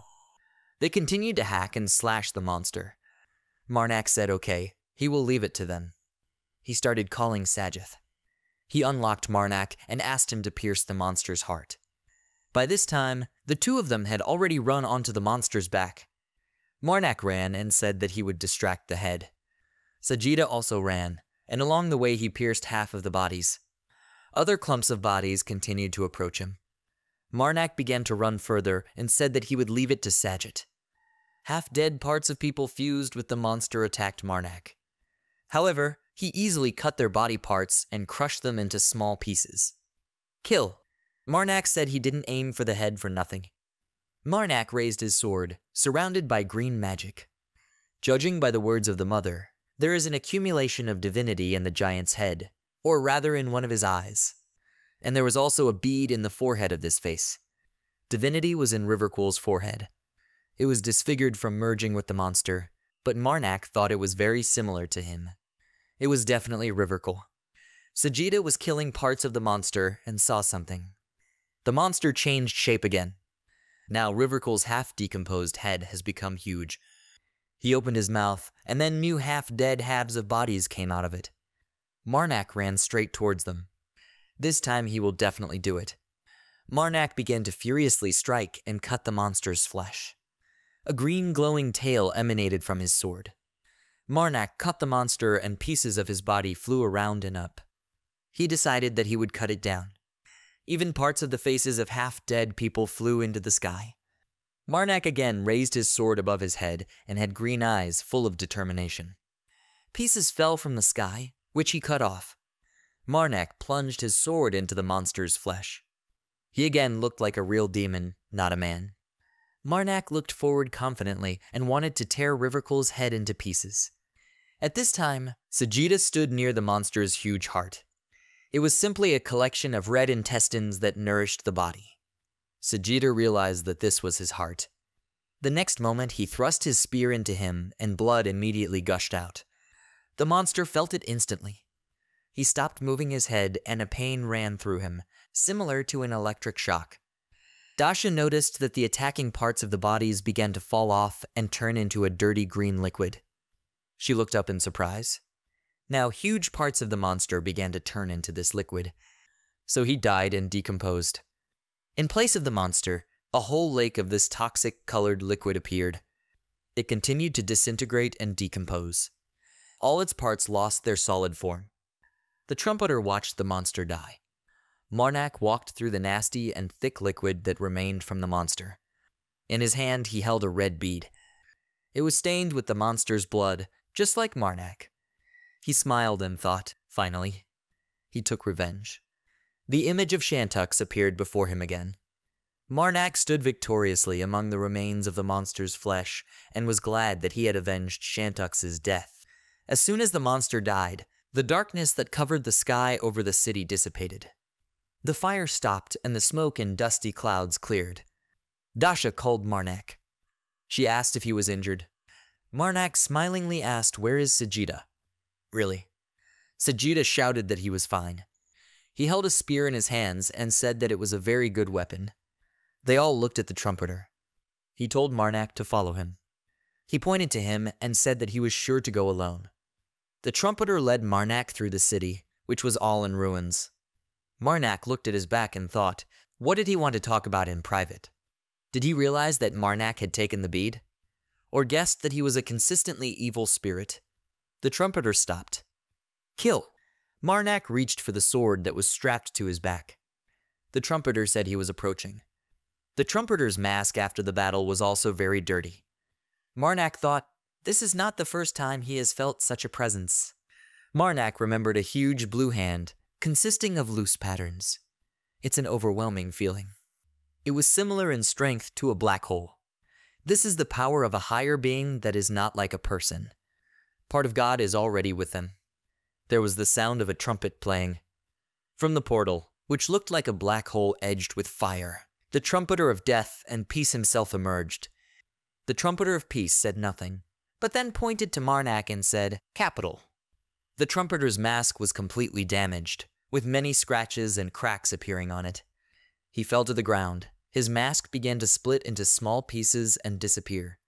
He disappeared after one word. Marnak asked if he also wants to say something. However, the trumpeter remained silent. His mask also disappeared. He said he didn't know anything and didn't want to know. Marnak asked, "Really?" He said, "Then why don't they go back?" And he extended his hand to the trumpeter. They came to the city center. Marnak asked if he could help clear up the unrest in Iridico. The dead would come in handy. The trumpeter said that it was not his responsibility to help the living. For a moment he felt pain and ringing. He stopped seeing anything around him. Black pieces of matter rose into the sky. These were parts of the mask, which began to collapse again after his disobedience. He turned and asked how he could help. Marnak asked him to find all the survivors. The trumpeter asked, "Is that all?" Marnak continued and asked if he could still move the found people into the surviving buildings. The trumpeter took out the instrument and began to play, raising it to the sky. The dead began to rise from the ground. Dasha was surprised. A lot of dead people began to walk around them, which made her a little scared. Marnak said, "By the way, he would be very grateful if he moved any useful things that survived to safe places. They can burn if you just leave them." The trumpeter played the instrument, but was clearly annoyed by so many requests. Marnak also said, "Can you put it out?" The trumpeter interrupted him and irritably asked him to speak all at once. When sunset came, the team began to say goodbye to the trumpeter. They stood at the exit from the city. Marnak handed him Shantux's hand and said that it was only his right hand, but he was leaving it to the trumpeter. Marnak handed over a hand wrapped in cloth. The trumpeter did not answer, but took his hand. Then he began to leave the city, leading his army of the dead. Dasha said, receiving help from the trumpeter of peace, she never thought she would see such a thing. Marnak smiled and pointed to the departing trumpeter, saying that he was a very kind person. Dasha asked, "It was Marnak who asked him to help, right?" Marnak scratched his cheek awkwardly and said that it was so. but he did not think that the trumpeter would listen. Dasha took his hand and said, "Thank you, this was very useful." She looked at him with a charming smile. The mother of corruption angrily said, "Kill." Evening came, and they stopped at a hotel. Kill. Kill. And then a drawn-out and tense voice was heard. Marnak and the mother of corruption, having taken the form of a man, were in a richly furnished room. The mother of corruption sat on the floor next to the bead and tried to break the seal. However, nothing worked, and she was upset. Marnak thought the trumpeter was trying to tell him that there was a sacred relic in the capital. It turns out that he already knows that Marnak is a priest of corruption. Marnak asked the mother of corruption if she remembered the god they met today. Does she know him? Kill? Marnak asked if she didn't know him at all. He remembered the words of the trumpeter, who knows nothing and does not want to know. Marnak realized that his identity would not be revealed. But what did all this mean then? The mother of corruption blushed with tension and anger. She screamed very loudly and irritably, "Kill me!" And in a jump she threw the bead up, which horrified Marnak. He asked excitedly, "Mother of corruption?" She immediately looked at him sweetly with eyes that had tears in them. The mother pointed to the bead and said, "Kill it!" Marnak asked if she couldn't get the divinity out of the bead. He asked not to worry, as he was sure that the mother of corruption would cope. Even if she is angry, throwing objects is not the best way to express emotions. Kill. He's grateful that she wants to help, as long as she doesn't throw things in different directions. He extended his hands to her and said, no matter how upset she was, she would become 3 times more charming than usual. Marnak picked her up and lifted her above him. The mother of corruption was delighted and smiled heavily. Kill. He asked if she would be more charming in his eyes, and he answered no. She looked at him in shock and horror. However, he asked to listen to him to the end. The mother of corruption began to cry and plow with her hands and feet. Kill. He said that she was already the most charming to her. The mother of corruption stopped being capricious and began to listen. Marnak said that be it 3 times, 100 times, this fact will not change. Marnak and the mother of corruption embraced and pressed their heads to each other. Marnak was pacified, and the mother of corruption was very happy. Kill. Marnak asked if she promises this. Won't throw things when angry. Kill. Rumors began to spread in the hotel. Someone asked, have you already heard? About what? One of the men at the table said that it seemed that followers of evil spirits were running rampant in various places. Another asked what? The blue-haired priestess overheard their conversation. He said that this is not only in their kingdom. They are constantly found in the kingdom of dragons in the east, the kingdom of the desert in the west, even in the northern and southern empires. It seemed like he heard that Kelton and Eradicate were seriously injured recently. Their city may also be in danger. The priestess turned to them. The man replied that yes, they were not that far away. But there is nothing to worry about. There is one person who dealt with those cases. He talks about the savior Eradicate. The man asked his interlocutor if he had heard of Marnak. He replied that he knew. Only thanks to him they could sit quietly and drink. They clinked their wooden beer mugs and shouted, "Hooray for Marnak! Marnak! Hooray! Hooray! Marnak!" The priestess said, Eradico's savior, Marnak. She had an angry and furious look. After a while, in the corridor with the dim light that came from the chandelier, someone said that the terrible followers of evil spirits. Hilden walked along the corridor and thought that he had even convinced Lord Eradicate to help kidnap the princess. He thought that because of them, both the mercenaries and the lord. Hilden imagined the city burning in the dark and thought that everyone had died. He closed his eyes and thought that they were worthless idiots. Hilden remembered Vadis and thought that the worthless prince of the Dragon Kingdom. He would be furious. Hilden walked down the hallway and thought that things would only get worse if he didn't do anything. He knocked on the large carved door and said, His Highness, this is Hilden. A voice from behind the door said, let him come in. Hilden entered the office and saw Vadis sitting by the large window on a white sofa with gold accents. Vadis put his hand to his face and looked forward with displeasure. After some time, Marnak stood in the snowy forest and held a sword on the shoulder of a guy sitting on his knees. Marnak asked how he said, give everything they have. Bloody corpses of people lay in the snow. The guy who was kneeling in front of Marnak begged for mercy. Dasha stood nearby and looked at the splashes of blood. Someone shouted, "It was him." Dasha looked sadly at what was happening and was silent. Marnak turned, looked at Dasha, and said that he would bury them. After some time, in the snowy forest, there was a large earthen mound, near which stood a wooden homemade cross. Marnak stood by this, and with folded hands said, "Mother of Corruption." Green energy appeared next to him, and Marnak closed his eyes. He said that he bad-mouthed these people to her. The Mother of Corruption told him to kill. The earth was covered in green fire, and Marnak's divinity level became 379. Everything around Marnak was covered in green energy. Marnak stood with his eyes closed and said contentedly that they were able to collect a little more thanks to the bandits. The Mother of Corruption answered him, "Kill him." Marnak walked through the snow and invited her to return. After some time, Marnak, Dasha, Carmen, and Sajida walked through the snowy forest. Dasha put her hand to her face and said, "Priest Marnak." Marnak turned and looked at her. He asked what happened. Dasha folded her hands behind her back and walked closer to Marnak. She said that she wasn't trying to blame him for anything, so he shouldn't get the wrong idea. Marnak looked at her questioningly. Dasha looked away and said that he never spares bandits. She picked up a strand of hair and asked if he could tell what the reason was. Dasha thoughtfully said that if he doesn't want to. Marnak looked at her, and Dasha said that he didn't have to talk. He exhaled tensely from his mouth and asked, "Has she already asked Carmen and Sajith?" Carmen and Sajida walked behind and laughed. Carmen put his hand on Sajith's shoulder and pointed his finger at him, laughing. Dasha answered yes. She presented Carmen's smiling face and said that Carmen said, "The bandits clearly understood that they were armed, and they attacked anyway, which means they would also attack unarmed, weak people, and he could not allow this."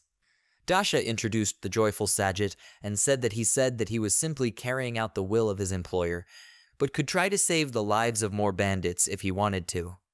Marnak raised his finger up and happily said that okay. In his case, it's about the potential of people. Dasha repeated his movement and asked in surprise, "Potentially?" Behind them were hills of earth and homemade wooden crosses. Dasha asked, "Does he mean that he believes in their rebirth?" Marnak smiled and said that just like she said, he believed that they could repent and live a good life. Marnak closed his eyes, and Dasha looked at him questioningly. She jumped up with displeasure and asked, "Then why kill them?" Marnak walked forward and said, "Princess, the first time is always the most difficult." He looked at the thoughtful face of Dasha and said that he thought that in this situation they would not achieve repentance. Returning to the path of evil was much easier. Marnak went forward and said that this is why he killed everyone. Dasha put her fist to her face and coughed in displeasure. She touched her face with her fingers and asked if they had the right to judge their actions. Dasha winked, raised her index finger, and said that, to put it another way, no god allows this. Marnak walked forward with his eyes closed and smiling. The Mother of Corruption told him to kill. Marnak put his hand to his chest and answered her in his thoughts that he knows, "Mother." He remembered how the black hand of the Mother of Corruption held his chin and said that she gave him permission to do as he wanted. Marnak held his hand on his chest and told Dasha that he was not killing them for the sake of some kind of justice. Behind them were Carmen and Sajida, who were fighting and laughing in a friendly manner. Dasha looked carefully at Marnak, who said that it was just a choice for which he took responsibility. Dasha asked, "Responsibility?" Marnak told her yes.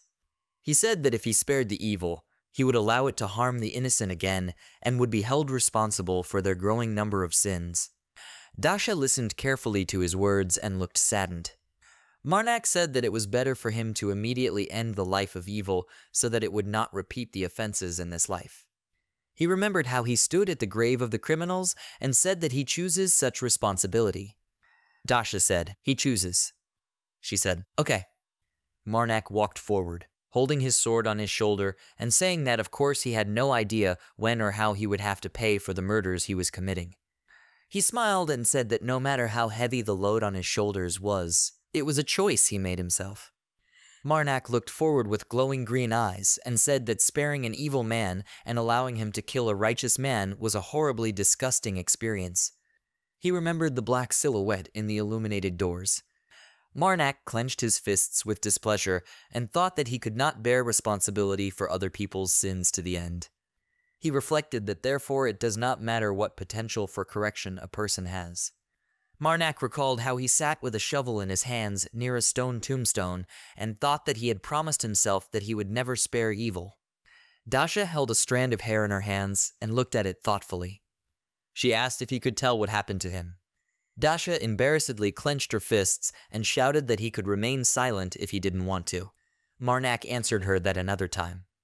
He smiled and said that they would leave this conversation for later.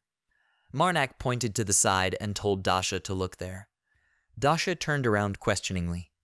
People were walking from the snowy path. Sajitha said it was a group of traders.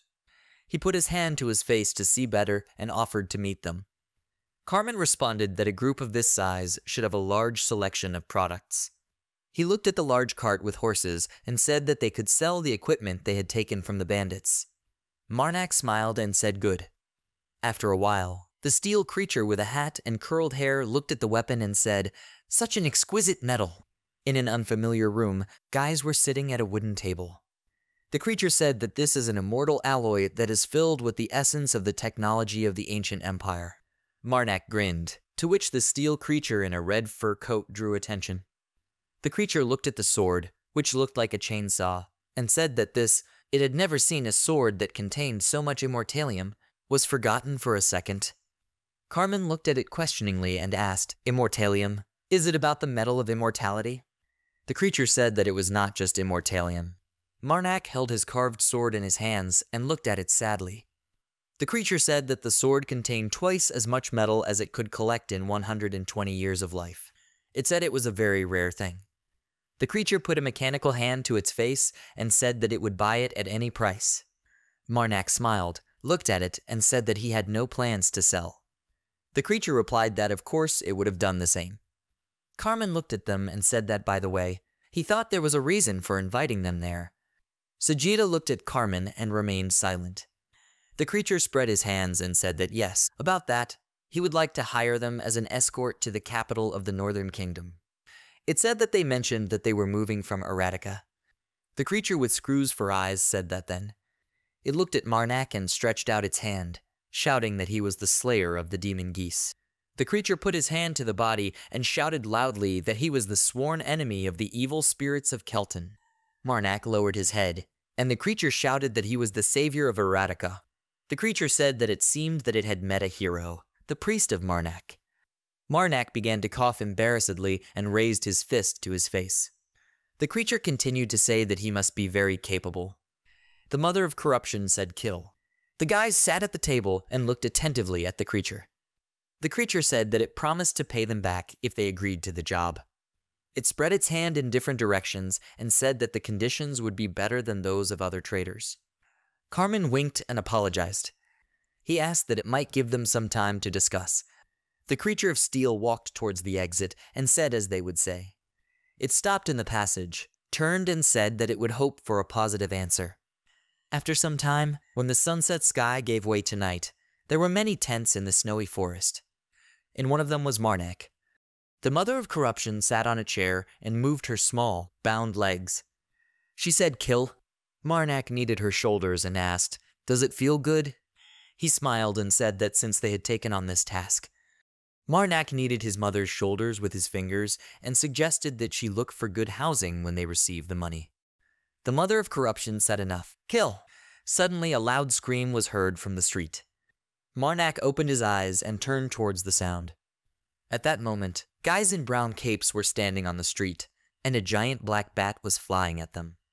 The old man in the robe said in fear that this was an attack. Several huge bats flew towards the people. Marnak pressed the mother of corruption to himself and asked, "Attack?" Large black bats flew forward rapidly. The mother of corruption said kill. Marnak grabbed his sword and ran outside with green energy emanating from his eyes. He swung his sword and cut the bodies of the bats. Carmen ran forward and shot an arrow at the bat's head. Marnak ran forward and cut down several more monsters. Carmen stood behind him and shot arrows from his bow.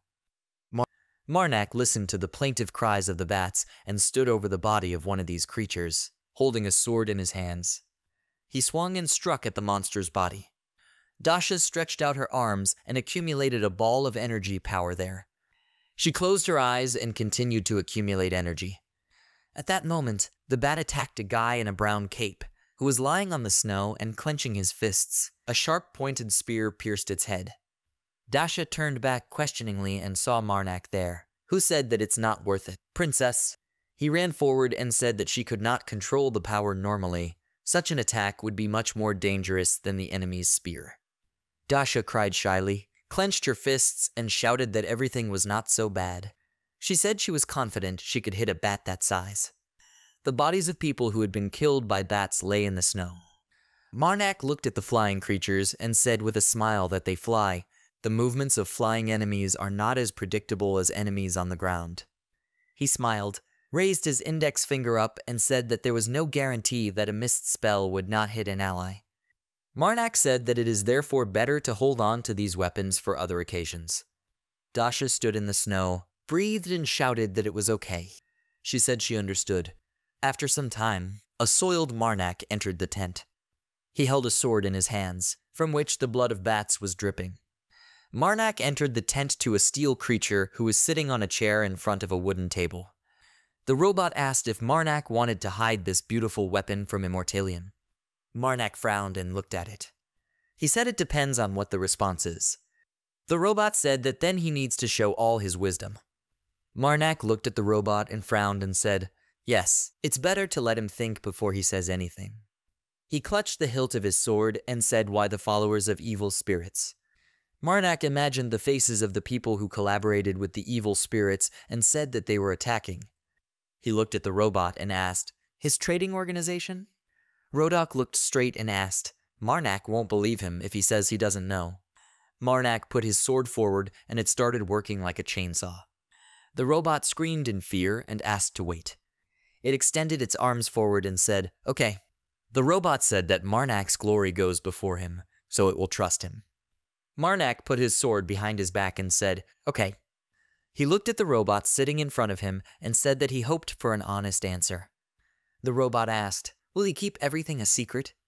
Marnak smiled and said that of course. He is a mercenary now, so he is ready to take this with him to his grave. The robot ordered the guy in the brown cape who was standing at the entrance to bring that thing. The guy brought in a small box and placed it on a wooden table. The robot said that the followers of evil spirits want to take possession of the item that was given to them. It placed its hand on the gilded box, which Marnak looked at. The robot said that their task is to deliver the item to the capital. It imagined a man in a black robe giving it a box. Marnak looked ahead and said it looked like his group had already suffered serious losses after so many attacks. He asked why not refuse the request. The robot held a box in his metal hands and said that the deposit was Immortalion. It said they were promised more when the task was completed. The robot raised his metal head and said that to be honest, he never understood the value of the item. It held its hands on the box and said that it asked another priest, but he was also not in the know. The robot opened the box and showed a gold necklace that lay inside. It said this. Marnak's face changed, and he thought it was the same. The voice of the Mother of Corruption said, "Kill!" He looked at it and thought that it was a sacred relic with the divinity of the Mother. Marnak put his hand to his chest and green energy appeared from under his hand. He thought that now it was clear why they continued to attack. Marnak asked the question, "How is this possible?" He turned to the Mother of Corruption and said that he had her hand. Marnak presented the hand of the Mother of Corruption wrapped in bandages with black nails and asked, "But how do they know the location of the object?" The robot looked at Marnak and asked what he thought. It asked why they were hunting for this. Marnak lowered his head and said that he had no idea. The robot answered, clearly. Marnak stood at the table and said that now he could imagine the situation it was in, so they needed to discuss something else. The robot sat on a wooden chair and asked, "Conditions?" Marnak answered yes. He said that since the true task was hidden from them, then the payment should be slightly changed. Marnak looked at the pointed spears that stood on the stand. He smiled, showed 2 fingers, and said that they would double the amount it had originally promised. The robot asked in surprise, "Double?" Marnak continued to show 2 fingers and said that for each. The robot slapped himself in the face and said okay. It asked if Marnak had thought about choosing the profession of a merchant instead of a priest. Marnak smiled and said no. After a while, a voice was heard in the white tent that said, "Okay." There was a shield on a wooden box. Sujita said to be honest. He immediately noticed signs of fighting on their weapons. He sat on a wooden barrel and looked at Dasha. Sujitha said that they had been repelling attacks for a long time. Dasha also sat on a large wooden barrel and said what should have been said right away. Sujitha said the traders tried to hide it. He looked at Dasha and said that they were moving in the same direction anyway, so they would have gotten involved in battles in any case, even if they had refused the order. Carmen raised his finger up and said that what's more, their smart priest outplayed everyone and doubled the amount. Marnak sat on a wooden barrel and raised his hands up and said that he simply asked for what they deserved. Dasha sat next to him and, putting her fist to her lips, said, "It's good that everyone is happy." Carmen clapped his hands and invited everyone to sleep. He said that tomorrow they would set out again. Everyone went outside and scattered to the sides of their tents. The hand of the Mother of Corruption stuck out from under Marnak's cape and said, "Kill." Marnak put his hand to this place on his chest and asked, "Does she want him to steal the relic right now?" Marnak smiled and said that it would be terrible if they were caught. The hand of the Mother of Corruption stuck out from under the cape and showed her thumb. Marnak asked, "No body, no case?"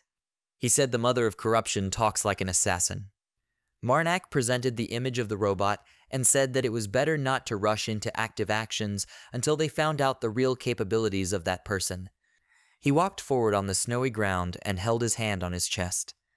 Marnak smiled and said that she already knew well. The Mother of Corruption said kill. Marnak said that this metal does not rot. Damage will not work. He smiled and said that it was better to let the followers of evil spirits steal the item. Marnak said he was in the process of returning it. The Mother of Corruption was puzzled. Marnak said, "Absorb the divinity, return it to the merchants, already empty." The hand of the Mother of Corruption opened her fingers and stretched forward. The Mother of Corruption said Marnak, "Kill, kill." Marnak laughed and asked why he hid his genius. He stopped and said that she was too high for him. Suddenly there was a scream behind him, an attack. Marnak grinned displeasedly and said that he had just taken a bath. He clutched his sword in his hands and said that it was better to deal with this quickly. The man in the brown cape shouted loudly that be careful, the monsters are attacking. A large blue monster with horns and long ears walked forward. This began to throw the bodies of the warriors to the sides and purposefully move forward. Marnak turned and looked at it questioningly. The monster walked forward, towards Marnak. Marnak looked at him, clutched his sword, and thought that it was Carpel. He jumped and swung his sword. Green energy appeared around Marnak as the monster ran towards him. Marnak struck the monster and looked questioningly at its sparkling paw. He frowned with displeasure and tensed. Marnak swung and hit Carpel on the head. He thought he would cut it off. Marnak struck the monster and cut off its horns. Blood flowed from the head of this one, and Marnak thought that the horn with which he tried to pierce him. The monster's body lay in the snow, and Marnak walked forward, leaving behind him a bloody trail that remained from the sword. Marnak moved his sword hand to the side and exhaled. He turned to the side with displeasure and saw a red glow from the side. The glow became brighter and rushed upward. It turned out to be the ghost of a girl who screamed loudly. Marnak looked at her in surprise and opened his eyes wide. Pearlie licked her lips, to which Marnak shouted, "She!" Pearlie laughed and Marnak grabbed her by the neck. She said that they had not seen each other for a long time. A long time!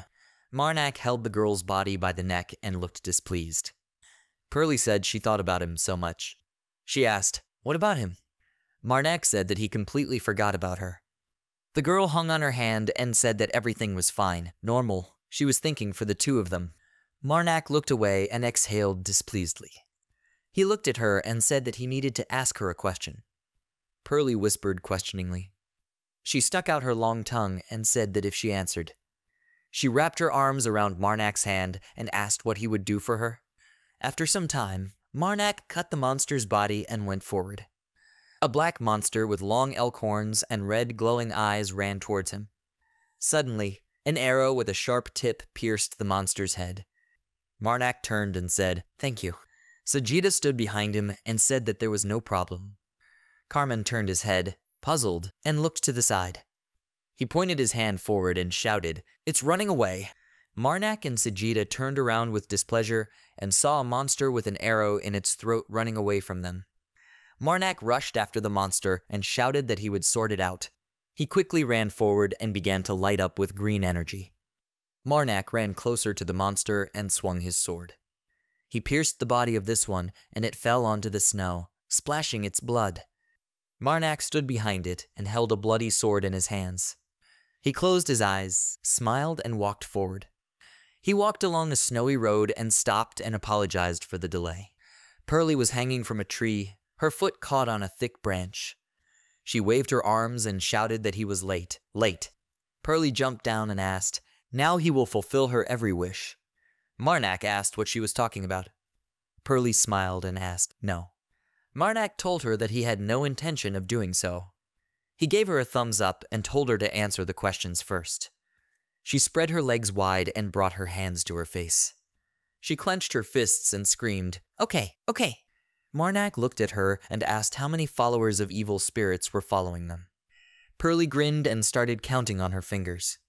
She said, "Well, how many there were? 1, 2. She smiled and showed 3 fingers. She screamed that 3, along with her. Pearly curled her lips in displeasure and said that they continued to pretend not to notice her. She clenched her fists and began to breathe unhappily. The girl said that, to be honest, she thought it was too rude. Marnak looked at her and thought that she was calmly telling all the information to her enemy. He thought he would have ignored her too if they were on the same side. Marnak chuckled and said how rude people are. Pearly jumped up and down happily and asked, "Is it true?" She screamed, "Really?" Marnak smiled and asked, "Does she know why they are attacking that group of traitors?" The girl screamed, "Necklace." She happily said that they should take it away from the group leader. Marnak remembered the golden necklace and asked how did they know that the leader had it. Pearly replied that she doesn't know. She smiled and said that she knew that the person who gave it to the merchants was from Liberatio. A man in a black cape with a hood was handing the box to the robot. Marnak looked at the girl and asked, "Liberatio, is she talking about a secret society of followers of evil spirits?" The girl jumped joyfully and said, Yes. Marnak looked at her and asked, "But aren't they on the same side?" Pearly shouted, "Right." Marnak introduced the people between whom there was a crack and asked, "Is there an internal split?" Pearly sheepishly said it wasn't that bad. She smiled, raised her finger, and asked, "Just a little quarrel, perhaps?" Marnak smiled and asked her, "And what is the reason?" The girl thoughtfully said that she was told, but she forgot. Marnak asked, "Did she forget?" They stood in a snowy forest with tall spruce trees. Marnak asked, "What faction is she in?" Pearly replied that she was neutral. She smiled and said that she just makes things for which they give money and materials. Marnak looked at her and asked what kind of materials. Pearly spread her arms in different directions and extended one leg forward. She said for the dolls she uses, "Of course." The girl clasped her hands together and said that she was a priestess. She opened her arms and flashed her pink eyes. Pearly said she worships the shaking string. Marnak closed his eyes and said, "It turns out that all her bodies were dolls." A girl with pink hair and a white tight suit spread her arms in different directions and said, "Sure, he better be careful." She said that the guys who came with her are planning to do something without him. Marnak fell silent and, holding out his hand, asked why she was so kind to him. Pearly put her hands on her hips and asked if he was seriously asking the reason for her kindness. She opened her eyes, smiled widely, and said that this was different from the questions he had asked before. Marnak stood and looked at her. He turned around and said okay. He lost all interest. Pearly clenched her fists and screamed, "Why?" She fell on the snow and began to jerk her arms and legs. She asked again, "Why? Why?" She screamed and asked to ask her, quickly. Marnak turned away from her and folded his arms over his chest. He said no. He had to answer right away. Marnak put his fist to his lips and blew on it. He said it would be better to explain what she wanted to ask him. Pearly raised her head from the ground, and pieces of snow remained in her hair. She asked what she wanted to ask for. The girl grinned and said that she would say the next time we meet. Marnak asked her, "Really?" He swung his sword and cut off her head. Marnak said, "See you then." The girl's head froze with a smile and said that she will see you again. After some time, the lights were on in the white tents. Marnak approached his tent and was called. A voice behind said, "Priest Marnak." Marnak turned and saw Dasha. He said, "Ah, princess." Dasha stood in a red cape and smiled sweetly with folded hands. Marnak asked what happened. He smiled and said that she had better rest. They don't know when the next attack will happen. Dasha said she would do so. She smiled and said that she had lost sight of him for a while. Dasha asked where he was. Marnak smiled and lowered his head slightly and said that he was chasing Carpel. He felt the presence of followers of evil spirits in that direction, so he looked around a little. Dasha asked in fear that he had really collided with them. Marnak put his hands in front of him and replied that no, they had already escaped. Dasha stood in warm felt boots and said what a pity. She took a white handkerchief and held it to Marnak's face. Marnak looked questioningly at her actions, and then embarrassedly threw her hand away and said that princess, her scarf will become dirty. The mother of corruption said kill. Dasha held a handkerchief to Marnak's face and asked with a wink, "Is this one?" She said that she took it especially for him. Dasha took Marnak's hand and told her to stop moving away. The mother of corruption said kill. Dasha came closer to Marnak and put a white handkerchief to his face.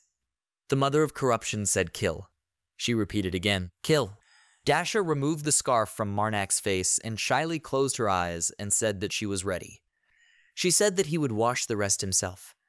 Dasha put her white handkerchief in Marnak's hand and said, "Here." Marnak answered, puzzled, "Okay." Dasha walked towards her tent and turned around smiling. She said, "Good night, Priest Marnak." Marnak smiled back at her and said, "And to her." He went into his tent and said that today had been a hard day. Marnak looked inside the tent as a green flash appeared. He saw the mother of corruption standing in the room. The mother of corruption was very unhappy and was holding a white handkerchief in her hands. She said, "Kill." Marnak smiled and said that everyone washes their face themselves. She doesn't need to. The mother of corruption said, "Kill." She walked up to Marnak and began wiping his face with a white handkerchief. Marnak asked, "Mother, can she hear him?" He said he was in pain. The mother of corruption said, "Kill." After some time, the merchants, accompanied by the guys, moved forward. Marnak walked next to Dasha and looked ahead questioningly. He saw a high mountain and thought, "What is that sound?" Marnak remembered the words of the girl with pink hair that he needed to be careful. He thought, "Is it really an ambush?" Marnak looked with his glowing green eyes and thought, "No, that sound." There was an explosion on the snowy mountain. Marnak shouted, "Avalanche." He pointed to the side and told the merchants to drop their things and run. The guys in green capes looked around questioningly. The snow avalanche was getting closer and closer to them. Dasha went along with this. Marnak looked at the flying snowballs and thought that it was approaching too quickly. If only he could gain some time. He turned and frowned warily. Dasha walked forward anxiously when suddenly Marnak stopped her. Marnak put his hand on her shoulder and said that he needed her help. Dasha turned and looked at him questioningly. Marnak said that the avalanche was going down too quickly. There wouldn't be enough time for everyone to escape. The men in green capes fled in different directions, and Dasha said that no one would survive like that. Marnak shouted that with her help people could be saved. Dasha looked at him questioningly and asked, "Is it him?" Marnak pointed his thumb at the avalanche and asked to use magic on the avalanche itself. Dasha was confused and asked, "Magic?" Marnak lowered his head and said yes. He said she was looking for a chance to use it because now was the time. Dasha said excitedly that it was true, but she screamed that no matter what magic she used, it couldn't stop the avalanche. Marnak lowered his head and said that she didn't need to. He said they would try to buy time for the people to escape. Marnak thoughtfully looked down and told Dasha to collect all the possible mana and launch it towards the avalanche. Dasha looked at him and said that she would not be able to move while she collected it and would turn off after use. Marnak put his hand on Dasha's shoulder and squeezed. He said no matter what happens, he will protect her. Dasha looked at him and her eyes lit up with a yellow light. She turned around, walked forward and said okay, she'll try. Dasha walked forward and told Marnak to keep her promise. She said she would trust him. Marnak smiled back at her. Dasha spread her arms in different directions and blue energy appeared around her. A large energy flow revolved around her, releasing energy tails in different directions. Dasha extended her hand forward and released a large stream of energy that went around the slope and into an avalanche. There was a big explosion of snow. Dasha screamed loudly and tears flowed from her eyes from tension. She screamed to disappear. A large green energy mark from a hand with 4 fingers appeared on Dasha's lower back. The mother of corruption said kill. Suddenly, a 5th finger began to appear on the energetic handprint. Dasha cried and looked ahead questioningly. Marnak caught her and said in alarm, "Princess." The snow avalanche stopped on the treetops. Marnak said that was enough. Dasha hung on him and asked if he was sure. Marnak held her and said yes. An avalanche appeared next to them. Marnak held Dasha's body in his arms and said that it looked like she wouldn't have to be knocked out. He raised his head and shouted loudly, "Mother, please let her call him." Snowballs flew over his head. The mother of corruption said kill. A large white creature with teeth appeared, and Marnak said that there was little time left. Marnak asked to protect him. Huge palms with black nails reached out and covered the body of Marnak, who crouched down and hugged Dasha to himself. Black tears flowed from Dasha's eyes, and she was unconscious. A large white creature covered Marnak and Dasha, and an avalanche descended at high speed next to them.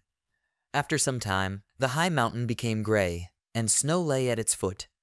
The big white monster opened its mouth and stuck out its tongue and screamed.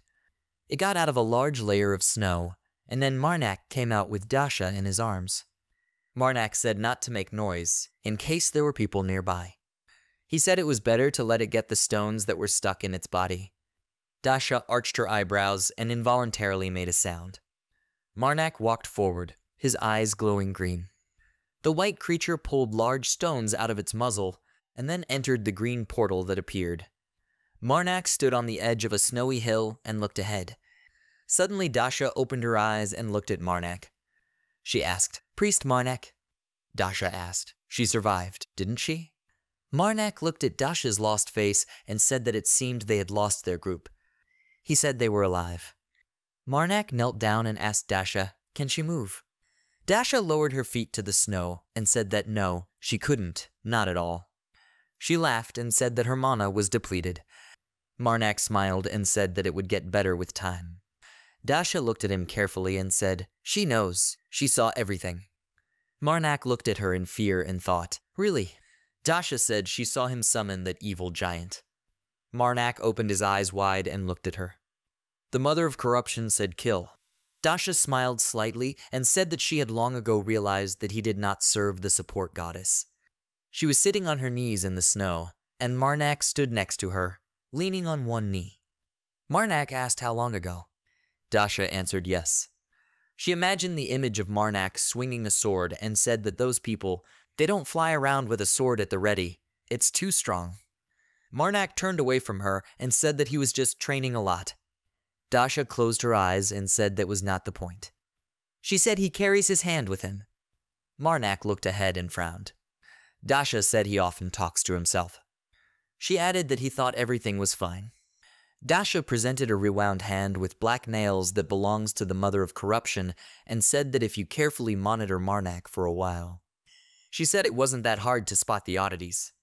Dasha remembered how puzzled she looked at Marnak walking away from her, who had a hand with 2 fingers sticking out from behind his cape.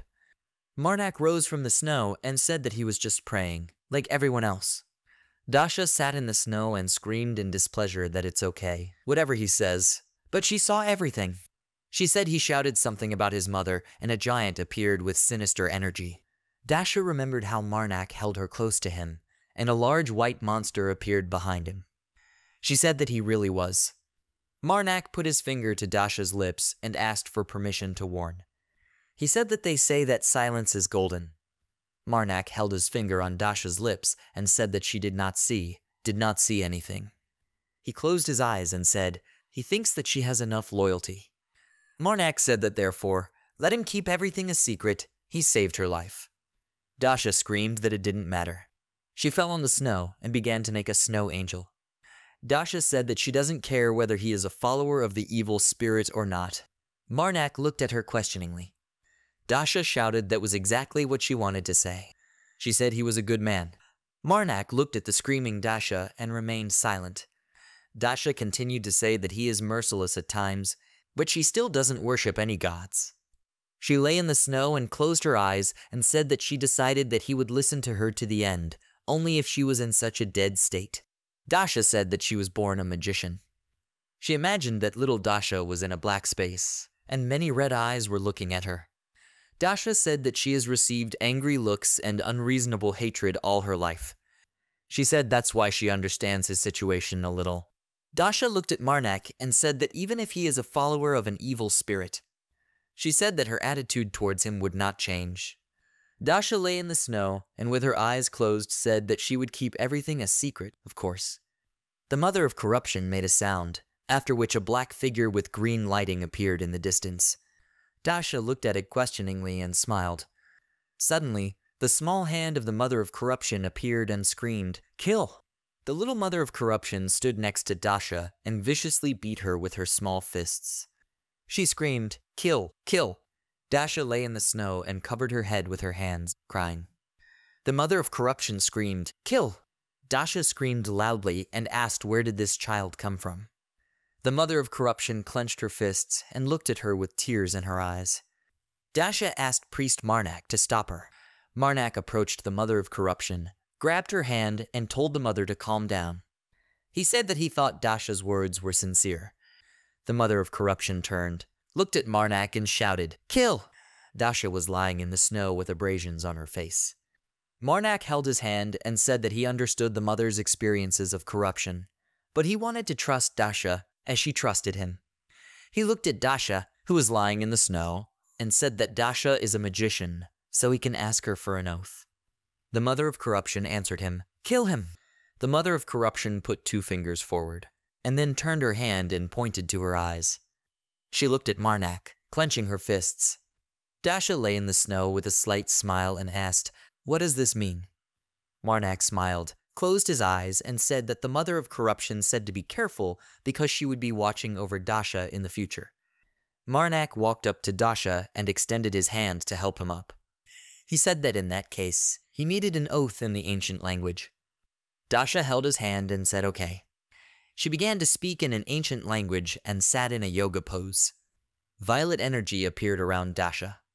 The mother of corruption stood behind her and looked displeased with her hands folded on her chest. Marnak smiled and said, "Okay," she swore, so he can answer any questions. Dasha turned and asked if he thought she could have lied about the oath. Marnak smiled and said that he knew the ancient language, although he was not a magician. Dasha was embarrassed and said that it was amazing to learn such a complex language without being a magician. Marnak said she could ask anything. Dasha blushed and said that she wanted to ask one question.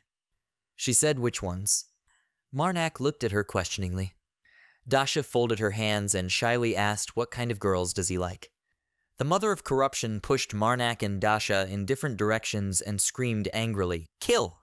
Marnak smiled and scratched his head and said that they had better move on. Dasha looked at him and asked, "Is he going to find a relic that is being hunted by followers of evil spirits?" She smiled and said that she would help. The bodies of dead guys in green capes lay in the snow. One guy's body was pierced by a sharp ice block. A girl with short blue hair used magic to hold a gilded box on her finger and smiled and said that it was simple. Behind her stood a tall guy with a bare torso, and a little further away stood a guy with black hair and a black robe. The girl with blue hair opened the box and saw a golden necklace and asked if this is it, right? Someone told her that yes, it was a relic. The girl with blue hair said that she thought that priest was covered with snow. He was already frozen to death. She imagined Marnak and Dasha standing in front of the avalanche. The girl with blue hair said that she had prepared a rather large avalanche. She turned, smiled, and suggested we go back. The guy with black hair looked away, puzzled. He saw the black silhouette of a man standing between the trees. The girl with blue hair looked to the side and grinned questioningly. A robot stood in the distance and said, "Followers of evil spirits." It said how they dared his trading organization. The robot became very angry, and the space next to it turned red. It asked how they dared to touch his things with their dirty hands. The robot clenched his metal fists. The girl with blue hair mockingly asked what. She extended her hand forward and released blue energy. A large block of ice appeared in the place where the robot stood. The robot broke the block and broke free. Androids are creatures that are created in metal. Steel silhouette of a man with a blue button in place of the ear. Famous lovers of minerals that can replace any part of the body with them. They are obsessed with finding rare types of metals, so they often choose the trader's path to do so. In other words, it is a species that gets stronger with money and time. A round watch with a dial and many gears inside. They will not stop moving until the core is destroyed. The robot in the red cloak began waving his arms and walked forward menacingly. It extended its arm forward and parts of the metal arm separated from each other. The robot screamed, "How dare they?" A girl with blue hair stood in the distance and clicked displeasedly. She knelt down, put her hand on the snow and shouted, "Let the warm ice come." Ice blocks appeared around her. The robot became like a centaur and made a huge sharp and metallic weapon out of its arm. It screamed so that the girl wouldn't even think about it. The robot ran forward and split the ice blocks. It screamed that she would defeat him with such childish tricks. The girl with blue hair put her hands forward, and fragments of ice floes flew at her. She screamed that she could die like this. A tall guy stood behind her and told her to be patient a little longer. He put his hand to his head and looked towards the girl. A girl with blue hair sat on the snow and created new ice blocks. She replied that it was easy for him to say. The girl with blue hair looked at the guy in all black and the guy who was sitting in the snow next to him and asked, "Let him wait. Is he completely crazy?" She said it was crazy. The blue-haired girl looked at the dark silhouette of the huge robot and asked how it was possible to assemble the entire body from frosty steel and cover it with gold. The robot confidently walked forward and shouted that they could not cope with it. The guy with black hair frowned and looked at it. The robot ran forward, and the girl with blue hair looked at it questioningly. The guy with black hair raised his foot and stomped on it. A yellow glow appeared under his feet, and a flow of air lifted his cloak up. Black threads grabbed the robot's body and raised questions from it. The robot stuttered and stopped in place. It swung its large metal arm and cut the black threads that bound this one's legs. A large black spot appeared under the robot, and it raised its head upward. The girl with blue hair began to accumulate blue frost energy and said, "Great, Pelham." She said that she would definitely kiss him when they finished. The blue-haired girl looked forward mockingly, clasped her hands together, and summoned melted ice. Large ice blocks grew near the robot captured by black threads. Someone shouted, "Let her freeze him." A large ice vortex was located inside the blocks that bound the robot. The robot raised his metal hand to his face and shouted that such dirty tricks wouldn't work on him. It jumped up and cut a couple of ice blocks. The robot screamed that he would kill them. The blue-haired girl continued to create energy and looked at it in fear. A tall guy with a bare torso frowned and flashed his red eyes. He shouted, "Karuna, let him duck." A long blue worm with a huge mouth emerged from the ground. The robot ran forward and saw this, raised its head up and asked what. The large worm began to spit yellow liquid and drench the robot's body. The robot screamed loudly, and the blue worm continued to pour its liquid on it. Suddenly, there was an explosion that sent the snow up, and a tall guy with red eyes said that it had underestimated them. He asked if the robot thought they weren't prepared. The metal body of the robot lay in the snow with its arm torn off and burned. The guy said that they were immediately informed that the head of the trading organization was an android. The robot lay on the snow and made painful sounds. Karuna stood in the snow and turned back and said, "Let him tell the bug to spit it out again." The tall guy replied that he didn't want it, and it was not spit, but acid.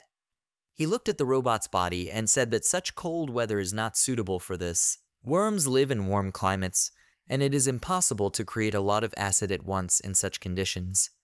A tall guy with a bare torso said that if she wants to destroy the android, then she can break the core of it. Suddenly, a large white foot with black nails stepped on the snow cover. The creature screamed loudly, and the followers of the evil spirits turned towards the sound. Behind them was a large white creature of the Mother of Corruption, which ran forward and clenched its fists. Karuna asked, "What kind of horror is this?" She turned and said, "Loot him, let him do something." A large white creature was rapidly approaching the guys. Ludum turned blue with fear and said that his insect would not kill such a thing. Karuna looked at him in fear and asked him to call others. She asked, "Where is that crazy Pearly?" Karuna turned and looked at the monster and said that she would try to stop it. She asked Pelham to cover her. Karuna sat down on the snow and shouted, "Let the melted ice come." Ice blocks appeared from the ground again, and the white monster continued to run forward. It clenched its large jaws and fists. Karuna screamed, "Horror! It jumped!" She turned, looked at Pelham and screamed, "Shadow, faster!" Karuna said that they would definitely die. Pelham raised his hand and said, "Okay." A black spot appeared under the guys, and the white monster clenched his fists and veins appeared on his body. A large blue worm flew up and black liquid poured out of its body.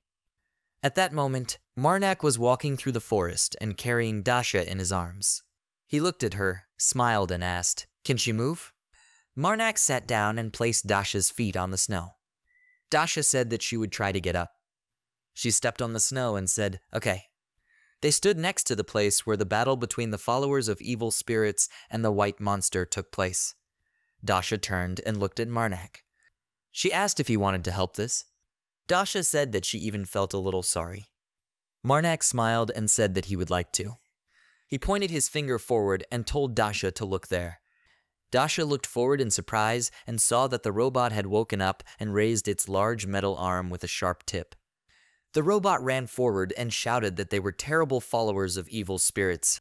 It screamed that this time it would definitely kill everyone. The robot pierced the large black flesh with its weapon. Marnak looked at it and said he thought it was doing a good job. Dasha looked at him, and he said that the situation was unfavorable. Large black bats were flying above the robot. Marnak said it was in the minority. The robot raised its head and looked at the monsters. Marnak said that with such success, just wait. He turned his head questioningly and looked at the white monster, who for some reason turned in his direction. Marnak thought, "Why is it aiming there?" The white monster raised his large fist and threw something towards Marnak. The impact sent snow flying. Marnak turned and saw a huge bat behind him. He asked, "Is this a snow bat?" Marnak looked at the creature, which lay on the snow, covered with a black liquid. He said it was dead. The Mother of Corruption stuck her hand out from under his cloak and said, "Kill him." Marnak looked down questioningly and asked, "In this?" Marnak approached and tore the bat's flesh, greatly frightening Dasha. He looked carefully and took out a golden necklace from this body. Marnak said, "Sacred relic." The white monster smiled and gave a thumbs up. A black bat was flying behind it, to which Marnak looked displeased. He smiled and said, "Mother of Corruption." The entire space around Marnak glowed green, and he said that he was dodging an already unlocked skill. The Mother of Corruption said kill. Marnak said what it would be. He put the necklace to his chest, and its divinity was 13379. Marnak said that it would be a giant of corruption. A green dome appeared around it, which also appeared above the white giant. The black bats looked at this questioningly and opened their mouths. Suddenly, green energy beams killed the mice by cutting their bodies. The energy beams instantly killed a large number of mice. A large energy ball shone brightly and released rays. Marnak folded his hands and smiled, showing his teeth. The giant white monster opened its mouth wide, and iron armor appeared on its body. Black bats hovered above it, and the giant grabbed one of them and crushed it. Black armor covered the giant's entire body, and he opened his mouth wide and screamed. Dead, bloody bodies of bats lay in the snow. Ludum sat in the snow and looked at it all in fear. He put his hands on the snow and shouted that it was impossible. Karuna looked scared and hiccuped. She started stuttering and said, "Pelham." Karuna looked at the black-haired Pelham and said, "Hurry up, Shadow." Pelham put his hands together and said, "Okay." Black energy threads appeared around him. Suddenly, a large bloody explosion appeared near Karuna, which she looked at in fear. Karuna opened her eyes wide and clenched her white teeth. She ran forward through the snow and screamed loudly. Suddenly, Her leg was grabbed by a bloody steel hand. The robot held Karuna by the leg and affirmatively said that he would not let her go so easily. Karuna began waving her arms and angrily demanded to be allowed in. The torn-off torso of the robot was holding Karuna's leg, which demanded to be let go. Karuna began to cry, tears, snot, and drool running down her face. She called for help. Karuna looked to the side and saw Ludum running away. She extended her hand to the side and screamed, "Ludum!" Karuna asked him to help. Ludum ran forward and did not look back. He looked ahead in fear and shouted, "Horror! Horror!" Suddenly something crashed into his body and a black explosion appeared behind him. Black energy began to come out of his mouth, and he grinned questioningly. The long black sword pierced the snow and left a large black puddle there. Karuna looked up, drool flowing from her mouth. She thought she had abandoned them both. Karuna broke free of the robot's tenacious grip, tearing its steel hand. She ran forward and thought that if she wanted to escape, this was the only chance. Karuna ran forward and looked with crazy eyes. The snow exploded in front of her and blinded her with a bright flash. Karuna covered her face with her hands and rushed forward as snow streams rushed past her. Suddenly she was grabbed by a large armored giant's hand and lifted up. Karuna screamed loudly and tried to get out of the giant's grasping hand. The giant held Karuna in his hands and raised it above his head. Karuna extended her arms forward and screamed, "No!" The giant clenched his palm and crushed Karuna's body. It threw the body down and pressed it with its large palm. A robot lay in the snow covered in the blood of followers of evil spirits and bats. The giant clenched his fists and lowered his head down. It stood near the robot's body and looked at the burning screws on its head. The bolts glowing with blue light stopped burning. The robot died. The giant folded his hands and everything around him glowed green. Marnak stood, and everything around him was illuminated with green energy. The robot held its hands together and absorbed the energy of the dead people, mice and the robot. Marnak closed his eyes and grinned. His divinity became 6,379. Marnak walked up to the giant and showed his thumb. He held the hand of the Mother of Corruption and asked, "Now the giant can collect this for him." The Mother of Corruption poked herself in the cheek with her finger and asked, "Should she kill?" Marnak looked at her and asked if she didn't know it could do this. He thought and smiled and said, "Mother of Corruption." Marnak put his hands on the shoulders of the Mother of Corruption and said that it seemed to him that she had become a little more eloquent. He sat down and asked with a smile if removing the seals really made her smarter. The Mother of Corruption became angry, blushed, and clenched her fists. The Mother of Corruption spread her arms in different directions and said that she would kill. Marnak smiled and asked if he thought she was stupid. He said of course not. Marnak put his hands on the shoulders of the Mother of Corruption and said that he respected her very much. He smiled and asked, "She doesn't understand how dear she is to him, right?" The Mother of Corruption smiled sweetly and looked at him. She said, "Kill." Dasha approached them and asked if she was definitely a goddess, not his secret daughter. Marnak looked at her sadly. The Mother of Corruption got angry and showed her 2 middle fingers. She said, "Kill." Dasha smiled and asked, "What does this mean?" The Mother of Corruption was very angry and showed her middle fingers. Marnak smiled slightly and said that she was a little angry. Dasha replied, "Clearly." She put her hands to her face and asked if she could ask for a favor. Marnak sat on one knee in the snow and held his hand on the back of the Mother of Corruption. He asked which one. Dasha was touched and held her hands on her cheeks. She asked if she could hug her too. Dasha said that the Mother of Corruption is so cute. The Mother of Corruption fearfully hugged Marnak and screamed, "Kill." Marnak hugged the Mother of Corruption to herself and, smiling slightly, said that it was better not to. The Mother of Corruption hid behind Marnak and blushed with anger. Marnak closed his eyes, smiled and said to try to bring delicious snacks and ask again. Dasha smiled sweetly and said that okay, one day she will definitely squeeze those cheeks. The Mother of Corruption turned red with anger and shouted loudly, "Kill!" Marnak turned his head towards the Mother of Corruption, who was holding his sleeve and said, "Okay" to her. He asked what she thought. Could she say something new? The Mother of Corruption asked, "Should I kill?" She put her hand to her chin and said thoughtfully, "Kill, kill."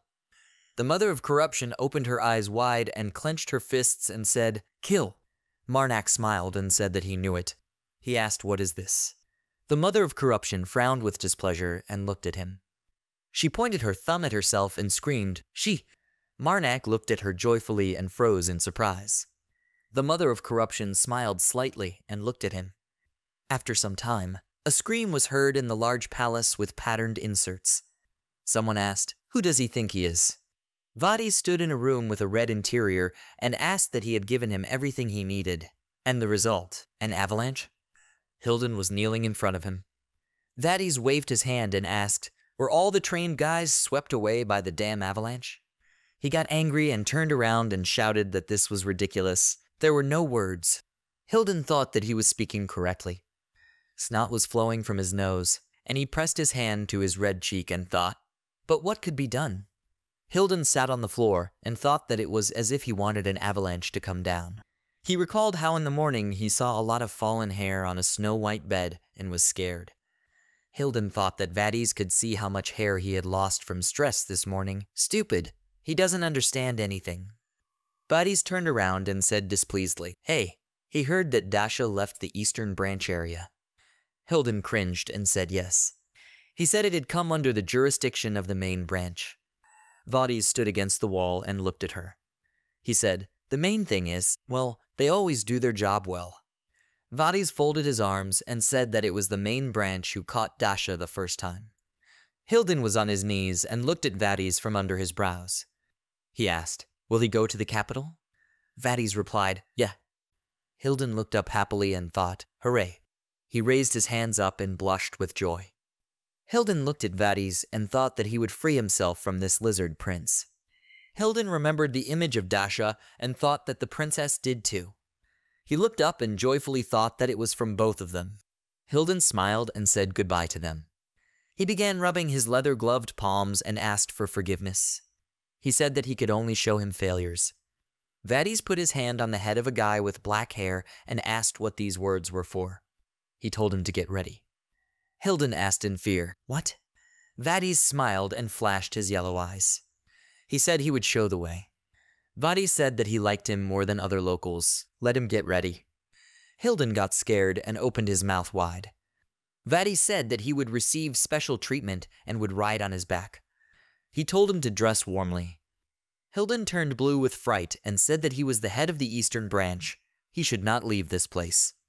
Vades said that it seems that all his mistakes remained a secret to the heads of the organization. Vades smiled and said that if he tells them everything in the capital. He asked what would happen to him. Hilden looked at him in fear and thought, "How is he?" Vades turned away from him and laughed. He said to consider it a vacation. Hilden was on his knees and crying, sweat running down his face. Vades happily said to pack his things. Hilden cried and sadly looked at his back. He remembered the image of a curly-haired girl with 2 children and thought, "Darling, kids." A guy with black hair walked along the corridor of the palace with gilding and red flags. He thought that he would definitely return. After some time, a long procession of carts moved through the snow. Someone said that even then, the great warrior of heaven. A small robot in a red cape stood and raised his hand up and shouted that he appeared in front of him, in shining armor. The little robot sat on Marnak's shoulder. Marnak smiled and said that it had talked about it yesterday, calling it a magnificent spectacle.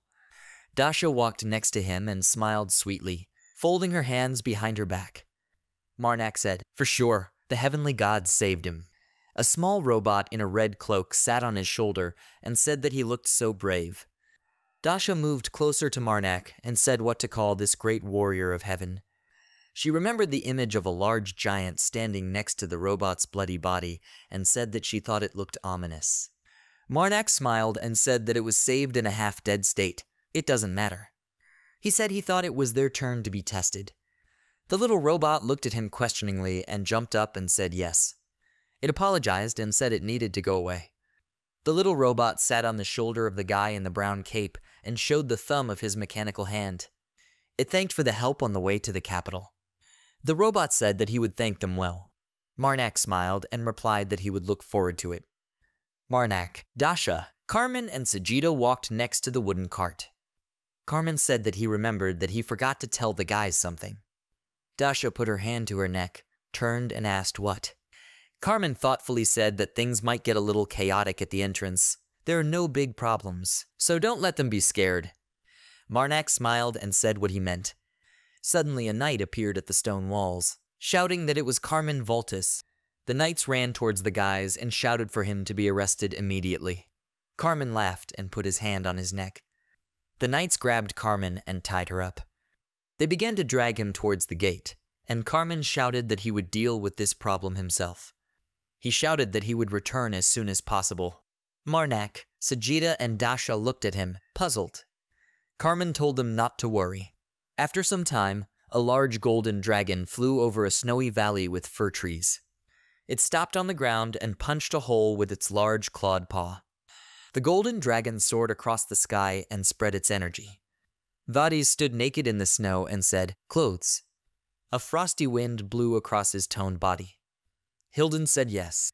Vadis straightened his hair with his hands with black nails and looked forward. Hilden stood behind him and looked at him contentedly with red eyes. He mockingly thought that the heads who ignored the branches would now get a taste of this freak themselves. Vadis got dressed, turned around and said that the capital was right in front of them. He looked at the guy with black hair and asked, "Is he going to show the way?" The guy with black hair moved and said that of course he would take the shortest route. He shouted, "Forward!" Vadis asked displeasedly, "Hey, he decided to urge him on. Has he completely lost his fear?" The guy with black hair burst into tears and thought, "It's his." After a while, the little robot said that for Carmen the black dog Voltis, this is not uncommon. He often creates problems.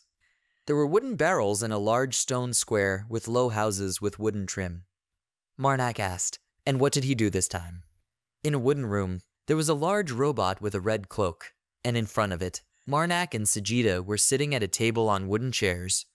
Dasha sat next to the robot with her hands folded on the table. The robot said that he thought it would be better to hear it from him. He said that if they went to the guards and asked to see Carmen, they would be allowed through. Marnak smiled and replied, "Okay." Dasha smiled and offered to buy something tasty before they saw Carmen. She said she didn't know of a few suitable places in the area. Marnak looked at her carefully, smiled and said that it sounded great. The robot said great, then. It stood at a large wooden table and placed a medium cloth bag with money. The robot said that here is the promised reward, 15 gold per person. Marnak looked carefully at the cloth bag.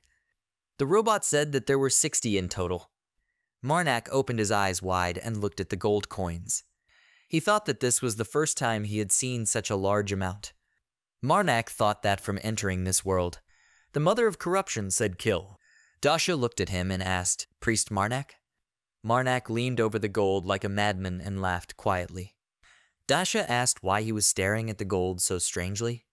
She smiled and said, "Really?" Dasha asked, "Has he never seen so many gold coins?"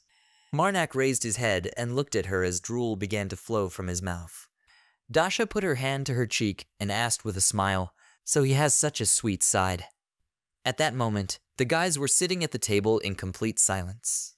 Marnak smiled and said that he was always nice. The mother of corruption said kill.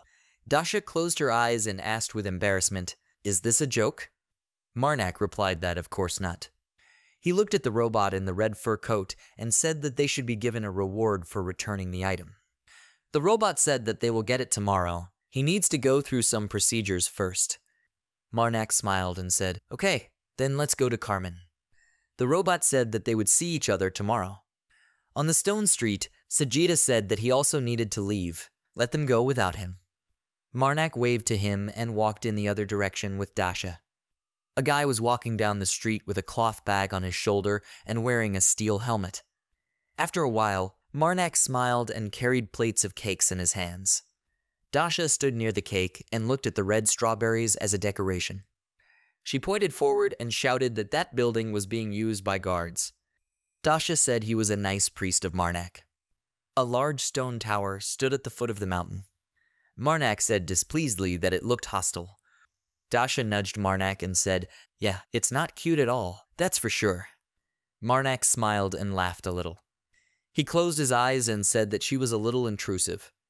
Dasha looked at him confused and asked if this makes him angry. Marnak asked why get angry at the truth. He said he was cute. Marnak went ahead and said to go to Carmen before the food gets cold. Dasha ran after him and said that she would no longer joke about his obsession with money. She asked, "He's not sulking, is he?"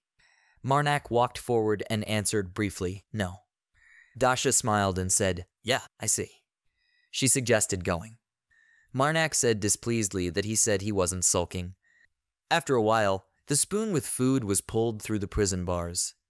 A girl with short brown hair sat on her knees near the steel grate and fed Carmen.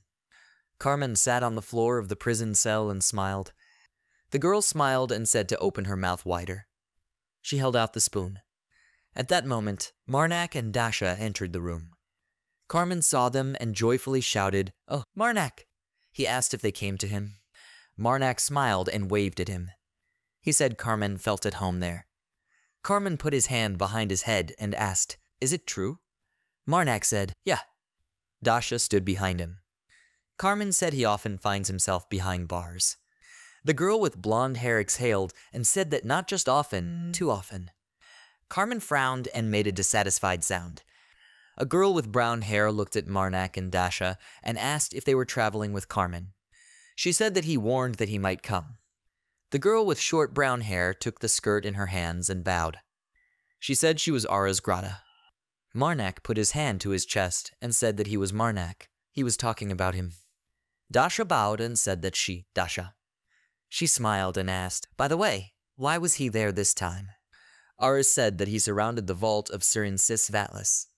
Marnak and Dasha turned back and looked questioningly. A man in steel armor entered the building and said that he had personally put him on the wanted list. He walked forward and asked what he did with the key he stole. The guy with blue eyes frowned and said, "Carmen." Carmen stood behind bars and said, "Brother." The guy in steel armor said not to try to change the subject, but to answer the question. Marnak turned and thought, "Brother Carmen?" He thought that this might be the son of a black wolf. Marnak imagined the image of a man with black hair and a fur coat. He thought that he was the vice captain of the Frost Knights, the queen's personal guard. Marnak looked at the guy in steel armor and white hair. He closed his eyes and closed his eyes. Marnak thought it was a white wolf.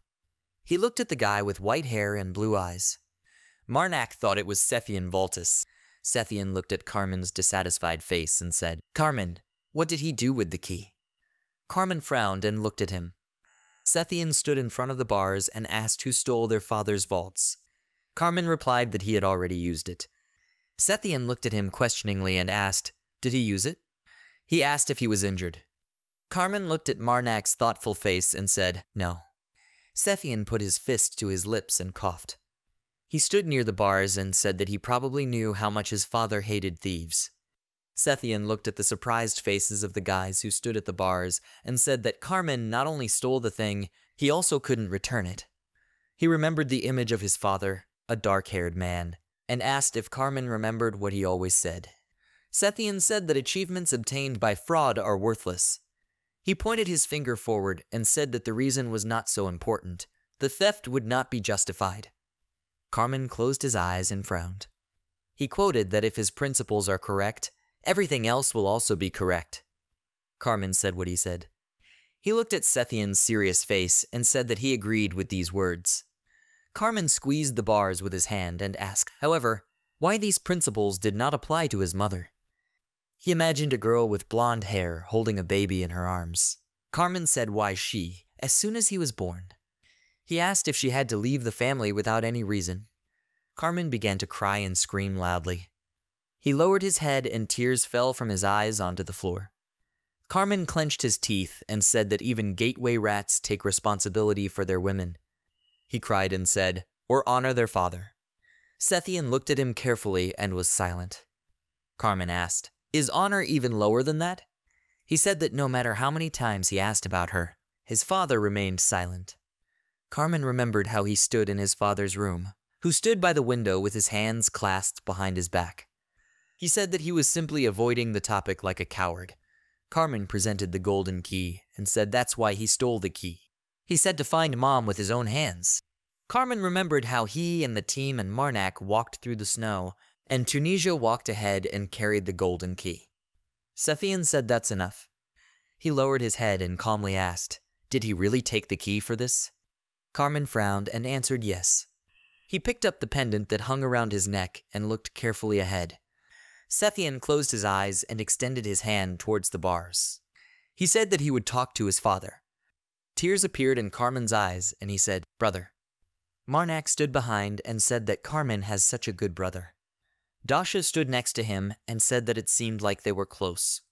Sethian turned and looked with his blue eyes towards the guys. Marnak and Dasha looked excitedly in different directions and fell silent. Sethian went forward and apologized for causing them to see such a thing in their first meeting. He approached Dasha and said that dealing with his brother's affairs must have been difficult. Sethian paused and looked questioningly at Dasha's embarrassed face. He asked, Princess Dasha? Dasha closed her eyes and put her fist to her lips. She said that they had not seen each other for a long time, Sir Sethian Voltus. Sethian asked why she was there and not in Biathus. Marnak turned his head and looked at Dasha, who waved her hand and said that she was traveling a little. Sethian exhaled and said excitedly, Princess, it's not very safe to move around like this. He's sure that Sir Smiling is very worried. Dasha looked at him and asked in surprise, Father, for her? She said that this would not happen. He need not worry. Aras looked at Sethian and asked how long would Carmen stay there. Carmen stood excitedly behind the bars and held his hands on it. Sethian turned away from him and, covering his eyes, said that his father ordered him to be kept for at least a month. He opened his eyes and said that he would talk to him today. Dasha put a finger to her lips, looked at Marnak and smiled. She asked, then what will they do in the capital? Marnak looked at her and said that he thought they should move on as quickly as possible. Dasha shouted, Marnak. He misunderstood. Sethian looked questioningly at Marnak. Dasha said she didn't push it. Sethian came closer to Marnak and, holding out his hand, asked, Marnak, by any chance, is not the same Marnak the sworn enemy of evil spirits? Marnak smiled and answered yes. Sethian asked, then, was Carmen part of Erotica's saviors? Marnak pointed his hand at Carmen and said, exactly. Carmen stood shyly behind the bars and looked at them. Sethian closed his eyes, smiled and said that the conversation with his father would go much easier. He extended his hand to Marnak and apologized for introducing himself so late. Sethian said that he was pleased to meet you, Priest Marnak. Marnak and Sethian shook hands and smiled at each other. Sethian said if possible. He asked to look into the Volta's residence with Carmen. Sethian put his hand to his chest, bowed and said that he had to go. He said he had some free time to visit his brother. Sethian turned around and headed for the exit, with Marnak watching after him. Marnak said they are so different. Sethian left the room, and Carmen spread his arms to the sides and said that he was a good person, not like him. Marnak looked at him out of the corner of his eye, and Carmen lowered his head and said that he was an example to follow. Dasha smiled and asked, is it true? She said he gets angry so easily at someone he wants to emulate. Carmen put his hand behind his head and said in surprise, well, he just wanted to say what was in his heart. He looked at the paper bag that was standing behind him and asked, is that bag for him? Dasha smiled and asked, is this one? She said they bought food and thought he was starving there. Marnak smiled and said that there was nothing to worry about. Aras blushed with embarrassment and put her hands to her cheeks. Carmen became embarrassed, put his hand behind his head and laughed. Marnak said they would leave them there to enjoy their reunion. He headed towards the exit and Dasha ran after him, who said, Priest Marnak. She said that she remembered a good place. Dasha suggested going there. Marnak looked at her and said okay. He smiled and said that it would be better for everyone. Marnak said, let's go. Aras and Carmen smiled and waved after them. After some time, in a low house with wooden trim, Marnak reflected that, judging by the words of the Trumpeter of Peace, the sacred relic must be there somewhere. He sat on the bed and looked at the ceiling. Marnak thought, but this is not the best place to get such information. Next to him on the bed lay the Mother of Corruption, who was angrily beating the bed with her hands and feet and screaming, kill, kill. Marnak remembered sitting at the table in front of Tredon and thought that it looked like he would have to use that item. He thought of a small white envelope with a red seal. Marnak thought that he received it from Lord Tredden. He looked down thoughtfully, when suddenly a voice was heard asking if he could come in. The mother of corruption jumped up on the bed and screamed, "Kill!" Marnak smiled and reached out his hand to her. He asked, "Should we get lost?" Marnak said how rude. Dasha entered the room and asked if she was there too. She showed the paper bag and said with a smile that this time she would not be refused. Dasha showed a paper bag and said, "Look." She said these were snacks from the capital's most popular bakery. The mother of corruption hid behind Marnak and, grabbing his shoulders, she screamed in displeasure, "Kill him!" Marnak sat on the bed and smiled. Dasha opened the package and said that the bread with custard was the most delicious. She said that instead of saying thank you, she would take hugs. Dasha raised her hand, when suddenly the mother of corruption irritably threw the bread onto the floor and said, "She." Dasha looked at her in fear and asked, "What does this mean?" Marnak replied that she is a creature who cannot be deceived by such things as that. There was a paper bag with bread on the floor. Dasha sighed sadly and closed her eyes. After some time, at the main branch of the AniRay organization, in the capital. In the big white building, someone asked if he was sure he looked like that. Another person replied that it was the same. Someone laughed and said, "Okay." The man was holding in his hands a black drawing of a man with a heart on his cheek. He thought that if the request had come from someone else, he would have taken it as a joke. A girl with long blue hair stood in the room and looked forward questioningly. The guy behind the wooden counter said that the question might seem rude. He raised his eyebrows and asked, "Is she looking for a man?" A girl with long blue hair and a white robe thought about it and said that he looked like a person, although she is not sure that he is one. She pointed her finger at the black drawing and asked, "Isn't it clear?" The girl with blue hair said that the picture shows everything. The guy with brown hair who stood behind the counter held a drawing in his hands and thought that nothing was clear there. He said to himself, calmly, "This is the priestess of the blue flame." The guy with brown hair smiled and said, "By the way." He asked what reward she was offering for him. The girl with blue hair lowered her head, exhaled, and said not to worry. She said that she caught wanted criminals on the way there. There is money. The girl with blue hair remembered how she stood in the dark near the criminals sitting on the ground and thought that she had already come to the main branch. She looked at the guy and thought, she should give at least the minimum reward of 100 coins, right? The guy looked at the girl with blue hair and thought, this is a priestess of blue flame.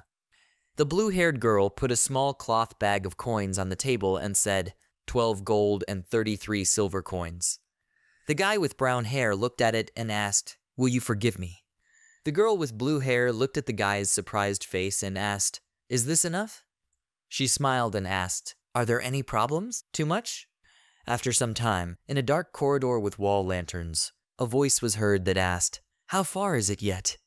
A guy with long medium hair walked along the corridor, Vadis and Hilden.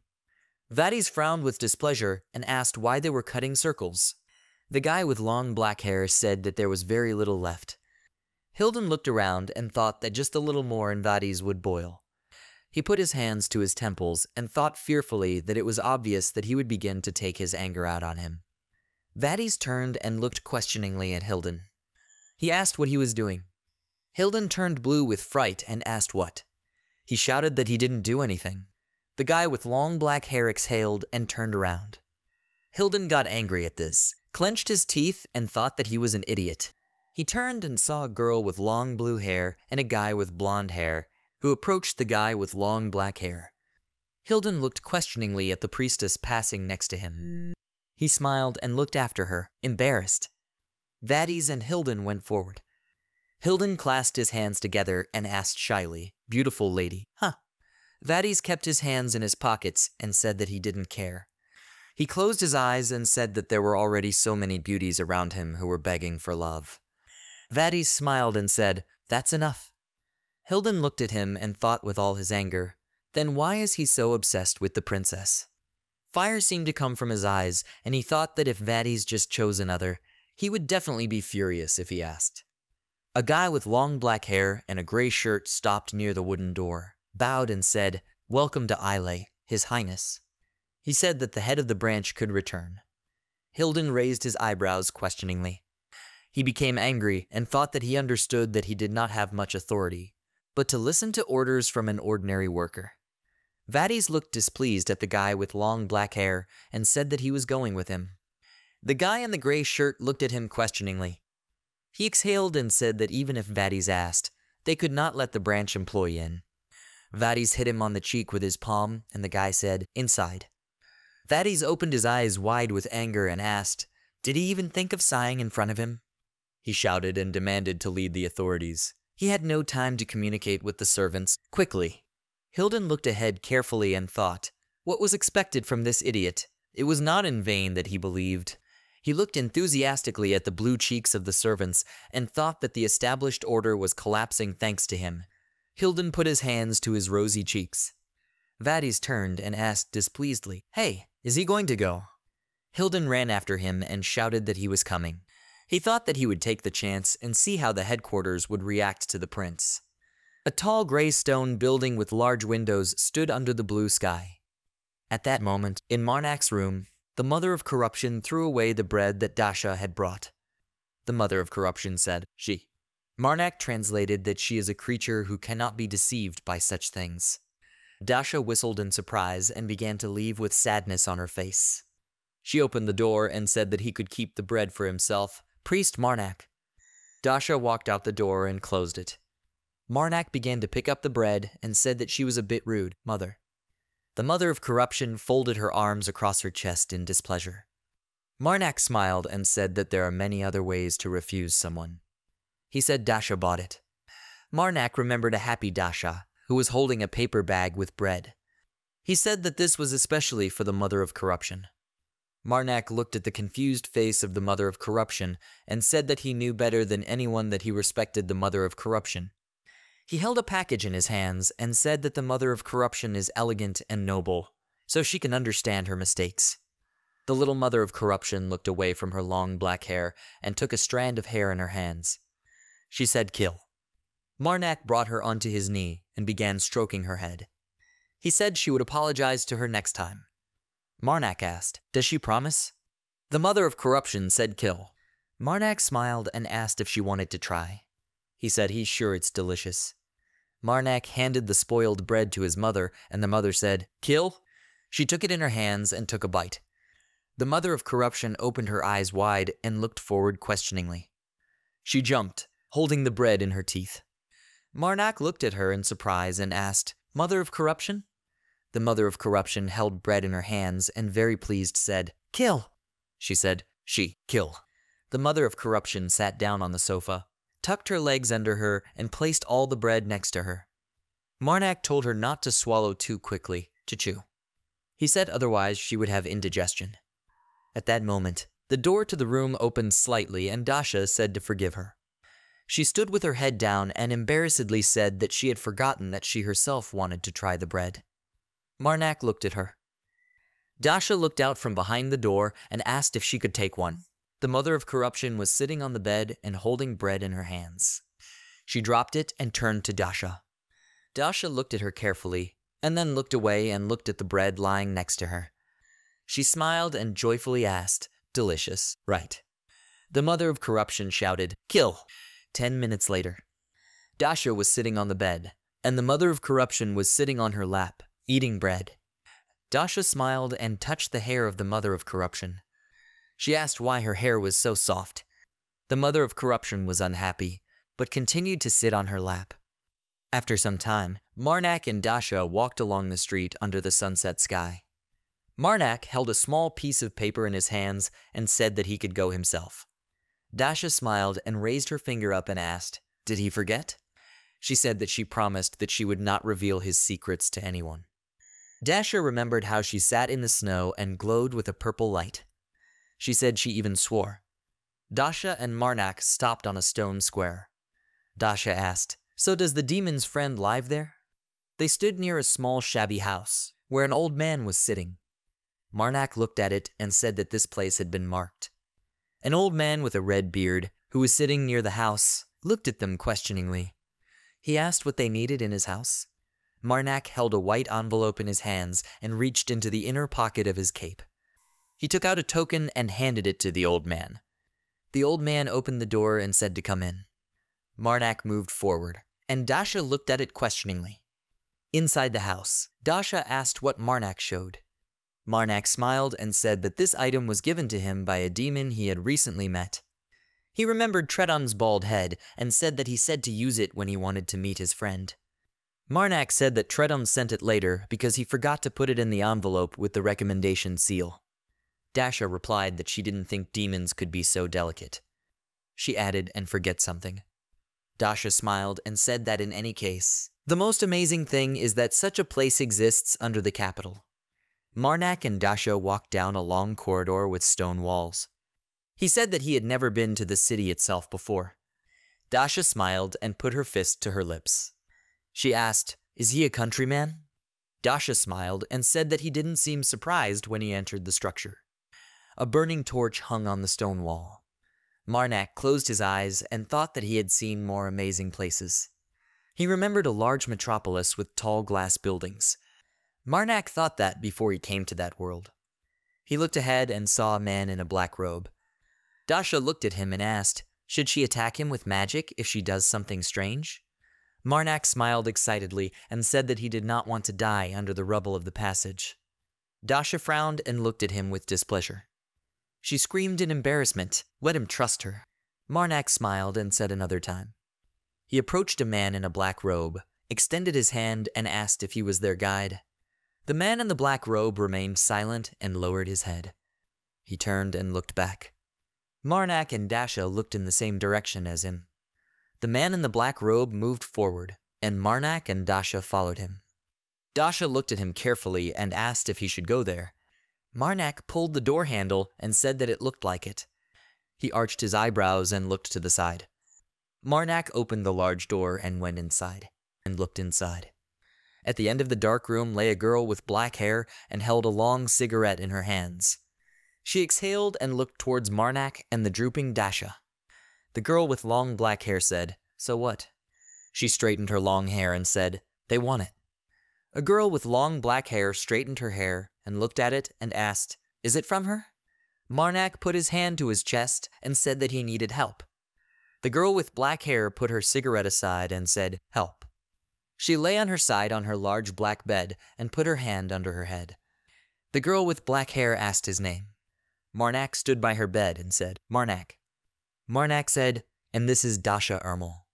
The girl with black hair blinked and looked forward with her red eyes. She asked, "Marnak?"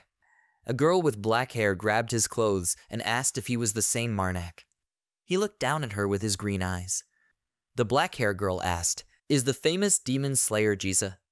They looked at each other, and the girl with black hair asked tensely, "Did she guess right?" The girl with black hair held Marnak by the hood and looked into his eyes. Behind them stood a surprised Dasha. She smiled tensely and clenched her teeth and screamed, "Let her let go now." The girl with black hair looked at her questioningly.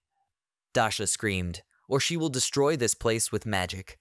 She put her hand forward and began to accumulate fiery energy. Marnak looked at her, turned blue with fear, and told her to calm down. He said that they would all die. A girl with black hair held Marnak by the hood and looked at him with displeasure. She asked who it is. Marnak answered excitedly that Dasha. He said he represented her. Dasha stood in front of them and gathered energy. The girl with black hair smiled and said excuse her. She said it was just a joke.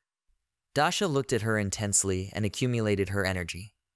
A girl with black hair and a long black dress sat on her bed and lowered her head.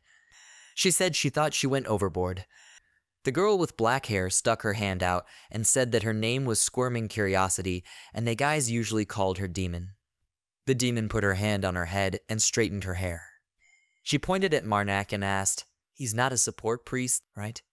Marnak put his hand to his chest and smiled and said no. He said that he serves the mother of corruption. The demon looked at him carefully and asked what. She screamed in fear, "He is the son of corruption, seriously." The demon asked if he could come closer. Marnak smiled slightly and asked why. The demon began to accumulate electricity in her hands and said that she wanted to delve into his head. Marnak asked, "Is this necessary?" The demon replied that no, not really. She was curious. She stuck out her sharp tongue and licked her lips. The demon said not to worry. She is not able to read much in this body. She reached her hand to her neck and said that she was just curious to see why he was still okay. Marnak looked at her and thought, is she okay? The demon sat down on the floor and bowed her head down. She said he was very different from the others. The demon extended her hand, rushed forward and screamed, "Son of corruption." Marnak looked at her in surprise.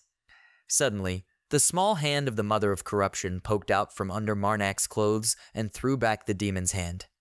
She shouted, "Kill!" The demon looked at this in surprise and frowned. The little mother of corruption stood in front of Marnak and looked forward with displeasure. The demon asked what he is, anyway. Marnak smiled and said that he remembered that he had already introduced himself. The demon grinned and sat down on the sofa, leaning on her hand. She said it would definitely end badly. Marnak looked at her and asked what she was talking about. The demon said that he seemed to be in big trouble. She asked, he was collecting relics of the mother of corruption, right? The demon pointed her finger at Marnak and asked how many there were already. 4, 5? The mother of corruption stood in front of Marnak and showed her middle fingers. Marnak thought, how does she know? He looked at the demon and asked if she could explain more. The demon winked and said that she couldn't. Let him ask her himself. The mother of corruption raised her head and looked at Marnak. She said, "Kill." The mother of corruption spread her arms in different directions and shouted, "She." Marnak looked at her and said that she was saying that she didn't know anything. The demon sat on the bed and looked questioningly. She opened her eyes wide and asked, "Did he just communicate with the goddess?" The demon looked forward in surprise and held a cigarette in her hands. She asked, "Personally, without consequences?" Marnak looked at her and replied that they usually talk every day. Communication is important to maintain a strong relationship. The demon said that the son of corruption had not gone crazy. She asked if he communicates with her without any payment. The demon looked at the ceiling, which was supported by wooden supports, and said that she was also the mother of corruption, who knew nothing. She asked how long ago. Marnak smiled and blushed slightly and asked what. The demon presented a pumped-up body into which needles with blue energy were stuck and asked how long it took after modifying the body until he regained his sanity and began to communicate normally. Marnak smiled and said that it was like that from the very beginning. The demon said, "Okay." She said putting all your eggs in one basket is not a good idea. The demon looked at the frightened mother of corruption, who stood behind Marnak, and said that apparently she had no other choice. She held a smoking pipe in her hands and said that he would have to try very, very hard. Marnak looked at her questioningly. The demon said to repay her for everything. Marnak looked at her and said, "She can explain." The demon interrupted him and said that his situation was like walking on a tightrope. She raised her finger up and, closing her eyes, said that she would say more. Those guys would definitely replace it. Marnak looked up and arched his eyebrows. He thought, heaven? Marnak, Dasha, and the mother of corruption raised their heads and looked up. Marnak thought, could the heavenly gods notice this? The demon looked at him and said, by the way, he knows when he wants to ask the demon for help. She stuck out her sharp tongue and licked her lips. The demon said he had to give something back. Marnak smiled and asked, and what does she want? The demon said let him sleep with her. Marnak turned blue with surprise and looked at her questioningly. He said what she was talking about. The demon took off the strap of her dress and said that they would have some fun. She said that she never did this to the son of the curse. Marnak looked confused at the demon's hand, which she placed on his shoulder. The demon said that usually they are all psychopaths. She stuck out her sharp tongue and raised one arm up, showing off her curvy body. Dasha closed her eyes, clenched her fists, and screamed, no. The demon looked at her questioningly and asked why. Dasha screamed in displeasure, just no. The mother of corruption grabbed the demon and started screaming, kill, kill! She hit her in the face with her fists and screamed, kill her! The demon smiled sweetly and laughed. She said that she didn't feel the blows. The fists were so soft. The mother of corruption became even more angry and began to beat with her fists. She asked, should I kill? Marnak turned away and cried. He said to forgive him, mother of corruption. Marnak said she was right. The demon looked at the sad face of Marnak and the angry face of Dasha. She suggested calming down and said not to take everything so seriously. The demon sat down on the bed and sat the mother of corruption on her lap. She stroked her head and said that she was just joking, that what he brought was enough. Marnak looked at her questioningly.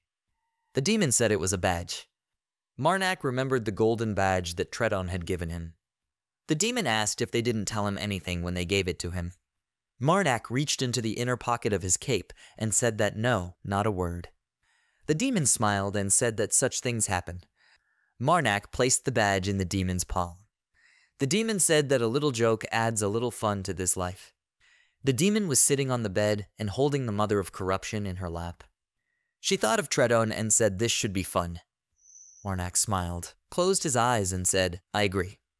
The demon released the mother of corruption and said what his request was. She asked, he is looking for the relic of the mother of corruption, right? The mother of corruption ran up and hugged Marnak.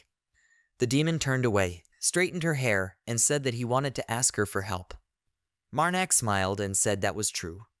Demon said okay. She looked at him and said that she just had one. Marnak asked happily, really? Dasha put her hands together and shouted, great. The demon approached the long curtain and said that she was offering to take part. She opened the curtains and said that there were underground arena fights. The demon stood on a high ledge of the wooden city. She turned, looked behind her, and told Marnak to try and win it. The demon said that everything is correct. She has one relic. Marnak walked up and put his hand in the air. The demon said, but oops. The bloody body of a knight lay on the wooden floor, and a guy stood with a mace behind his back.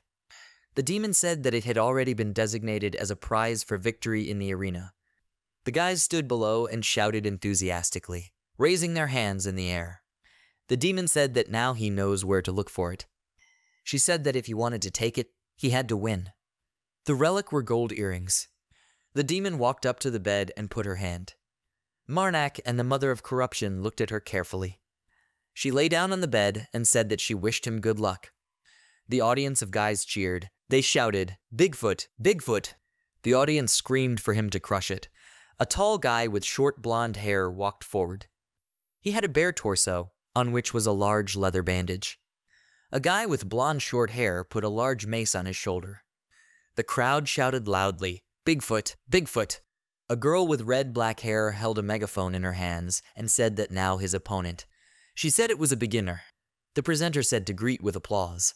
Suddenly, a guy with black hair jumped out of the arena and did several somersaults. A guy with black hair and a steel mask spread his inflated arms in different directions and flew down. The audience looked at him in surprise. The guy with black hair stopped in the arena. Spectators asked, did they see it? Someone asked how a person can move like that. The audience was delighted. The stranger said that you could go crazy.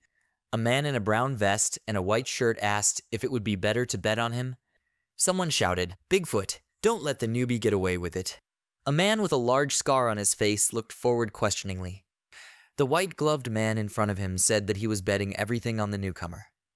A man in a brown robe walked past them. He thought, Priest Marnak, he must. A man in a brown robe walked up to a wooden board, next to which stood a tall man in a white shirt with black ties. This man in a brown robe turned out to be Dasha, who was holding a white piece of paper in her hands and thought that he must win at any cost. A few days ago, there was a demon lying on the black bed. Marnak stood next to it and asked if she could secretly give the relic to them. He said that he would give it back immediately after he took away the divinity. The demon looked at him and told him not to talk nonsense. She said that the followers of evil spirits would understand everything immediately.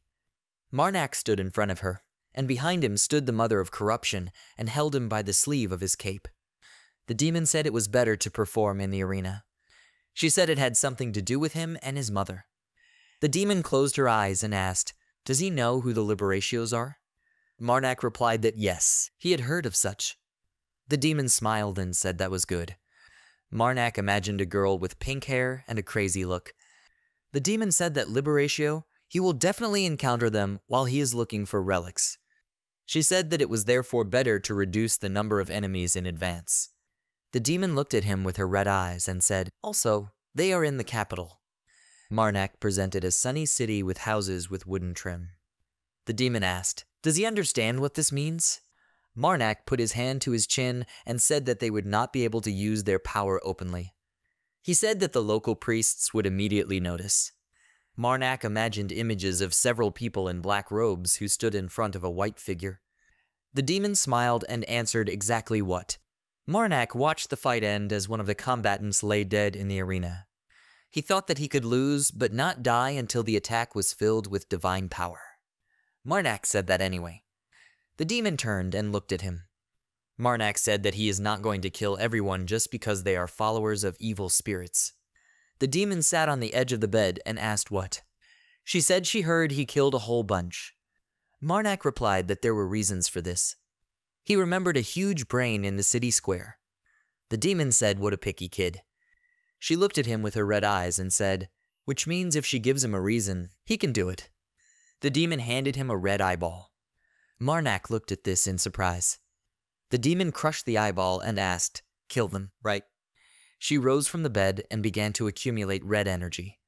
Suddenly Marnak began to see plots of murders, people with white eyes and the image of a little girl who was sitting by the corpse of her mother. Marnak also saw many suspended bodies. He looked forward in fear, and his eyes glowed green. Marnak asked what was that? The demon sat on the bed and said that these are the memories of the follower of the evil spirit. One of them will participate. She asked, are there enough reasons now? Marnak remembered the moment when the bodies of people were suspended on wooden racks. He asked the question, was this really true? The demon was silent for a while, and then said that it was unfortunate. At that moment, Bigfoot and a newcomer in a steel mask were standing in the arena. The crowd that had gathered shouted loudly, Bigfoot, Bigfoot. The guys smiled and shouted, Butcher, Butcher. Marnak was hiding under a steel white mask and thought it was good that he was allowed to wear the mask. He thought that she changed shape according to his desire. Marnak thought that the princess received a ring that helps control magical power, but does not reduce it. Bigfoot held his mace on his shoulder and looked at Marnak with a mask on his face. He said to come back with weapons and armor, baby. Marnak stood at Bigfoot's waist level and slightly spread his arms in different directions. He extended his hand and showed him the middle finger. Bigfoot frowned with displeasure and said that he was an arrogant idiot. He swung his big mace and asked, did he dare laugh at him? Bigfoot hit the arena with his mace, and there was a bright flash. He screamed that he would break his limbs. The audience shouted joyfully that he dodged it. Marnak ran forward as Bigfoot was on one knee. Someone from the crowd of spectators said that he was so fast. Marnak stopped at the end of the arena and waved his hand. Bigfoot clenched his jaw and said he was an idiot. He began to swing his mace, but Marnak dodged in time. Marnak ran forward, and Bigfoot swung tensely. Marnak opened his hand and, squeezing it, struck Bigfoot in the face, who made a dissatisfied sound. Bigfoot grabbed his mace with both hands and swung it loudly. Marnak stood in front of him and again dodged in time. Bigfoot and Marnak stood at opposite ends of the arena. Someone from the audience said, what a dexterity. This is the first time he's seen something like this. The guys looked at each other. One of the spectators said that now it is clear why there is no armor. People shouted, hey, Bigfoot, let him get together already. Bigfoot clenched his jaw in displeasure and asked, do they think he misses because he wants to? He swung with all his might and ran forward screaming. Bigfoot looked at Marnak and quickly walked towards him. The audience shouted, let him finish him off. Bigfoot's eyes glowed red, and he swung his mace. Suddenly, Bigfoot's head was grabbed by Marnak's hand. Bigfoot got scared and opened his eyes wide. He thought, what a horror. Marnak ran forward and grabbed Bigfoot's head and pulled him forward. Bigfoot thought, is he that strong? The leading girl held a megaphone in her hands and looked forward in surprise, her mouth wide open. She screamed, did he lift Bigfoot into the air? Marnak jumped high into the air and held the body of Bigfoot in his hands, who was asking for help. Marnak leaned down to Bigfoot's ear and wrapped his hands around his. He lifted him onto his back, and he screamed in fear. Marnak slammed him onto the arena floor, and a tall, dusty explosion rose from it. A man with long black hair stood high on a wooden ledge and held his hand up. Bigfoot's body lay in the arena, and sitting next to him was Marnak, who had made a dent in the arena floor. Blood flowed from Bigfoot's mouth, and he made sounds.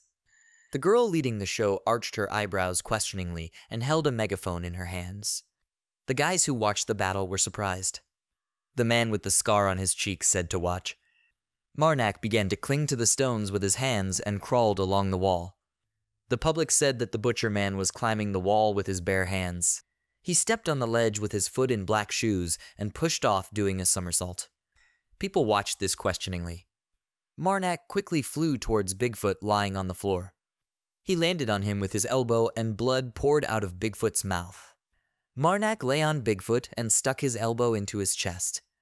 The leading girl began to climb into the arena and announced that the winner, the butcher man. Marnak looked at her questioningly. The girl held a bullhorn and said that it was an exciting match. She asked me to say something. Marnak pressed his thumb on his throat and shouted that he snatched the megaphone from the girl's hands and said that he would kill them all. Marnak stood in the arena with his arms spread out in different directions. The audience shouted, "Kill, kill, kill." Dasha stood among the guys and joyfully shouted, "Kill, kill." She held in her arms the mother of corruption, who joyfully clenched her fists and screamed, "Kill." After some time, Dasha stood on the street and raised her hand above her head. She smiled and shouted, "Priest Marnak, let him quickly go there." Marnak was walking down the street, and Dasha pointed at the strawberry shortcake and said that they were just in time to buy this fresh and fluffy bread. The mother of corruption said kill. Marnak smiled and said that then there was no point in rushing. Dasha looked at him and asked what he was talking about. She asked if he even knew how long the line was last time. Dasha turned her head and looked in fear at the red-haired girl in a black vest who was buying bread. She shouted that there was fresh bread already. Marnak looked questioningly at the girl and thought, where could he have seen this man? Dasha held Marnak's hand and pulled her forward. She screamed, "Hurry up, they will buy more, since they earned money in the arena." Marnak smiled and said, "No need to delay." He looked after the girl with red, gathered hair and thought that they just looked alike, right? After some time in Marnak's room, the mother of corruption climbed onto the wooden partition between the beds. She walked along the narrow partition, trying to balance. The mother of corruption said kill. She kicked off and jumped up. The mother of corruption did a somersault and thrust her elbow forward. She fell on the bed and hit it with her elbow. The mother of corruption tried to repeat the blow Marnak used in the arena. The white bed linen was wrinkled and smoke came out from the mother's hand. The mother of corruption pointed her thumb at her throat.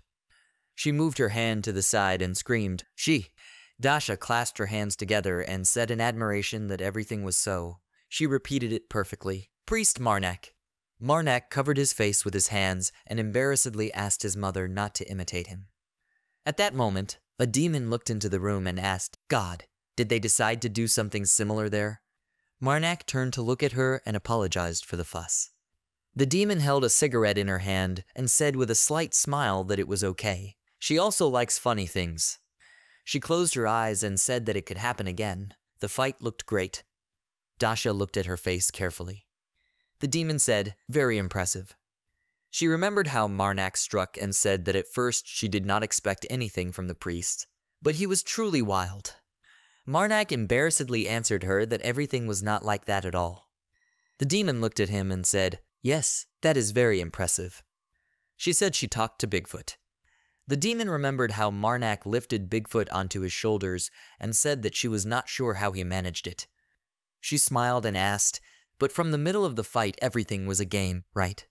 Marnak remembered how he leaned over to Bigfoot and said to pretend that he was in great pain if he wanted to live. Marnak put his fist to his lips and cleared his throat. He said that he had not planned this from the very beginning. They were just like-minded people. The demon said that they showed a wonderful performance and it was a success. She remembered Marnak standing in the center of the arena with his arms outstretched. The demon laughed and closed her eyes and said that the audience's reaction was good. She said that she is thinking about adding this impressive game to future fights. The demon imagined two men sitting on the sand and talking. The guy with brown hair said that he would block like this when he hit like this. The bald guy who was sitting in front of him said, "Yeah, okay." Demon said they needed new actors. Marnak looked at her questioningly. Demon said Bigfoot left, saying he wanted to become a real actor. She smiled and remembered Bigfoot in a white shirt with a frilly neck, giving a thumbs up. The demon said that's why she offers to work with her. Marnak looked at her carefully. The demon extended her palm to him and said that he could quickly become the star of the arena. Marnak smiled, closed his eyes, and said that he was grateful for the offer, but had to refuse. The demon looked at him in surprise, tested, and said that he cuts without a knife. Marnak put his hand on the shoulder of the Mother of Corruption and said that he must remove all the seals from her. He knelt down on one knee and smiled. The Mother of Corruption covered her mouth with her hands in surprise and said, "Kill!" An atmosphere of love appeared in the room. Marnak and the Mother of Corruption put their hands to their cheeks with emotion. The demon looked at him and said that he was so disappointed. She wouldn't force him. She walked around the room and said, "But..." The demon sat on the bed and asked if she could use the idea of this impressive game. Marnak held the hand of the Mother of Corruption and said, "Of course." He thought that he himself was repeating things he had seen in the past. Marnak closed his eyes and remembered the man in the ring with the belt in his hands. The demon held a long smoking pipe in her hand and said that doing it for free would be a bit of a hassle. She said that if he took off, she would reward him generously. Marnak bowed and said that he would not refuse. He put his hand on her chest and said if she insists. On the wooden nightstand stood a wooden box for a smoking pipe. The demon said about the next fight. She rubbed her palms together and asked if there was anything she could help with. Marnak smiled and said that everything would be okay. He said that she knows that his next opponent is. Marnak held a large mace in his hands and entered the arena. He said it was a follower of an evil spirit. The audience shouted joyfully, raising their hands in the air. In the arena stood a large guy with a bare torso wearing a leather cape with spikes. The leading girl pointed at him with her hand and said, "Head crusher." She said, and his opponent. The girl with black and red hair held a megaphone in her hand and said, "Rising star." She said it was the newcomer who set this arena on fire. Marnak entered the arena wearing his steel mask and dragging a mace behind him. The presenter asked me to tell him who he was. The spectators began to shout joyfully, "The man is a butcher! The man is a butcher!" People shouted loudly that this man was a butcher. A guy with black hair and a white hat looked at the mace and asked, "Is this a Bigfoot weapon?" Someone looked at Marnak, who slung the mace over his shoulder, and asked if he had killed him to take it. The crowd started screaming that the butcher man had killed Bigfoot and taken his gun. Marnak and Headbreaker stood in the arena. Marnak looked at him and asked if his name was Getum. Getum looked at him questioningly and asked how he knew. Marnak's eyes lit up green, and he said that it was clear it was him. The presenter told the fighters to take positions. She put her hand forward and pointed. The leading girl said, "And now the battle will begin." She looked questioningly towards the arena where Marnak cut off Getum's head. The leading girl froze in surprise, and Getum's head fell at her feet. All the spectators opened their mouths in surprise. In the arena lay the headless body of Getum, and Marnak stood nearby with a lowered mace. Dasha sadly lowered her head, and the Mother of Corruption joyfully pointed her finger.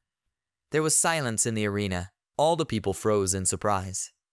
Marnak started to leave and thought that he knows how to play, but he is not going to do this with a human life. At that moment, in an unfamiliar place, someone slammed their fist on the table and said that he did a great job last time. Vadis sat in front of the table and kept his fist on it.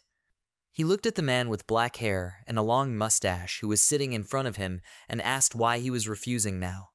The man with the black mustache turned out to be the head of the local branch of the AniRay organization, Cantor. He closed his eyes and said there were 3 reasons for this. Cantor said that firstly, last time the princess came under an alias, so they were able to secretly kidnap her. He remembered how people in green robes led the princess into the carriage. Cantor looked at the papers with Dasha's photo that were lying on the table and said that this time she was there officially, so it would be more difficult to do this secretly.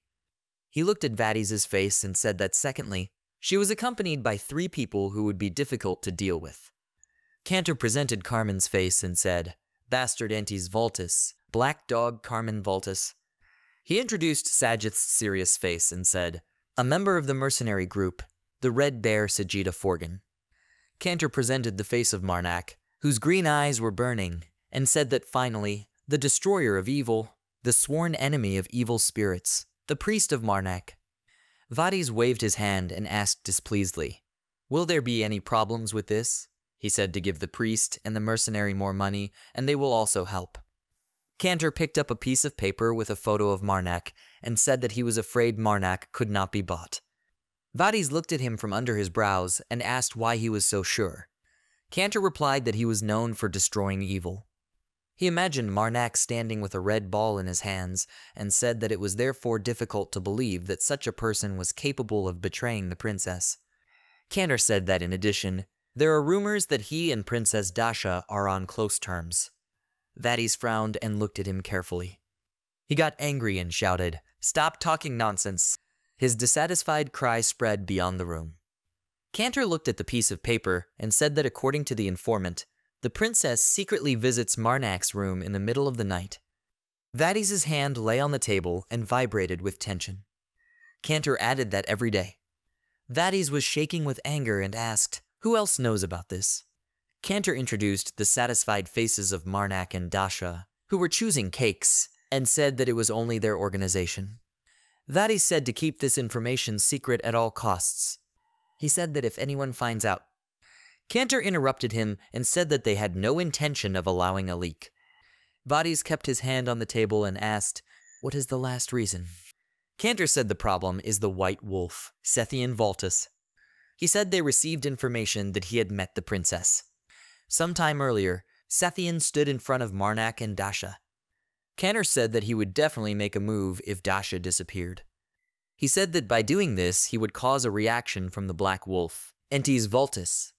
Cantor presented the image of dark-haired Entes. He said that no matter what the situation, their guild would not go against him. Vadis kept his hand on the table and was shaking with anger. Cantor grinned and looked at Vadis, thinking that it was so difficult to convince this stupid lizard. He thought that with the facts on his side, even the prince could not do anything. Cantor looked at Hilden's surprised face, who suddenly smiled. He looked at him questioningly and thought, "What's wrong with this crazy idiot?" Hilden put his hands to his cheeks and grinned. Cantor thought, "What's so funny?" Vadis grabbed Cantor's head and shouted that everyone kept repeating the name of this terrible Entes Voltus. Cantor looked at him questioningly. Vadis held him and asked if he was 3 years old. He asked displeasedly, did they refuse him because they were afraid of one person? Vadis pressed Cantor's head to the table and told him to listen carefully. He said that he could tell the queen about all their dirty deeds. Vadis said, for example, about how they kidnapped the daughter of a great lord for money. He held Cantor's head and asked, or would they immediately meet this Entes Voltus, whom they were so afraid of? Cantor said that if he did this, he himself would be in danger. Vadis looked at him and asked if he thought he was afraid of such a threat. He said that the only dragon wizard of this world, the demonic dragon king, is his father. Vadis presented the image of a large black dragon and said that it would fall at his feet a couple of times and everything would be fine. He said to drag Dasha Ermal to the dragon kingdom without hurting her. Vadis presented the image of Dasha, who was seriously looking ahead. He pressed Cantor's head and said menacingly that in any way. After a while, under a dark sky with a bright moon, someone said that the butcher man was definitely targeting them. In the center of the stone stage stood a man in a robe and said that most likely the owner of the arena asked for this. In front of him stood people in the same robes. These were Liberatio, followers of evil spirits. The man with glowing red eyes said that since everything turned out this way during today's battle, they will steal the sacred relic from the mistress. He said they were allowed to use force, but they had to do it quickly. The people in robes walked forward, and the man with red eyes said that they needed to make it before the priests and the queen's knights arrived. At the same moment, Ile, a guy wearing a black mask and a purple vest, stood on a stone ledge. He put his hands behind his back and said that they would carry out the operation as planned. In front of him stood guys wearing the same black masks and purple vests. The commander-in-chief said that in 10 minutes the arena wall will be blown up. They must find their target. He looked forward and asked, "Is the bomb okay?" The guy in the purple vest held a bomb in his hand and answered, "Yes, sir." He said that they even prepared spare wicks. The man in the black mask frowned and said that Ile's reputation is at stake. Failure is unacceptable. He introduced the smiling Dasha and ordered to find the target at any cost. After some time, a scream was heard in the arena, a red head.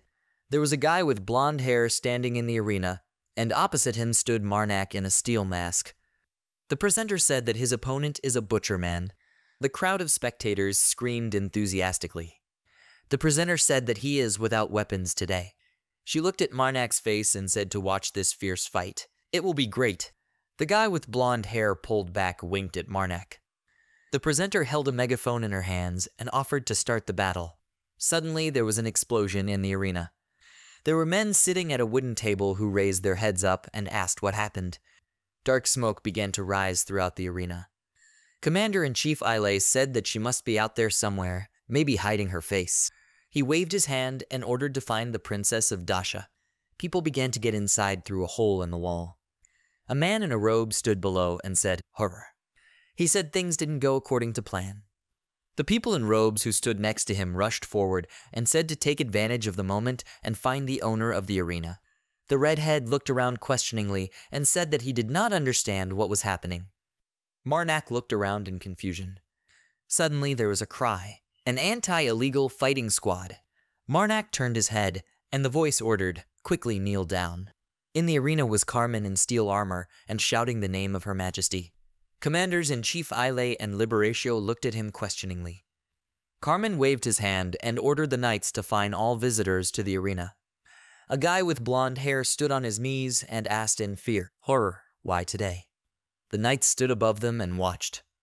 Opposite him stood with brown hair and offered to pay them and go home. Carmen looked to the side questioningly and arched his eyebrows. Commander-in-Chief Isekai looked at him in fear and asked why the kingdom's army was there. Carmen ordered the men in black to drop their weapons and kneel.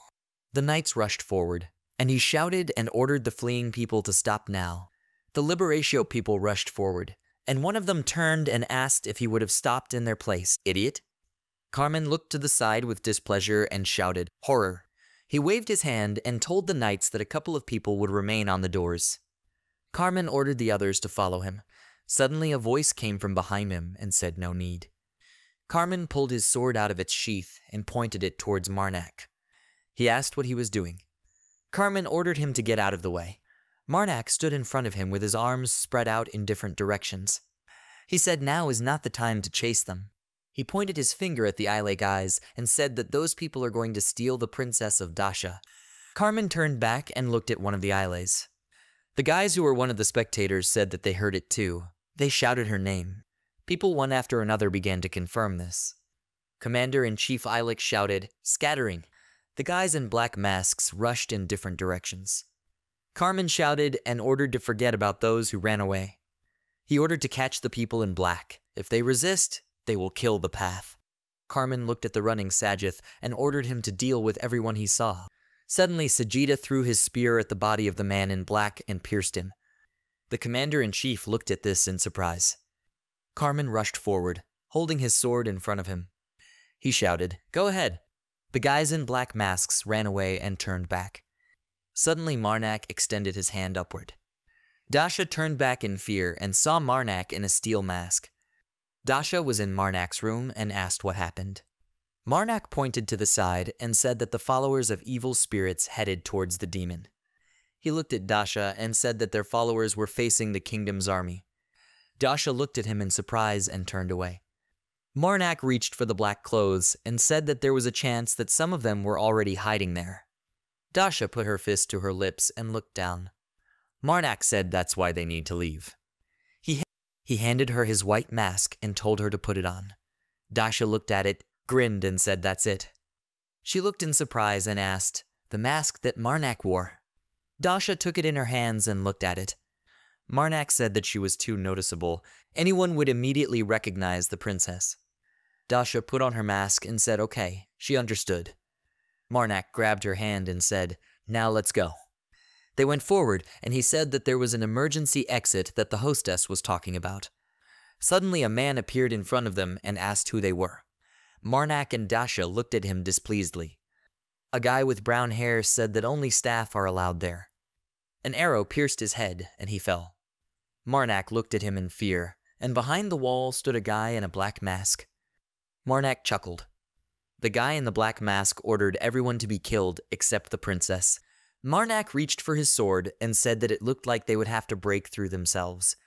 He turned, looked at Dasha, and said that it was better not to be surrounded, so he would not use the butcher. The guys in black masks from AniRay looked ahead questioningly. The mother of corruption said kill. Marnak held a sword in his hands and ran forward, his eyes glowing green. He stuck the sword into the stomach of the guy in the black mask and looked at him carefully. The guy in the black mask grabbed the tip of the knife with both hands and made a pitiful sound. Marnak stuck the sword even further into his body. Dasha extended her hand forward and her ring glowed blue. The guy in the black mask looked at her, and his eyes lit up with fire. He grabbed his face and screamed loudly in pain. The guy with the sword in his body began to fall to the floor. The guy whose eyes were burning with fire screamed loudly, "His eyes!" Dasha grabbed the sword and stuck it in the neck of one of the warriors. Marnak took the sword out of the guy's body and he fell to the floor. Dasha repeated Marnak's actions. She turned, looked at him and asked, "Marnak, did she do everything right?" Marnak smiled and said, "Yeah, great." He suggested that she go to the emergency exit. They ran forward and Dasha said, "By the way, he said that the followers of evil spirits went to the demon." She asked, "Will she be okay?" Marnak told her not to worry. He looked forward and said that it would be very difficult to kill the demoness who had been in one body for so long. She stood in a room with a red light, holding her head high. The people in green robes said, "Horror." The commander-in-chief of Liberatio said in fear that they were not warned that the owner of the arena was a demon. The demon turned, looked back and said that they could have asked her. She would have been happy to tell. One of the Liberatio members clenched his fist and asked, "Horror, why not a single attack worked?" A guy with blonde hair and a black tattoo on his head shouted for them all to calm down. "It's still a demon." He said that she must pay a price to show her power. The guy with the black tattoo shouted that the two of them should find the sacred relic. He looked at the people at the wall and said, "Let the others take care of exhausting the demoness when she pays the price." The demon closed her eyes and smiled. She stuck out her sharp tongue from her mouth and said that they were so knowledgeable, but they forgot about one little thing. The demon said that she knew that one day they would come to her. The demoness's black hair rose up, and Liberatio's followers looked at it in fear. The guy with black tattoos on his head said in fear, "Horror." The red light illuminated the bodies of people with black eyes, and the demon said that it was very easy to make such preparations in the underground arena. She said they were great for coming straight to her room. Black snakes made from the demon's hair appeared everywhere. Everything around was illuminated by a red haze. The demon looked at the scared guy with black tattoos on his head and said that now they can have a little fun. She raised her hand and put it behind her head. Her eyes glowed red and a gray snake surrounded her body. The demon extended her hand and a snake crawled along it, opening its fanged mouth. Carmen held a golden sword in his hands and said, "Horror." He stuck the sword into the body of the guy in the black mask, and then took it out and looked up. Carmen thought, how did all this happen? He thought that he simply wanted to gain practical knowledge on the advice of his brother. Carmen remembered how he stood in a room with red curtains, in front of his brother Sethian. He was a little scared and thought that the soldiers he took with him had almost no experience. Carmen looked around and saw a frightened knight who was shaking and holding a spear in front of him. The bodies of knights lay at his feet. Carmen thought they were losing. He frowned and thought that Marnak was now with the princess of Dasha. Carmen imagined Dasha and Marnak walking through the city and thought what he needed then. He quickly walked forward in his metal boots and, drawing his sword, thought that he needed to protect the soldiers. The guy in the black mask looked questioningly at Carmen as he pierced his body and ran on. Carmen thought to their commander. He turned, looked at the soldier lying on the floor, and told him to get ready and go to the others. The soldier thanked him fearfully. Carmen shouted, "Let everyone listen." The soldiers noticed his voice and looked questioningly. Carmen said to stop trying to catch all the enemies. He said to get back on track and focus on defense. Carmen approached the warrior in the steel helmet, pointed his finger, and said that he was taking command. The warrior replied, "Yes, sir." Carmen looked at him and said that the priority is the safety of the soldiers. He turned and said Sajitha. Carmen looked at him and asked if he still had strength left. Sajita grinned and said, "Of course." Carmen smiled and said that then they would concentrate on exterminating these idiots. At that moment, Marnak and Dasha were running along the long corridor. Someone shouted that Marnak was there. Then that woman was the princess. Marnak turned and looked at Dasha in the white mask. He said they seemed to be paying attention because they recognized his face. Marnak suddenly braked when he saw a man in a black mask in front of him, who shouted, "Stop!" He pulled out a sword and pierced the body of the guy, who only managed to make a sound. Marnak held the sword in the guy's body and turned around to see the sword stuck into the floor. The mother of corruption said, "Kill." The guys ran along the corridor to Marnak, holding swords in their hands. Marnak turned, his eyes glowed green, and he said, "Yes," to the left. He swung his sword and thought, "Two." Marnak threw his sword and cut the sword of the guy in the black mask, who said in surprise, "Whoa." He turned and shouted, "Dasha." Dasha replied that she understood. Suddenly, a red energy beam flew near the black-robed warrior's neck, cutting off part of it. The guy who stood behind him said in fear, "Horror." He thrust his sword forward and walked towards Dasha, who also thrust her sword. Dasha extended her hand forward and began to accumulate yellow energy there. The warrior in the black mask frowned in surprise when suddenly Dasha's energy hit him and exploded. Marnak swung his sword and struck at the black energy. Dasha handed him the white mask and said that she would return it to him. Marnak looked at it questioningly. Dasha winked and said it was too hard to fight. Marnak took the mask and said, "Okay, let's move on." The mother of corruption said, "Kill!" Marnak and Dasha looked back at the people who were running and shouting that there was a princess. They said they surrounded them. Dasha looked at the running people and asked what they would do. Marnak pointed with his hand and said to collapse the ceiling using all his might. He said he would protect her. Dasha raised her hands at chest level and began to accumulate yellow energy. She pointed it at the ceiling and it began to collapse. The guys in black masks looked up. They screamed, "Horror!" Marnak grabbed Dasha's hand and they ran forward, leaving behind a pile of stones. Warriors in black masks appeared in front of them, holding weapons in their hands. Marnak and Dasha stopped. The warrior in the black mask pulled his sword forward and said, "Marnak, they don't need him." He said to just give the princess back. Marnak looked at them and was silent. The warrior said no matter how much she promised, they would give more. He said that they would forget that he killed their people. Marnak smiled and said that the princess offered a mountain of gold that would be equal to his weight. Dasha looked at him questioningly, and Marnak asked, "Will they give that much?" Dasha opened her mouth in surprise and asked, "Priest Marnak." The black-masked warrior said affirmatively, "Of course." He said their client could double it without any problem. Marnak smiled and asked, "Double?" He said it was impressive. Marnak put his hand behind Dasha's back and said that. However, he was not thinking. Dasha closed her eyes in embarrassment. Marnak hugged Dasha to himself and said that their gold would smell as pleasant as hers. Dasha blushed in surprise and embarrassment. The warrior in the black mask shouted displeasedly that he was an idiot. He looked at Marnak and asked if he was joking. The warrior held out his sword and said that they were cornered. He asked if he thought he could cope with so many people. Marnak put his hand to his chest and said with a smile that he knows that for a cat, it makes no difference whether there are 2 rats or 12. The warrior in the black mask frowned with displeasure that his veins could be seen under the mask. He ordered his soldiers to kill this idiot. Marnak smiled and grabbed his chainsaw-like sword. The warriors screamed loudly and jumped up to attack. Marnak turned on his sword and swung. The black-masked warrior looked at him questioningly. Marnak looked at him with his green eyes and said, "Meow." He swung his sword and cut the warrior's body. Marnak cut them one by one, clearing a passage. He killed all the warriors and approached the leader, who was looking at him in fear. The warrior screamed loudly. Marnak stood in front of him covered in blood and said with a smile that he said the same, "There is no difference." There was blood splattered everywhere in the long passage.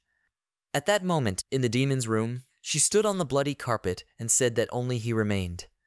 The guy with black tattoos on his head lowered his head and said that she was disgustingly strong. He asked how long she lived. The demon looked at him and asked, "Is she?" She laughed, and a gray snake coiled around her neck. The demon said that she appeared even before the birth of the first son of corruption. The guy with black tattoos on his head looked at her in fear and asked, "What does this mean?" The demon said not to rush. It's his turn to answer. She looked at him, her hair flying in the air. The demon asked, "Is he the priest of the stitching needle?" The underpants of Liberatio followers were lying on the floor, and a guy with black tattoos on his head was kneeling. The demon said his head is a complete mess. It must be his work. The guy with black tattoos frowned with displeasure and remained silent. The demon stood and looked at him. She said, "Answer." Following the demon, gray snakes began to repeat. They said, "Answer, answer, answer." The guy with the black tattoos on his head said, "Oh, the stitching needle." The demon smiled and asked if he was really going to call a piece of his god into this world. The body of the guy with black tattoos was covered with blue energy, and he stuck his tongue out of his mouth. Demon said people try so hard these days. She opened her eyes wide and said, "Sure." The demon said that she thought there was no need to collect sacred relics in which corruption was sealed. She frowned and imagined a blue sky with white clouds.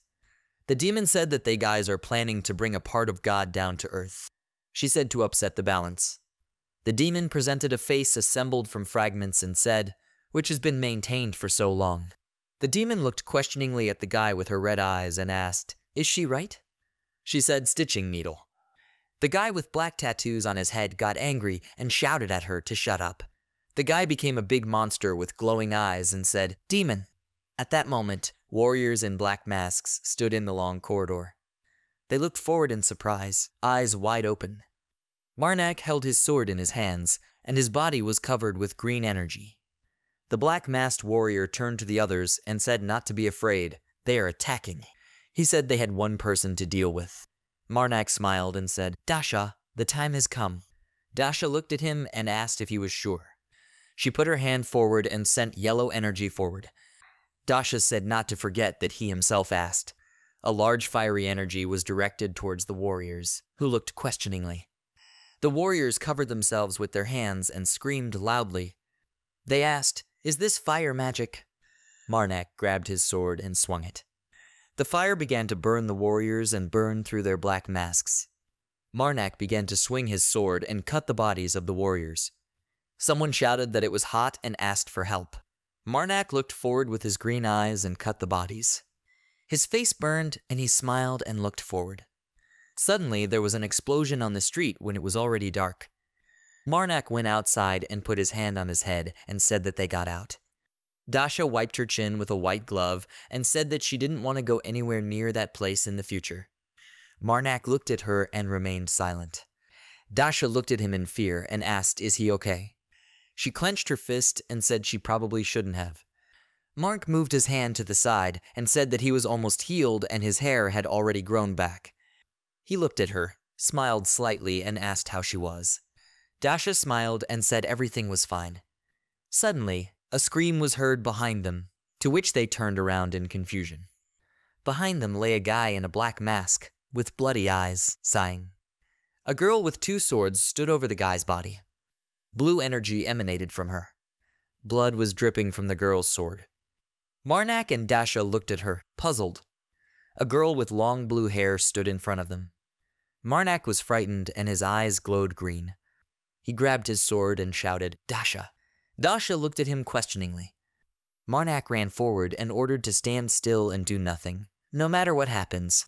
The girl with blue hair pulled the sword out of its sheath and raised it up. Marnak ran at her, and the mother of corruption said, "Kill her." The blue-haired girl hit Marnak on the back with her weapon. Dasha screamed in fear, "Priest Marnak." He fell to the ground and blood poured from his mouth. The girl with blue hair asked if he really thought he could handle her. She said that although she held back the force. The girl with blue hair smiled and said that it was fate. She held the weapon on Marnak's body and said that they met again, her only student. After Shantux's death, Marnak set out on a journey in search of the relics of the Mother of Corruption. Marnak stood with a bag in his hands in an unknown rocky area. And in the end, Marnak found one of them. He put the bag on the ground and took out a wooden bat. But the problem was that the relic was hidden in the Temple of the Sacred Flame. Near the pond, there were white stone buildings and a large, majestic church. One day, Marnak was sitting on the riverbank and washing a white shirt. Next to him, on a white cloth, lay the hand of the Mother of Corruption. Marnak smiled and asked, "The morning air is still good today, right?" He looked at the hand of the Mother of Corruption and said that he understands that this is boring, but let her have a little patience. Marnak said that he was looking for an opportunity to obtain the relic. The Mother of Corruption's hand clenched her fingers slightly. Marnak looked ahead and thought that his only skill was the line that the living could not cross. He imagined a black image of a girl who was surrounded by blue energy and thought that the relic was guarded by a priestess who had reached the level of a master.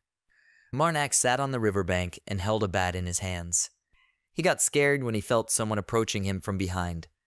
Behind Marnak stood a girl with long blue hair, who was holding a wicker basket with things in her hands. Marnak turned and looked at her and thought that he had not seen anyone come there at that hour. He turned over the white shirt on the stone, looked at the girl, and thought she was beautiful. A priestess with long blue hair walked to the riverbank and looked at it.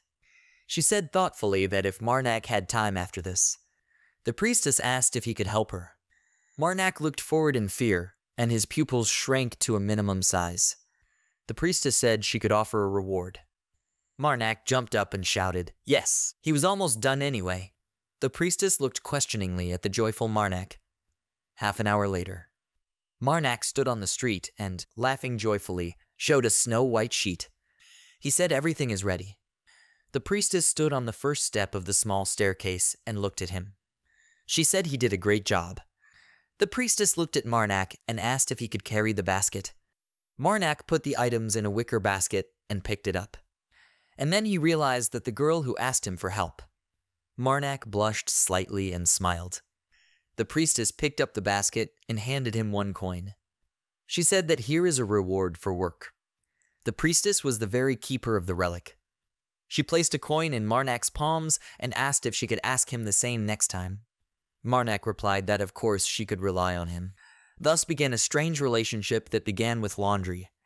Marnak held a small coin in his hands and joyfully jumped up and shouted, "Silver coin, silver coin." The priestess brought laundry every few days. Marnak looked away. He washed it for 1 silver coin.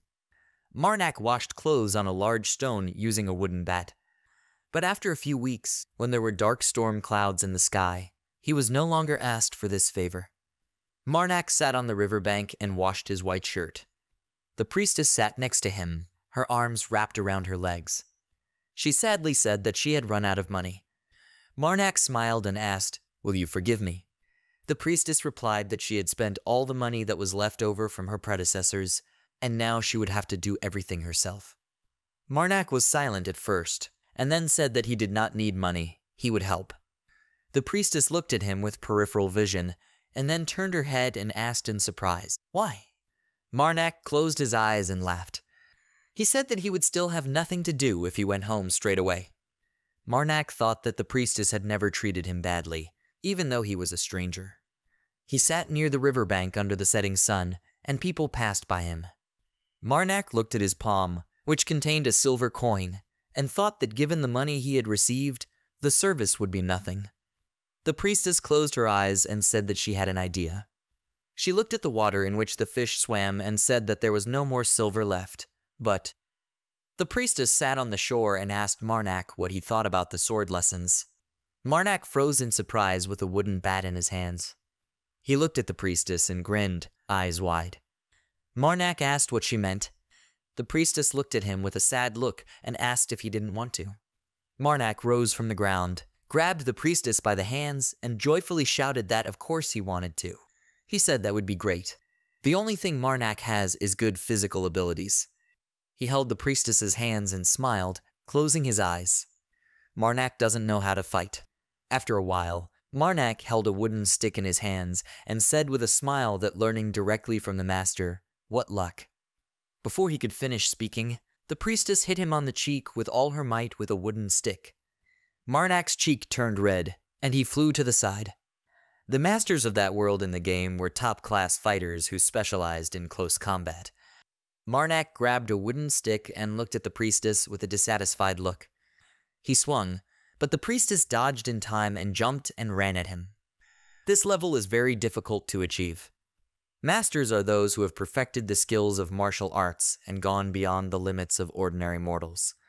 Marnak presented the image of the priestess, Entes Voltus, and the demon, Father Vadis.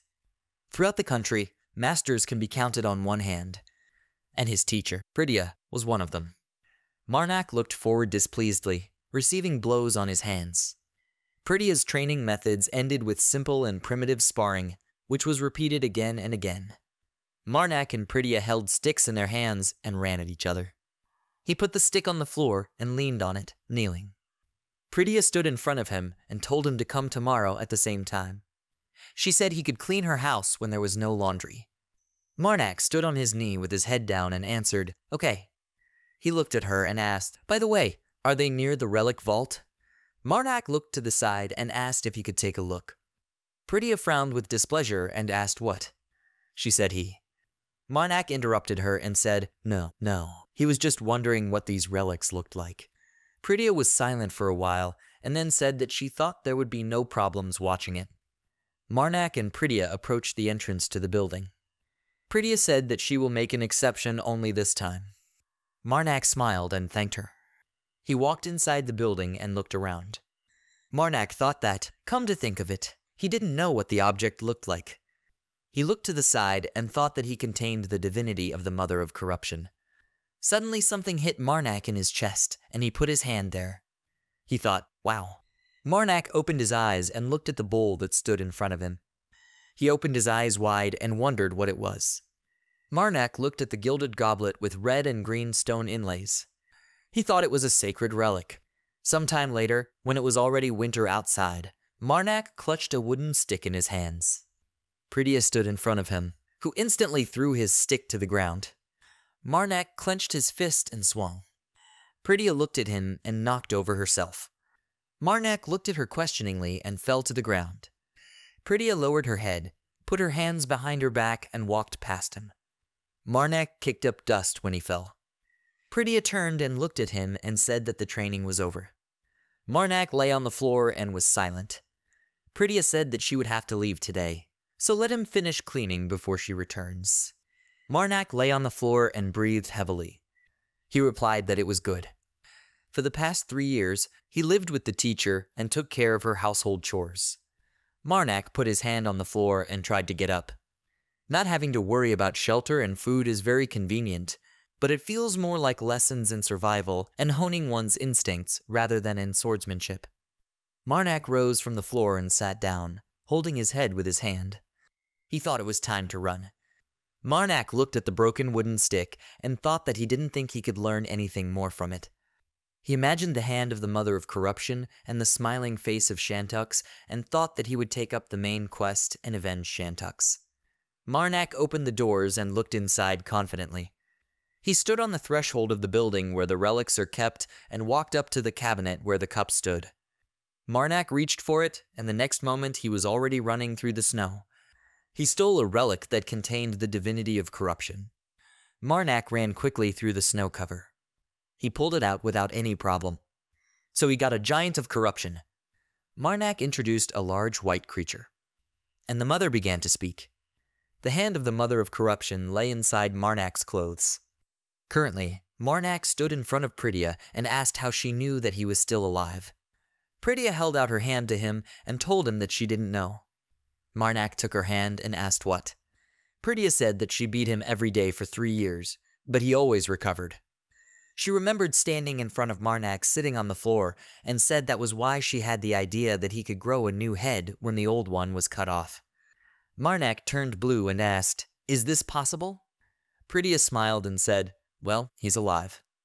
She held out a piece of paper and said that she asked to find him. She gave me this drawing. Marnak looked at the drawing, drawn in black ink. He asked in surprise, does she mean that she found him thanks to this image? Dasha jumped in fear next to Marnak. Pridya raised the drawing in the air and said that the proof of this is him standing in front of her. Marnak said it looked like it.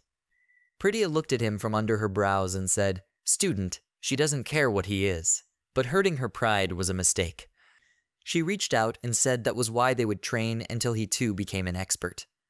Marnak smiled and said that he thought so. Dasha looked at him questioningly. Marnak asked how long will it take. Pritia put her hand to her chin and said thoughtfully that she trained without rest every day. She showed 3 fingers and asked, about 30 years old? Pritia looked at Marnak and said that she has talent. She thinks that if you try hard, you can do it in 27. Marnak smiled and turned slightly blue. He thought that by then none of the main quests would be important anymore. Marnak thought that she shouldn't compare him to geniuses like her. He was worried and said, Teacher, There was a bright moon in the sky, which was covered by clouds. At that moment, Carmen stood in the arena in steel armor and said, Turdy. He turned and looked at the night. Carmen asked how much was left. Turdy said that there were 24 people alive. He reported that 3 were seriously injured and 11 were slightly injured.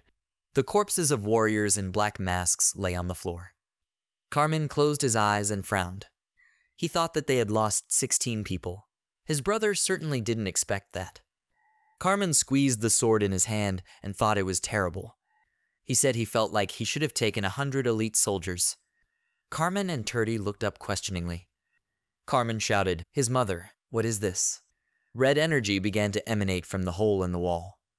Carmen frowned and looked ahead carefully. A large monster with the body of a crab and the head of a man appeared in front of him. Carmen grabbed his sword and moved forward. He shouted, What is this? Carmen remembered a large monster with many eyes and said that it was smaller than the one in Erratic, but very similar. Carmen shouted loudly, Turdy, let him take the guys away. Turdy threw his shield behind his back and said, Yes, sir. Carmen turned his head the other way and shouted Sajitha. He said that they needed to buy some time for the soldiers to retreat. Sajita gripped the spear in his hand and threw it forward into the monster's body.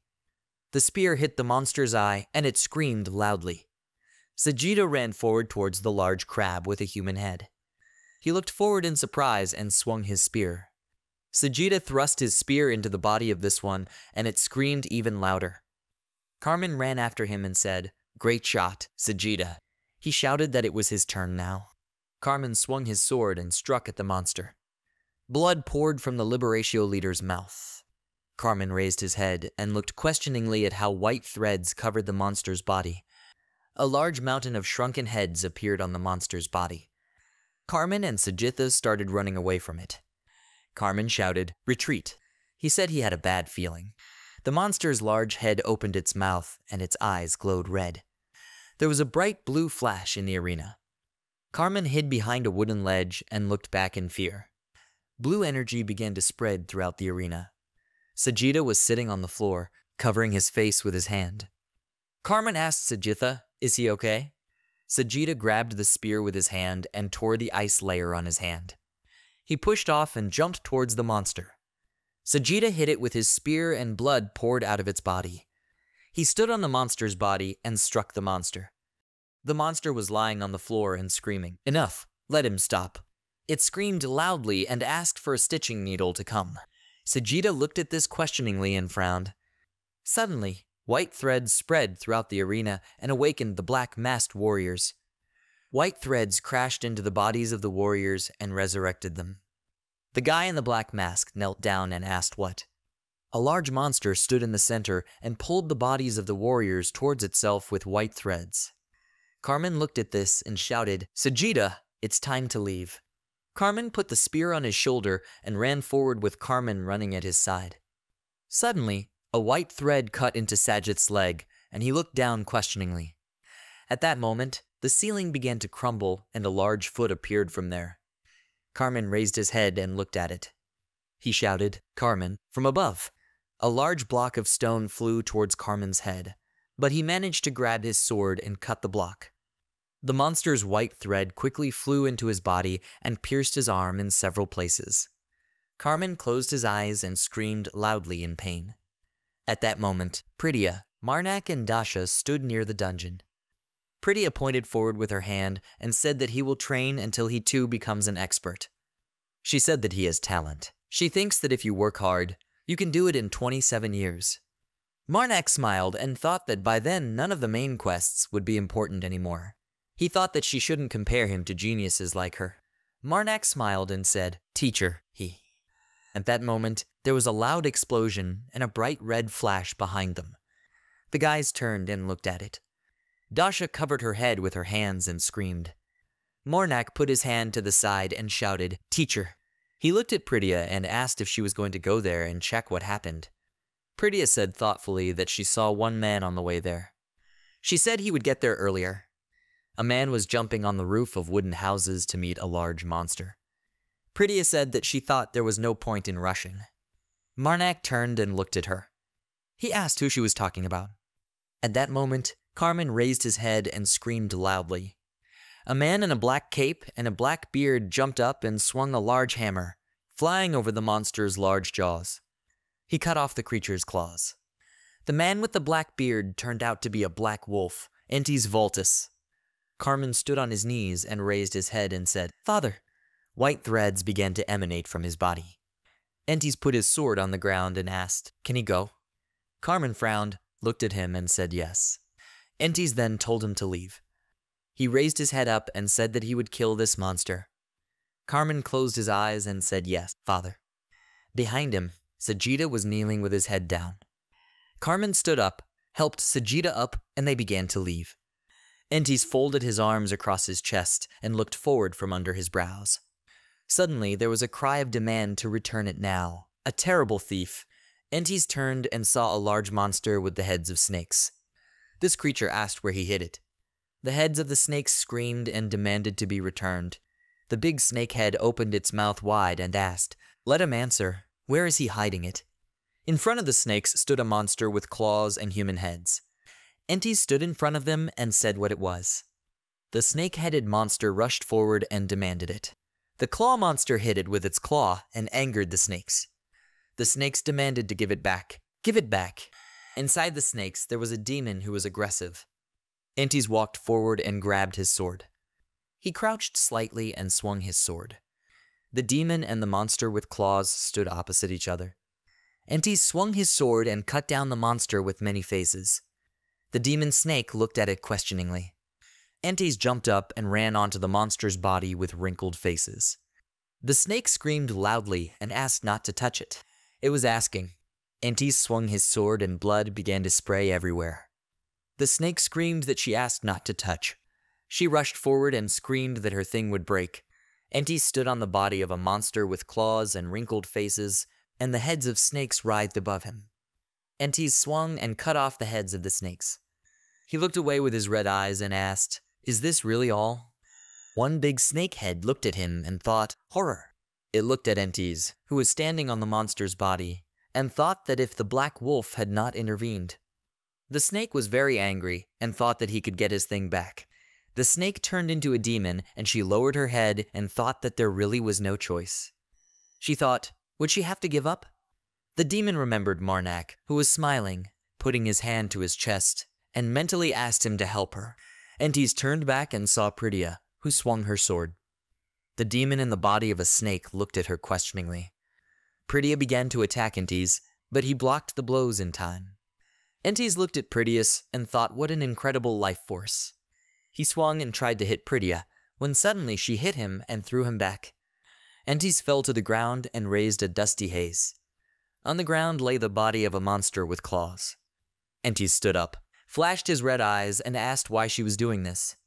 Pritya stood in front of him and, putting her hand to her chin, said, "Well, she wonders what the best swordsman in the north is worth." Entis looked at her and said that if that was the only problem, they could fight later. His black hair started to blow in the wind, and she said, "Get out of the way." Entis said that he must protect the capital. Pritya smiled and said that it seems his main talent is talking with his tongue. Entis looked away and remained silent. He gripped the hilt of his sword and crouched slightly. Red energy appeared next to him. Pritya reached back and grabbed the sword. Entis and Pritya moved towards each other. At that moment, they began to fight. Large stones flew up. The demon in the body of a snake looked at this in surprise and asked what? What? She looked down at how Entis and Pritya were fighting. Suddenly, there was a cry from behind that he had come. The snake looked back and saw Marnak running in it wearing a white mask. Marnak asked what should be done. The demon in the snake's body screamed, "Oh, he's there. Thank you. Thank him so much." Marnak ran forward and says that now is no time for thanks.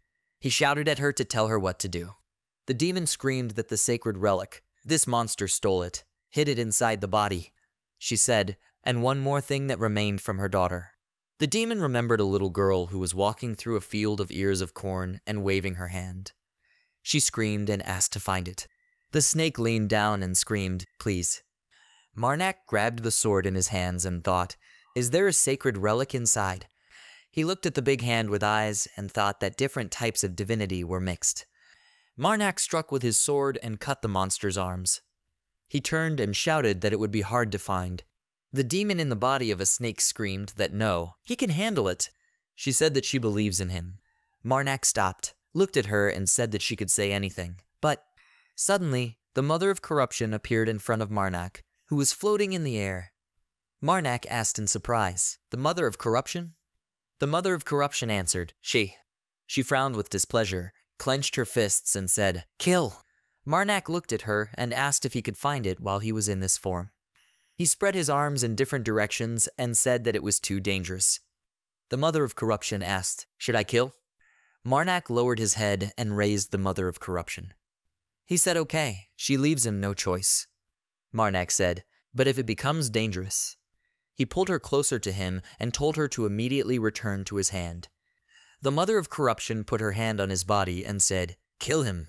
The demon in the snake's body screamed that she would help. The black body of this began to wrap around the body of the monster with a snake body and looked at it questioningly. Part of the monster turned black. Marnak jumped on it and, plunging his sword into the body, began to climb down and cut the monster's body. He held the mother of corruption on his hand and said that he would shake a little. Marnak stuck his sword into the body of this one and ordered the mother of corruption to hold on tight. The mother of corruption said, "Kill." Marnak turned and saw the bloody body of a dead man appear behind him. He cut it open and watched as it fell onto the monster's body. More dead bodies began to emerge from the body. Marnak looked at them and used the power of the text of corruption. At that moment, the dead ran at him, and Marnak clenched his fists and became covered in green energy. He swung his hand and struck an energy blow at the bodies of the dead, after which they scattered in different directions. The mother of corruption looked forward questioningly. She pointed her index finger forward and shouted, "Kill!" Marnak looked at the body of the monster, in whose head a blue light was burning, and asked, "Is that there?" He said it was a great job. Marnak looked at the mother of corruption and said that he so wanted to kiss her forehead. The mother of corruption looked at him joyfully. Marnak pressed her closer to him and said, "But she will have to be patient." He jumped, and the dead appeared behind him. The mother of corruption asked, "Should I kill?" Marnak grabbed the hilt of the sword with his hand and swung it forward. It hit the dead man's head, and it fell. Marnak ran forward over the large body of the dead man and shouted that they had found this, near the cut in the neck. The demon in the body of a snake stretched her neck forward and thanked them. She said she would chew everything.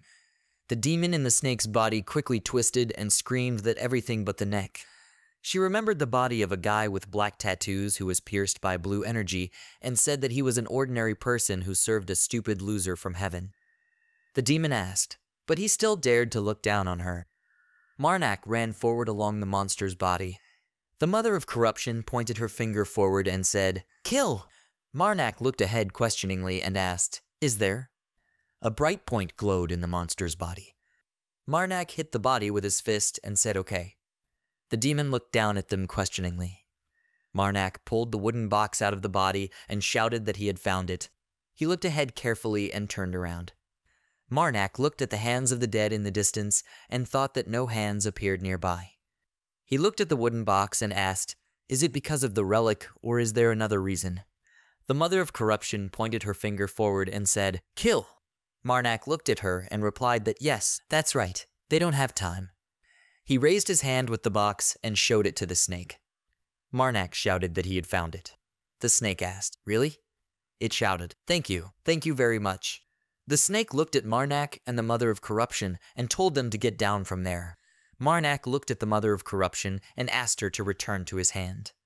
The mother of corruption clenched her fists joyfully and looked at Marnak. A bright green flash appeared on the monster's body. The snake clenched its teeth and screamed, "Stitching needle!" It said that the idiot who is hiding in heaven should listen there. The red-eyed demon opened her mouth wide and screamed that as long as there was even a drop of life left in this body, she would not forgive him or his believers. The big head of the snake rose up, and she screamed that he would still pay for what he did today. Marnak pushed away from the monster's body and landed on the ground. Suddenly, there was a scream behind him. "Everyone run!" Marnak turned and saw knights running forward and shouting that there was a demon. The soldiers said yes, sir. The knights stopped and ordered to watch. Everyone turned their attention to the huge snake that was biting the monster's body. The warrior shouted, "Demon." Marnak hid behind a large stone and thought, "Horror, reinforcements from the kingdom are already there." Pritia swung her sword, and Entes stood in front of her and held a knife in his hands. They continued to fight, and blue bright energy emanated from them. Pritia looked to the side and then at Entes, who stood in front of her. Entes frowned and asked what she was going to do. Pritia looked at him questioningly and exhaled and said to just do what he was going to do. She said the reason she was attacked had just escaped. Pritia imagined Marnak running down the corridor. Entes frowned and said what she was talking about. Pritia looked towards the long corridor and remained silent. Entes said she would be held accountable for this. Pritia stood in front of him and looked questioningly. She smiled and asked, "Is she responsible?" Pritia said that she doesn't think she can lose to him. At that moment, a knight with a huge sword ran up to Entes and said that he had brought a molar. Entes ordered him to arrest the priestess, as politely as possible. He said that she is a master, so let them not try to provoke her. The warrior put his hand to his head and said, "Yes, sir." The warrior looked at Pritia and said excitedly that as she had heard, he needed to arrest her. He looked at her and said that she was obstructing justice and posing a threat to the kingdom. The warrior turned blue with excitement and asked her to cooperate. Pritia says wait. She reached into the inner pocket of her white cape and asked where she put it. The warrior looked at her questioningly. Pritia said, "Found it." She took out a piece of paper and showed it to the warrior. She said, "Here, take a look." The knight held a rope in his hands and asked in fear, "Is this the same?" He asked what? Pritia held a piece of paper in her hand and smiled. She said, "Oh, forgive me." She accidentally gave a portrait of her student. Pritia held a piece of paper in front of the frightened warrior. She asked, "He's cute, isn't he?" The warrior looked at it and thought, "Is there a person drawn there?" Pritia again reached into the inner pocket of the cape and said, "This one should be the right one." She handed a piece of paper to the warrior and told him to hold it. The warrior took the sheet in his hands and looked in surprise. On a piece of paper, it was written that this was complete immunity. Whatever the owner of this document does, the kingdom will not hold her accountable. The warrior read the inscription and asked, "Is this a real document?" Pritia looked at him and asked why she would show him this. She said that there was even a stamp there. The warrior crouched slightly in fear and asked, "Lord, where did she get this?" Pritia put her finger to her chin and thoughtfully said to let her think. She said that it seems that she killed the evil spirit's follower many years ago and received the paper from the king. Pritia said that he said that she was the savior of the kingdom. She remembered the crying king wearing a golden crown and a red cape. Pritia said she didn't think she would go this far. She turned around and asked, "Is she free?" Pritia grinned and said that she still needed to look at one place. After some time, a small rat with sharp teeth was sitting on the floor and eating cheese. It raised its head upward, when suddenly a man stepped next to it. The rat jumped and squealed. Marnak was running along a long corridor in a cloak. He turned his head to the side and saw a demon jumping on him. The demon hugged him and snuggled. She said thank him very much. Marnak said excitedly that she could let go. The demon grabbed Marnak by the face and moved closer and said, "Thank you." At that moment, the mother of corruption appeared, pushed them in different directions, and screamed in displeasure, "Kill them!" The demon smiled and looked questioningly at the mother of corruption, who was looking in her direction with tears in her eyes. The demon hugged the mother of corruption to herself and said loudly, "And thank her, mother of corruption." The mother of corruption screamed in displeasure, "Kill!" She tried to get out, but the demon only hugged her tighter and said in a drawn-out voice, "Thank you." The mother of corruption asked, "Should I kill?" After some time, the mother of corruption sat on a wooden chair with her face kissed with red lipstick and said, "Kill." A demon entered the room with a plate of cookies in her hands. She smiled and said that she had prepared hot tea for them. The demon put a cup of tea on the wooden table and said, "Here." She said it would be delicious with cookies. Marnak looked at the plate of cookies, and the mother of corruption looked at him with displeasure. The demon said to try. Marnak took the mug of tea and took a sip. At the head of the table sat a demon on a wooden chair. The mother of corruption reached out to the plate of cookies. Marnak sipped his tea and thought that that's what he thought. He didn't feel anything. The mother of corruption took a bite of the cookie and looked forward in surprise. She seemed to float in the air with delight and said, "Kill." The demon looked at her and asked what she was saying. Marnak scratched his head and replied that the taste was amazing. The mother of corruption bent over the plate and began to greedily eat the cookies. Marnak looked ahead and said with a slight smile that he was a little late in returning. He took out a wooden box and placed it on the table. Marnak said, "Here is the box." The demon smiled and thanked him. She said it many times, but really, thank you. Marnak looked at her and asked where her daughter is now. The demon replied that she had been dead for a very long time. She remembered the image of a little girl walking through a field of tall ears of corn and waving her hand. Marnak sighed pitifully. The demon looked at him and told him not to worry about it. Marnak looked at her questioningly. The demon reached for the wooden box and said that she lived during the time of the ancient empire. She put her hand to her face and smiled and said that it would be strange if she still stayed with him. Marnak folded his hands in his lap and asked, "Is her husband too?" The demon sat comfortably on the chair and replied that she did not have one. She said that when she took possession of this body, the demon remembered how she sat in a wooden chair in a long white robe with a large pregnant belly and said that she was already pregnant. She opened the wooden box and said that she would only show it to them. Marnak and the mother of corruption looked inside the box, where there were 2 hairpins, a ring, and a small wooden frame with a drawing of a smiling girl with a crown. The demon said that they usually try not to give birth to children in the body they have taken over. She said that their goal was to enjoy this world and leave. The demon recalled how she stood in a field with ears of corn and waved her hand to a little girl. She said because with a child comes a strong attachment to him. The demon remembered a little girl with black hair and missing one tooth, who smiled sweetly and held out a drawing in a frame. She said affection quickly turns to sadness. The demon smiled sweetly as the little girl handed her the drawing.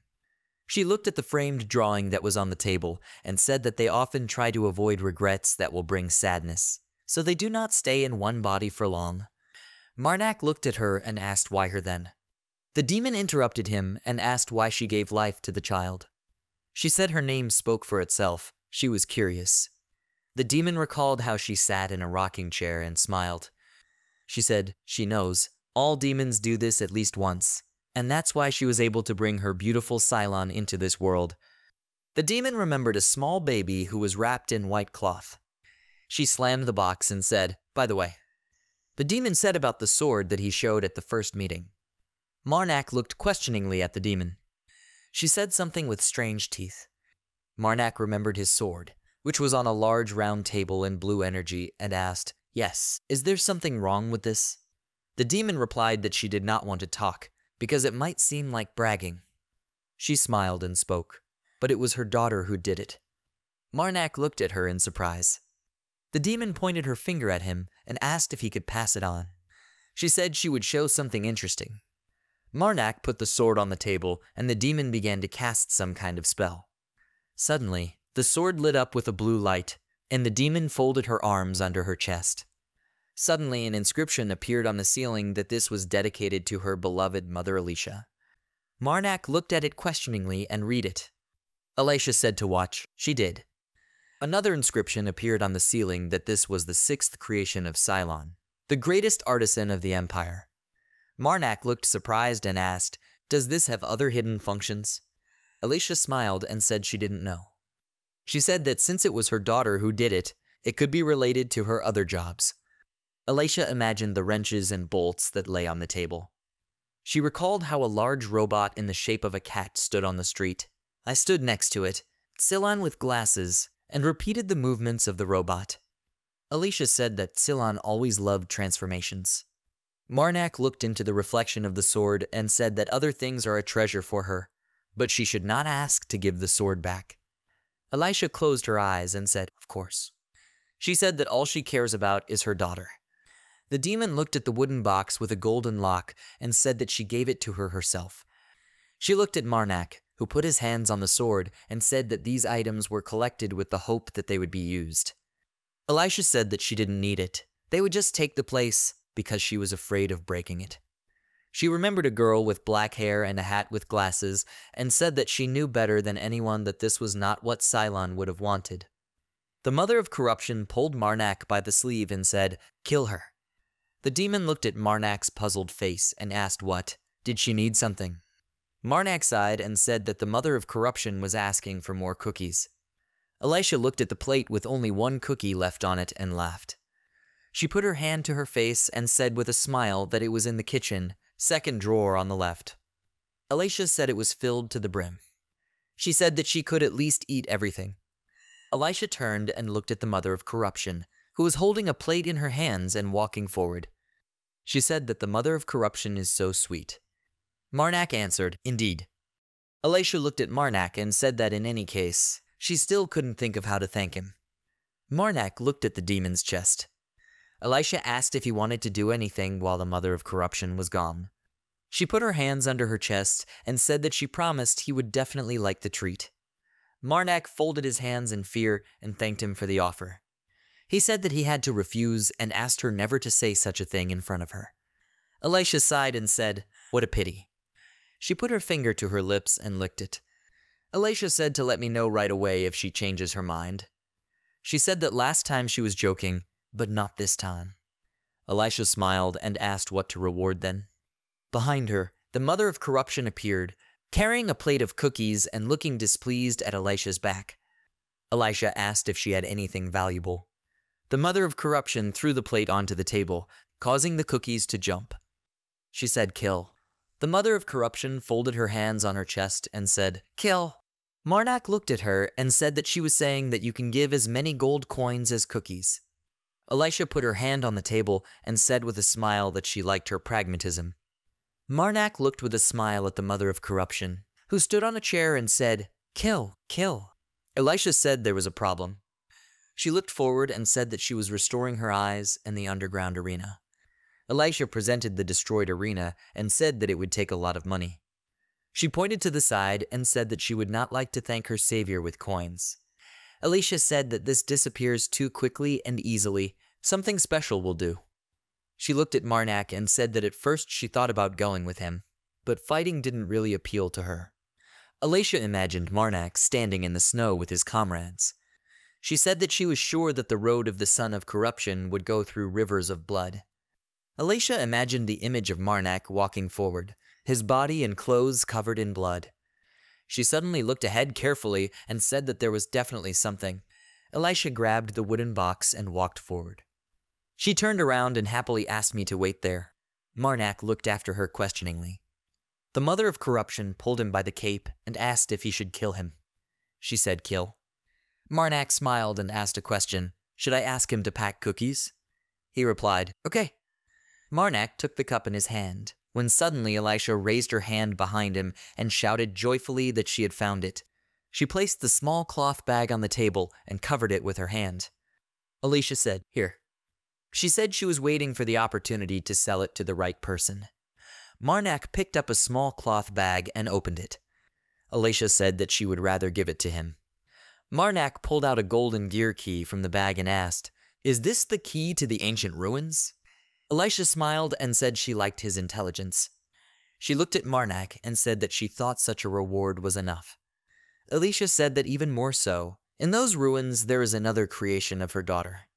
She imagined a large patterned slab above the entrance to the ruins, illuminated by blue light. After some time, Elisha and Marnak stood at the entrance to the wooden house. Elisha handed a large cloth bag to Marnak and said, "Here, let them take the cookies." She smiled and said that she added something there. Marnak took the bag in his hands and, closing his eyes, thanked her. The mother of corruption stuck her hand out from under Marnak's clothes and said, "Kill." Marnak said that she also thanks her. Elisha smiled and said that she knew. Marnak smiled and asked when they could meet again. Elisha said thoughtfully, Well, she pointed to One Eye and said that they were playing a little. One Eye was not working. Marnak looked at her in surprise. Elisha said that therefore she would need to leave the capital. Marnak smiled and then offered to say goodbye. Elisha folded her arms and said to take care of her. Marnak looked at her and asked what. Elisha looked at him and said that he was doing well. Nothing more needed to be done. She said to just stay the way he is so the mother of corruption can smile. Marnak turned his head and looked at her. He smiled slightly and said that he had planned to do so. There was no need to ask. Elisha stood near the house in the shadows and watched as Marnak walked away down the street. She imagined a silver ring that was near the green sphere and thought that the item in the ruins must be useful to him. Elisha smiled and thought that in that case. She imagined a long rope bridge made of skulls, illuminated by green neon lights, and thought that the mother of corruption would bring back all divinity. Elisha thought that the heavenly gods and the one who longed to take away her daughter's gift. She imagined black silhouettes of monsters and a blue creature with lots of neon stripes. Elisha thought it was a stitching needle. One of her eyes glowed red, and she thought that they would pay for everything. After some time, Dasha and Marnak met. Dasha shouted joyfully that he was back. She asked if everything is fine. Is he not injured? Marnak looked at her, smiled, and said that, of course, all the issues had been resolved. He pulled his hand forward and said, "Princess." Dasha looked at him questioningly. Marnak put the cloth bag on the ground and asked if Master Pritia was looking for it. Dasha put her finger to her chin and thoughtfully asked, "Is he his teacher?" She remembered how she, Marnak, and Pritia stood on the snowy surface and said that no, she was not looking. Dasha said that the only message was from Carmen. They are over there now. Marnak looked at her carefully and asked, "Carmen and Sajitha?" He turned and looked at the two guys who were near the building with their body parts taped up. Marnak asked what condition they were in. Dasha replied that there were no fatal wounds, but the treatment was not easy. Bloody bandages lay on the floor. Marnak remained silent. After some time, Marnak and Dasha walked along the bright corridor. Marnak said that since they were there, he would take a look at their wounds himself. After some time, they entered the room. Carmen turned and looked at them with a smile. Ara sat next to him and smiled. Carmen shouted joyfully, "Priest Marnak," he added, "and the princess." Marnak smiled and replied that he sounded healthy. Carmen laughed loudly and said that one should not be upset over such trivial wounds. It could become a shame for the Voltus family. He said he had several broken bones and bruises. Carmen remembered how white threads penetrated his body. He said he thought a priest of restoration could handle this. Carmen looked at Sajida lying in front of him and said that the problem was with Sajida. Marnak looked at him questioningly, and Carmen said that he also fought. Sajida smiled and said everything is fine. He straightened the white blanket and said that if the priest of restoration healed it. Sajitha looked at Marnak and said that he would quickly get back on his feet. Marnak came close to his bed and told him to show his ankle. Sajida showed his leg, which was bandaged, but blood was leaking from the ankle. Marnak looked and thought that he thought so, the divinity of several evil gods mixed together. He carefully examined his leg and thought that this would make it difficult for the priests to cure something like this completely. Marnak imagined that there was multicolored energy near Sajit's leg and turned to the Mother of Corruption. "Can she do something?"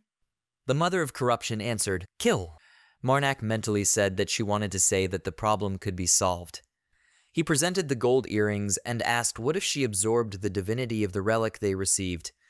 Marnak imagined the houses that are located in the city and thought that they would immediately feel it there. He thought that it wouldn't work out in the capital. Marnak thought that it looked like he would have to go to the ruins. He imagined an image of a golden key made of gears. Marnak reasoned that it was in an isolated space, so no one would notice anything from the outside. He presented the image of a castle with high towers. Carmen said not to worry. Marnak turned his head and looked at him questioningly. Carmen folded his legs and sat on the bed. He said that according to the priest, the divinity of the evil gods weakens over time. Carmen said that he said that this would not happen very quickly. Aras looked ahead carefully. Marnak looked at Carmen and asked how long should we wait. Carmen thought about it and said that at least a few months. He said that a maximum of several years if removed naturally. Marnak looked at him carefully and listened. Aras stood near the bed and, looking out of the corner of her eye at Carmen, said that only in the case of Carmen, that guy would have to wait longer. Marnak and Dasha, who was standing behind, looked at Sajith carefully. Aras looked away and said that they were looking for a way to neutralize the divinity of the evil gods, so they would do it first. Carmen smiled embarrassedly and apologized that this happened. Dasha parted her mouth and looked at him questioningly. Carmen said that it would be difficult for them to continue accompanying the princess. Dasha smiled, tilted her head, and said not to worry. She told them to concentrate on treatment. Dasha put her hand to her chest and said that she would be fine. Marnak smiled and said that then they would leave the capital for a few days. Dasha looked at him questioningly. Marnak said that he had one idea to help them. Carmen asked happily, "Are you serious?" Dasha opened her eyes wide and quietly asked how to understand this. Marnak continued to smile and whispered that he would tell him later. Carmen happily showed his thumb and said that he was the best. He said that although he didn't want to stress them out, he would look forward to it. Carmen laughed quietly. Marnak put his hand to his chest and told him to rely on him. Carmen looked at him carefully and smiled slightly and said that, by the way, they needed to talk, but in private. Marnak looked at him questioningly. Carmen and Aras closed one eye and stuck out their tongues at each other. Dasha approached Arya and looked at her questioningly. Marnak stood in front of the bed of Carmen, who called his name and pointed his finger to the side. Carmen said that he would guarantee that Marnak would not find a girl with a heart bigger than Princess Dasha's. He laughed a little and said that that's why we need to take advantage of the moment. Carmen looked at Marnak and said that he thought Dasha liked him. Marnak looked at him and remained silent. Carmen put his hand forward and said, "Ah." He entered into a dialogue and said that he thought they had been together for a long time. The mother of corruption asked, "Should I kill?" Marnak waved his hand and said that there was nothing between them. The mother of corruption said, "Kill! Kill!" Marnak put his hand to his chest, where the hand of the mother of corruption lay, and thought that she was always with him. He asked what he should explain to her. Carmen asked, "Really?" He winked and pointed his finger at him. Carmen said, "Then don't miss the chance. Another one may not turn up soon." Marnak smiled and thought that he was repeating the same thing. He said to take care of yourself. Carmen answered happily, "Yeah, him too." After some time, when the sky was already setting, there was a house with a tower on the street. Dasha smiled and said she was so excited. She looked at Marnak, who was walking next to her, and said that she was not sure that two people could go to such places. Dasha said that as long as he is around, everything will be fine. She looked at him questioningly and sighed as they entered the house. Pritya sat on a wooden bench at a long table. She looked at Marnak and said that he had been gone for a long time. Marnak smiled and asked the teacher. Pritya was sitting at a table with a wooden mug and a bowl of soup on it. Pritya smiled slightly and said that she was waiting for his return, student. She put her hand next to her on the bench and told him to sit there. Marnak came and sat opposite her. Dasha sat on the same bench. Pritya looked at him displeased. Marnak smiled and said that she came later than he thought. Pritya looked at him and replied that she had to go to the palace. The queen of the northern kingdom had a request. Marnak looked at her in surprise and asked, "Request?" Pritya said that it seems that the followers of the evil gods are rampant in the north of the capital. She imagined people in brown capes running and said that the queen asked politely, so she agreed to help. Pritya smiled slightly and said that if he wants to go with her to Igilar, then let him go to the room and pack his things. Marnak said, "Teacher." Dasha looked at him worriedly. Marnak said that this was impossible. Pritya opened her eyes wide and looked at him questioningly. Marnak said his goal is in the opposite direction. He looked at Pritya seriously and said that he had important business to do. Pritya asked a question, "What is he talking about?" She said that she went through so much hardship and shame to fulfill the request of her only student. Pritya asked displeasedly, "But he is leaving. Did she hear right?"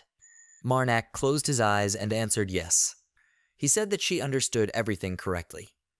Pritya looked at the mug of yellow liquid and said that this was too cruel. Tears flowed from her eyes and dripped into her mug.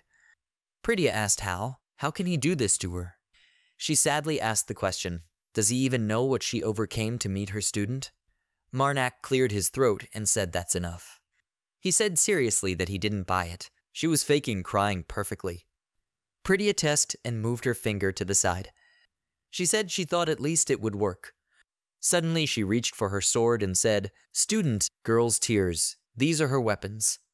Marnak frowned warily, rose from the table and shouted, "Hands on the table." He imagined Pritya walking forward and dragging Marnak by the hood. Marnak said that if she was going to knock him out and drag him away with her, he would be very angry. Pritya said OMG. She turned aside and asked why he thought she would resort to such cruelty. Marnak kept his hand on the table and wondered displeasedly what she was thinking about it. He looked at the sword lying on the floor and thought that she was definitely thinking. Marnak cleared his throat and said that everything he said was true. He said he couldn't go with her now. Marnak looked at the sword lying on the floor and said that when he finishes all his current affairs. Pritya listened to him carefully. Marnak said that he would return to her. Pritya said thoughtfully, "Okay." Marnak looked at her questioningly and opened his mouth slightly. Pritya said that she is a compassionate and sweet teacher, so she will agree. Marnak looked at her and asked if he would have to go with her. Pritya leaned back slightly and folded her arms under her chest. She replied, "Of course." Pritya said that she plans to wait for him. She held up her finger and said, "But only if he was strong enough not to be beaten." Marnak looked at her in surprise and said, "She wants to say." Pritya put her hand on the table and said that the backyard of the hotel was quite large. She reached for her sword and told him to take the sword and follow her. Pritya threw the sword over her shoulder and turned back and said, "Now." After a while, they stood in the backyard. Pritya stood in front of Marnak and asked, "Is he ready?" She said that the conditions were simple. She would use as much force as he did. Marnak stood behind her and looked seriously at her back. Pritya turned around and smiled and said to give it her all. Marnak grabbed the sword and thought that it would be more difficult to move if the butcher brought it. Pritya smiled and said, "Now." Suddenly she pushed off the ground and kicked up dust. She swung her sword and struck at Marnak. He put his hand forward and thought that after such a blow, she punched her in the chin. Pritya raised her hand and looked at him. Marnak looked at her questioningly, when suddenly Pritya put 2 fingers forward and beckoned to him.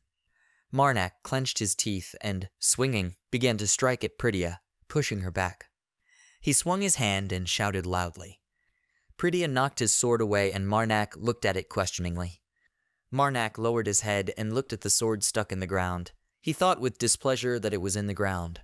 Pritya smiled and asked, "Student, what is the most important aspect for those who want to become a master?" Marnak looked at her carefully and asked a question. "What is the skill of a sword, honed to the limit and a trained body?" Pritya smiled and said that these are the basic conditions. She swung her hand and kicked Marnak in the cheek. Marnak fell to the ground and put his hand to his face. Pritya looked at him and said that if that were enough, she would become a master in 5 years. She stood in front of him and held a sword in her hands. Marnak began to get up and said that sometimes she can be too arrogant. Pritya held a sword in her hands and replied that it was true, but nothing could be done. She put the sword in Marnak's chest and said that the most important thing is the heart. Marnak smiled and asked, "Heart?" Pritya smiled slightly and said, "He knows. His confused face is very cute." Marnak angrily asked for an explanation, "Please." Pritya looked at him and said that the master could channel his will into the sword even then. She held the sword to Marnak's chest and said that it was possible to cut even what was previously impossible. Pritya continued to carefully examine Marnak's face and said that in order to become one, he needs to make his heart independent from others. She said he was. Pritya shifted the sword to Marnak's shoulder and said that he relies on someone very much. She looked at him carefully and asked what he was so dependent on. Marnak closed his eyes and thought that he could not answer. He could not say that he was a priest of the goddess of evil. He thought that every time he was resurrected. Marnak remembered how he was held by people in brown capes in the snow and thought that their connection was getting worse. Pritya said calmly, "Dear her only student." She looked at his thoughtful face and said it was obvious that he understood what she was talking about. Marnak raised his head and looked at the bright moon. He answered yes. Priya held the sword by the hilt and said that she was glad that they had met again. She looked at him seriously and said, but her heart froze when their swords touched. Marnak looked at her and asked a question, because he is far from the heights of a master? Priya cleared her throat and said, no, it's probably about a mother's heart. The hand of the mother of corruption wondered. Priya blushed slightly and said that it felt like she had spent all her strength raising her son, who was taken by some snake. She looked at it carefully and said it looked like it had been stolen from her. Priya imagined Marnak holding the mother of corruption close to him. Marnak said excitedly, what a specific remark. You rarely hear such a thing from her. Priya looked at him displeased and said that was why she was upset. She came a little closer and said that the addiction is so deep. Priya looked at Marnak and said that he would hate her if she tried to break it off by force. She came even closer and said that she did not want this, so she would not force him. Priya said to keep this item with her. Marnak looked questioningly at the white ring that Priya placed in his hand. Priya said it was a relic from the Church of the Holy Flame. She showed her hand, on the finger of which there was a ring, and said that it was a man with a black ring. Priya smiled slightly and said that she could approximately find out where the man with the white man was. Marnak put the ring on his finger and said okay. He smiled and said that he would wear it. Marnak looked at the sky and asked, Teacher, can I ask one question? Priya looked at him thoughtfully. Marnak extended his hand and asked the question, how could she be both a master and a priestess? Priya remained silent, and then lowered her head and said that they do not become priestesses because of the depth of faith. She said that rather, God himself chooses her for this place. Priya said that even masters consider God as an object. She imagined the praying people in the castle and said that they were not blind in their emotions. Priya said, and don't be influenced by it too much. She said that this is why she continues to consider him her student. Priya looked at Marnak's glowing green eyes and said that despite the evil divinity he exudes, she said that she was offering him to become a master for a reason. Priya looked from under her brows and said that if he succeeds, he will be able to distinguish his own emotions from the alien emotions of the god that settled in him. Marnak put his hand to his heart and remained silent. He removed his hand and said that was how she knew he was a servant of an evil god. Marnak looked at Priya standing in front of him and said that even the fact that he was addicted to it. Priya answered displeasedly so that he would not consider her stupid. Marnak smiled and asked, can I ask one more question?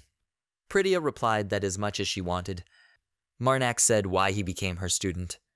Priya looked at him questioningly. Marnak asked the question if there are more talented people who are a better fit. Priya replied that she expected a difficult question when he started to doubt so much, but it turned out to be simple. Marnak smiled and closed his eyes. Priya raised her head up and said that she was raised with the sword of the Church of the Sacred Flame from birth. She remembered how she sat on a mountain of corpses into which swords were stuck, and said that she didn't even have time to look back when she was left completely alone. Priya said that she then met him. She remembered how she came to the shore where Marnak was sitting and said that the 3 years they spent together. Priya remembered how Marnak joyfully grabbed her hands and said that this was the happiest thing in her life. She said that this happiness could only be surpassed by the feeling of loss from his departure. Priya remembered how she stood in the empty castle. She said that she could no longer be the person she was before she met him. Priya reached out and touched Marnak's cheek with her fingers. She looked into his eyes and said that she needed him. He was important to her. Priya smiled slightly and said that only next to him could she be happy. At this time, the bodies of warriors in black masks lay in the arena. Hilden shouted in displeasure that they were idiots. He said that their headquarters was destroyed because they didn't catch the princess. Hilden looked around where the corpses lay and shouted that it was not his fault. Suddenly, warriors in black masks came out to meet him and said that no, it was all his fault. They shouted, let him die, traitor. Hilden sighed in fear and began to run away. Arrows began to fly after him. Warriors in black masks ordered to catch and kill him. Hilden ran away and turned around asking someone to help. He shouted that he would even kiss the ass of whoever saved him, seriously. Suddenly, an explosion thundered behind him and the bodies of the soldiers were thrown in different directions. Hilden ran forward in fear. He turned and asked what. Behind him stood Vadis with a large dragon hand. Hilden fell to his knees and asked in fear, "Did he come to save him?" Vadis asked displeasedly, "What do you think?" He said he wasn't going on a picnic either. Vadis frowned with displeasure and said to shut up and follow him. He said that he would leave Hilden if he fell behind. Hilden shouted, "Yes, sir." He stood up and thought he could take back what he said about the stupid lizard. Hilden thought, "Glory to the prince." Suddenly Vadis turned around and shouted displeasedly, "Hey!" Hilden looked after him in fear. Vadis said that if he thinks about kissing his ass, he will end him. He turned, clenched his fists, and tensed the veins in his face. After some time, Marnak sat in the bushes near a large stone cave and looked at the warriors standing near the wooden fence. Dasha pulled out a golden key and said that the coordinates point there. She held a green tree branch in her hand and said that it could be mountain bandits. It took them 5 days to get there. Marnak looked forward carefully and said that it was possible, but he was not sure. Dasha looked at him and asked if they could distract them with fire. Men with black hair and wearing green cloaks stood near a wooden pointed fence. Marnak closed his eyes and asked Dasha, "And will they set the whole forest on fire?" He said that he would try to talk to them first. There was a small green leaf on Dasha's head. She looked questioningly at Marnak, who seriously asked her to prepare her magic. The man in the green cloak looked questioningly to the side, and then reached for the sheathed sword and ordered him to stand. He asked who he was. Marnak stopped, put his hand to his chest, and said that he was a support priest. He had been asked to deal with the mountain bandits in the area.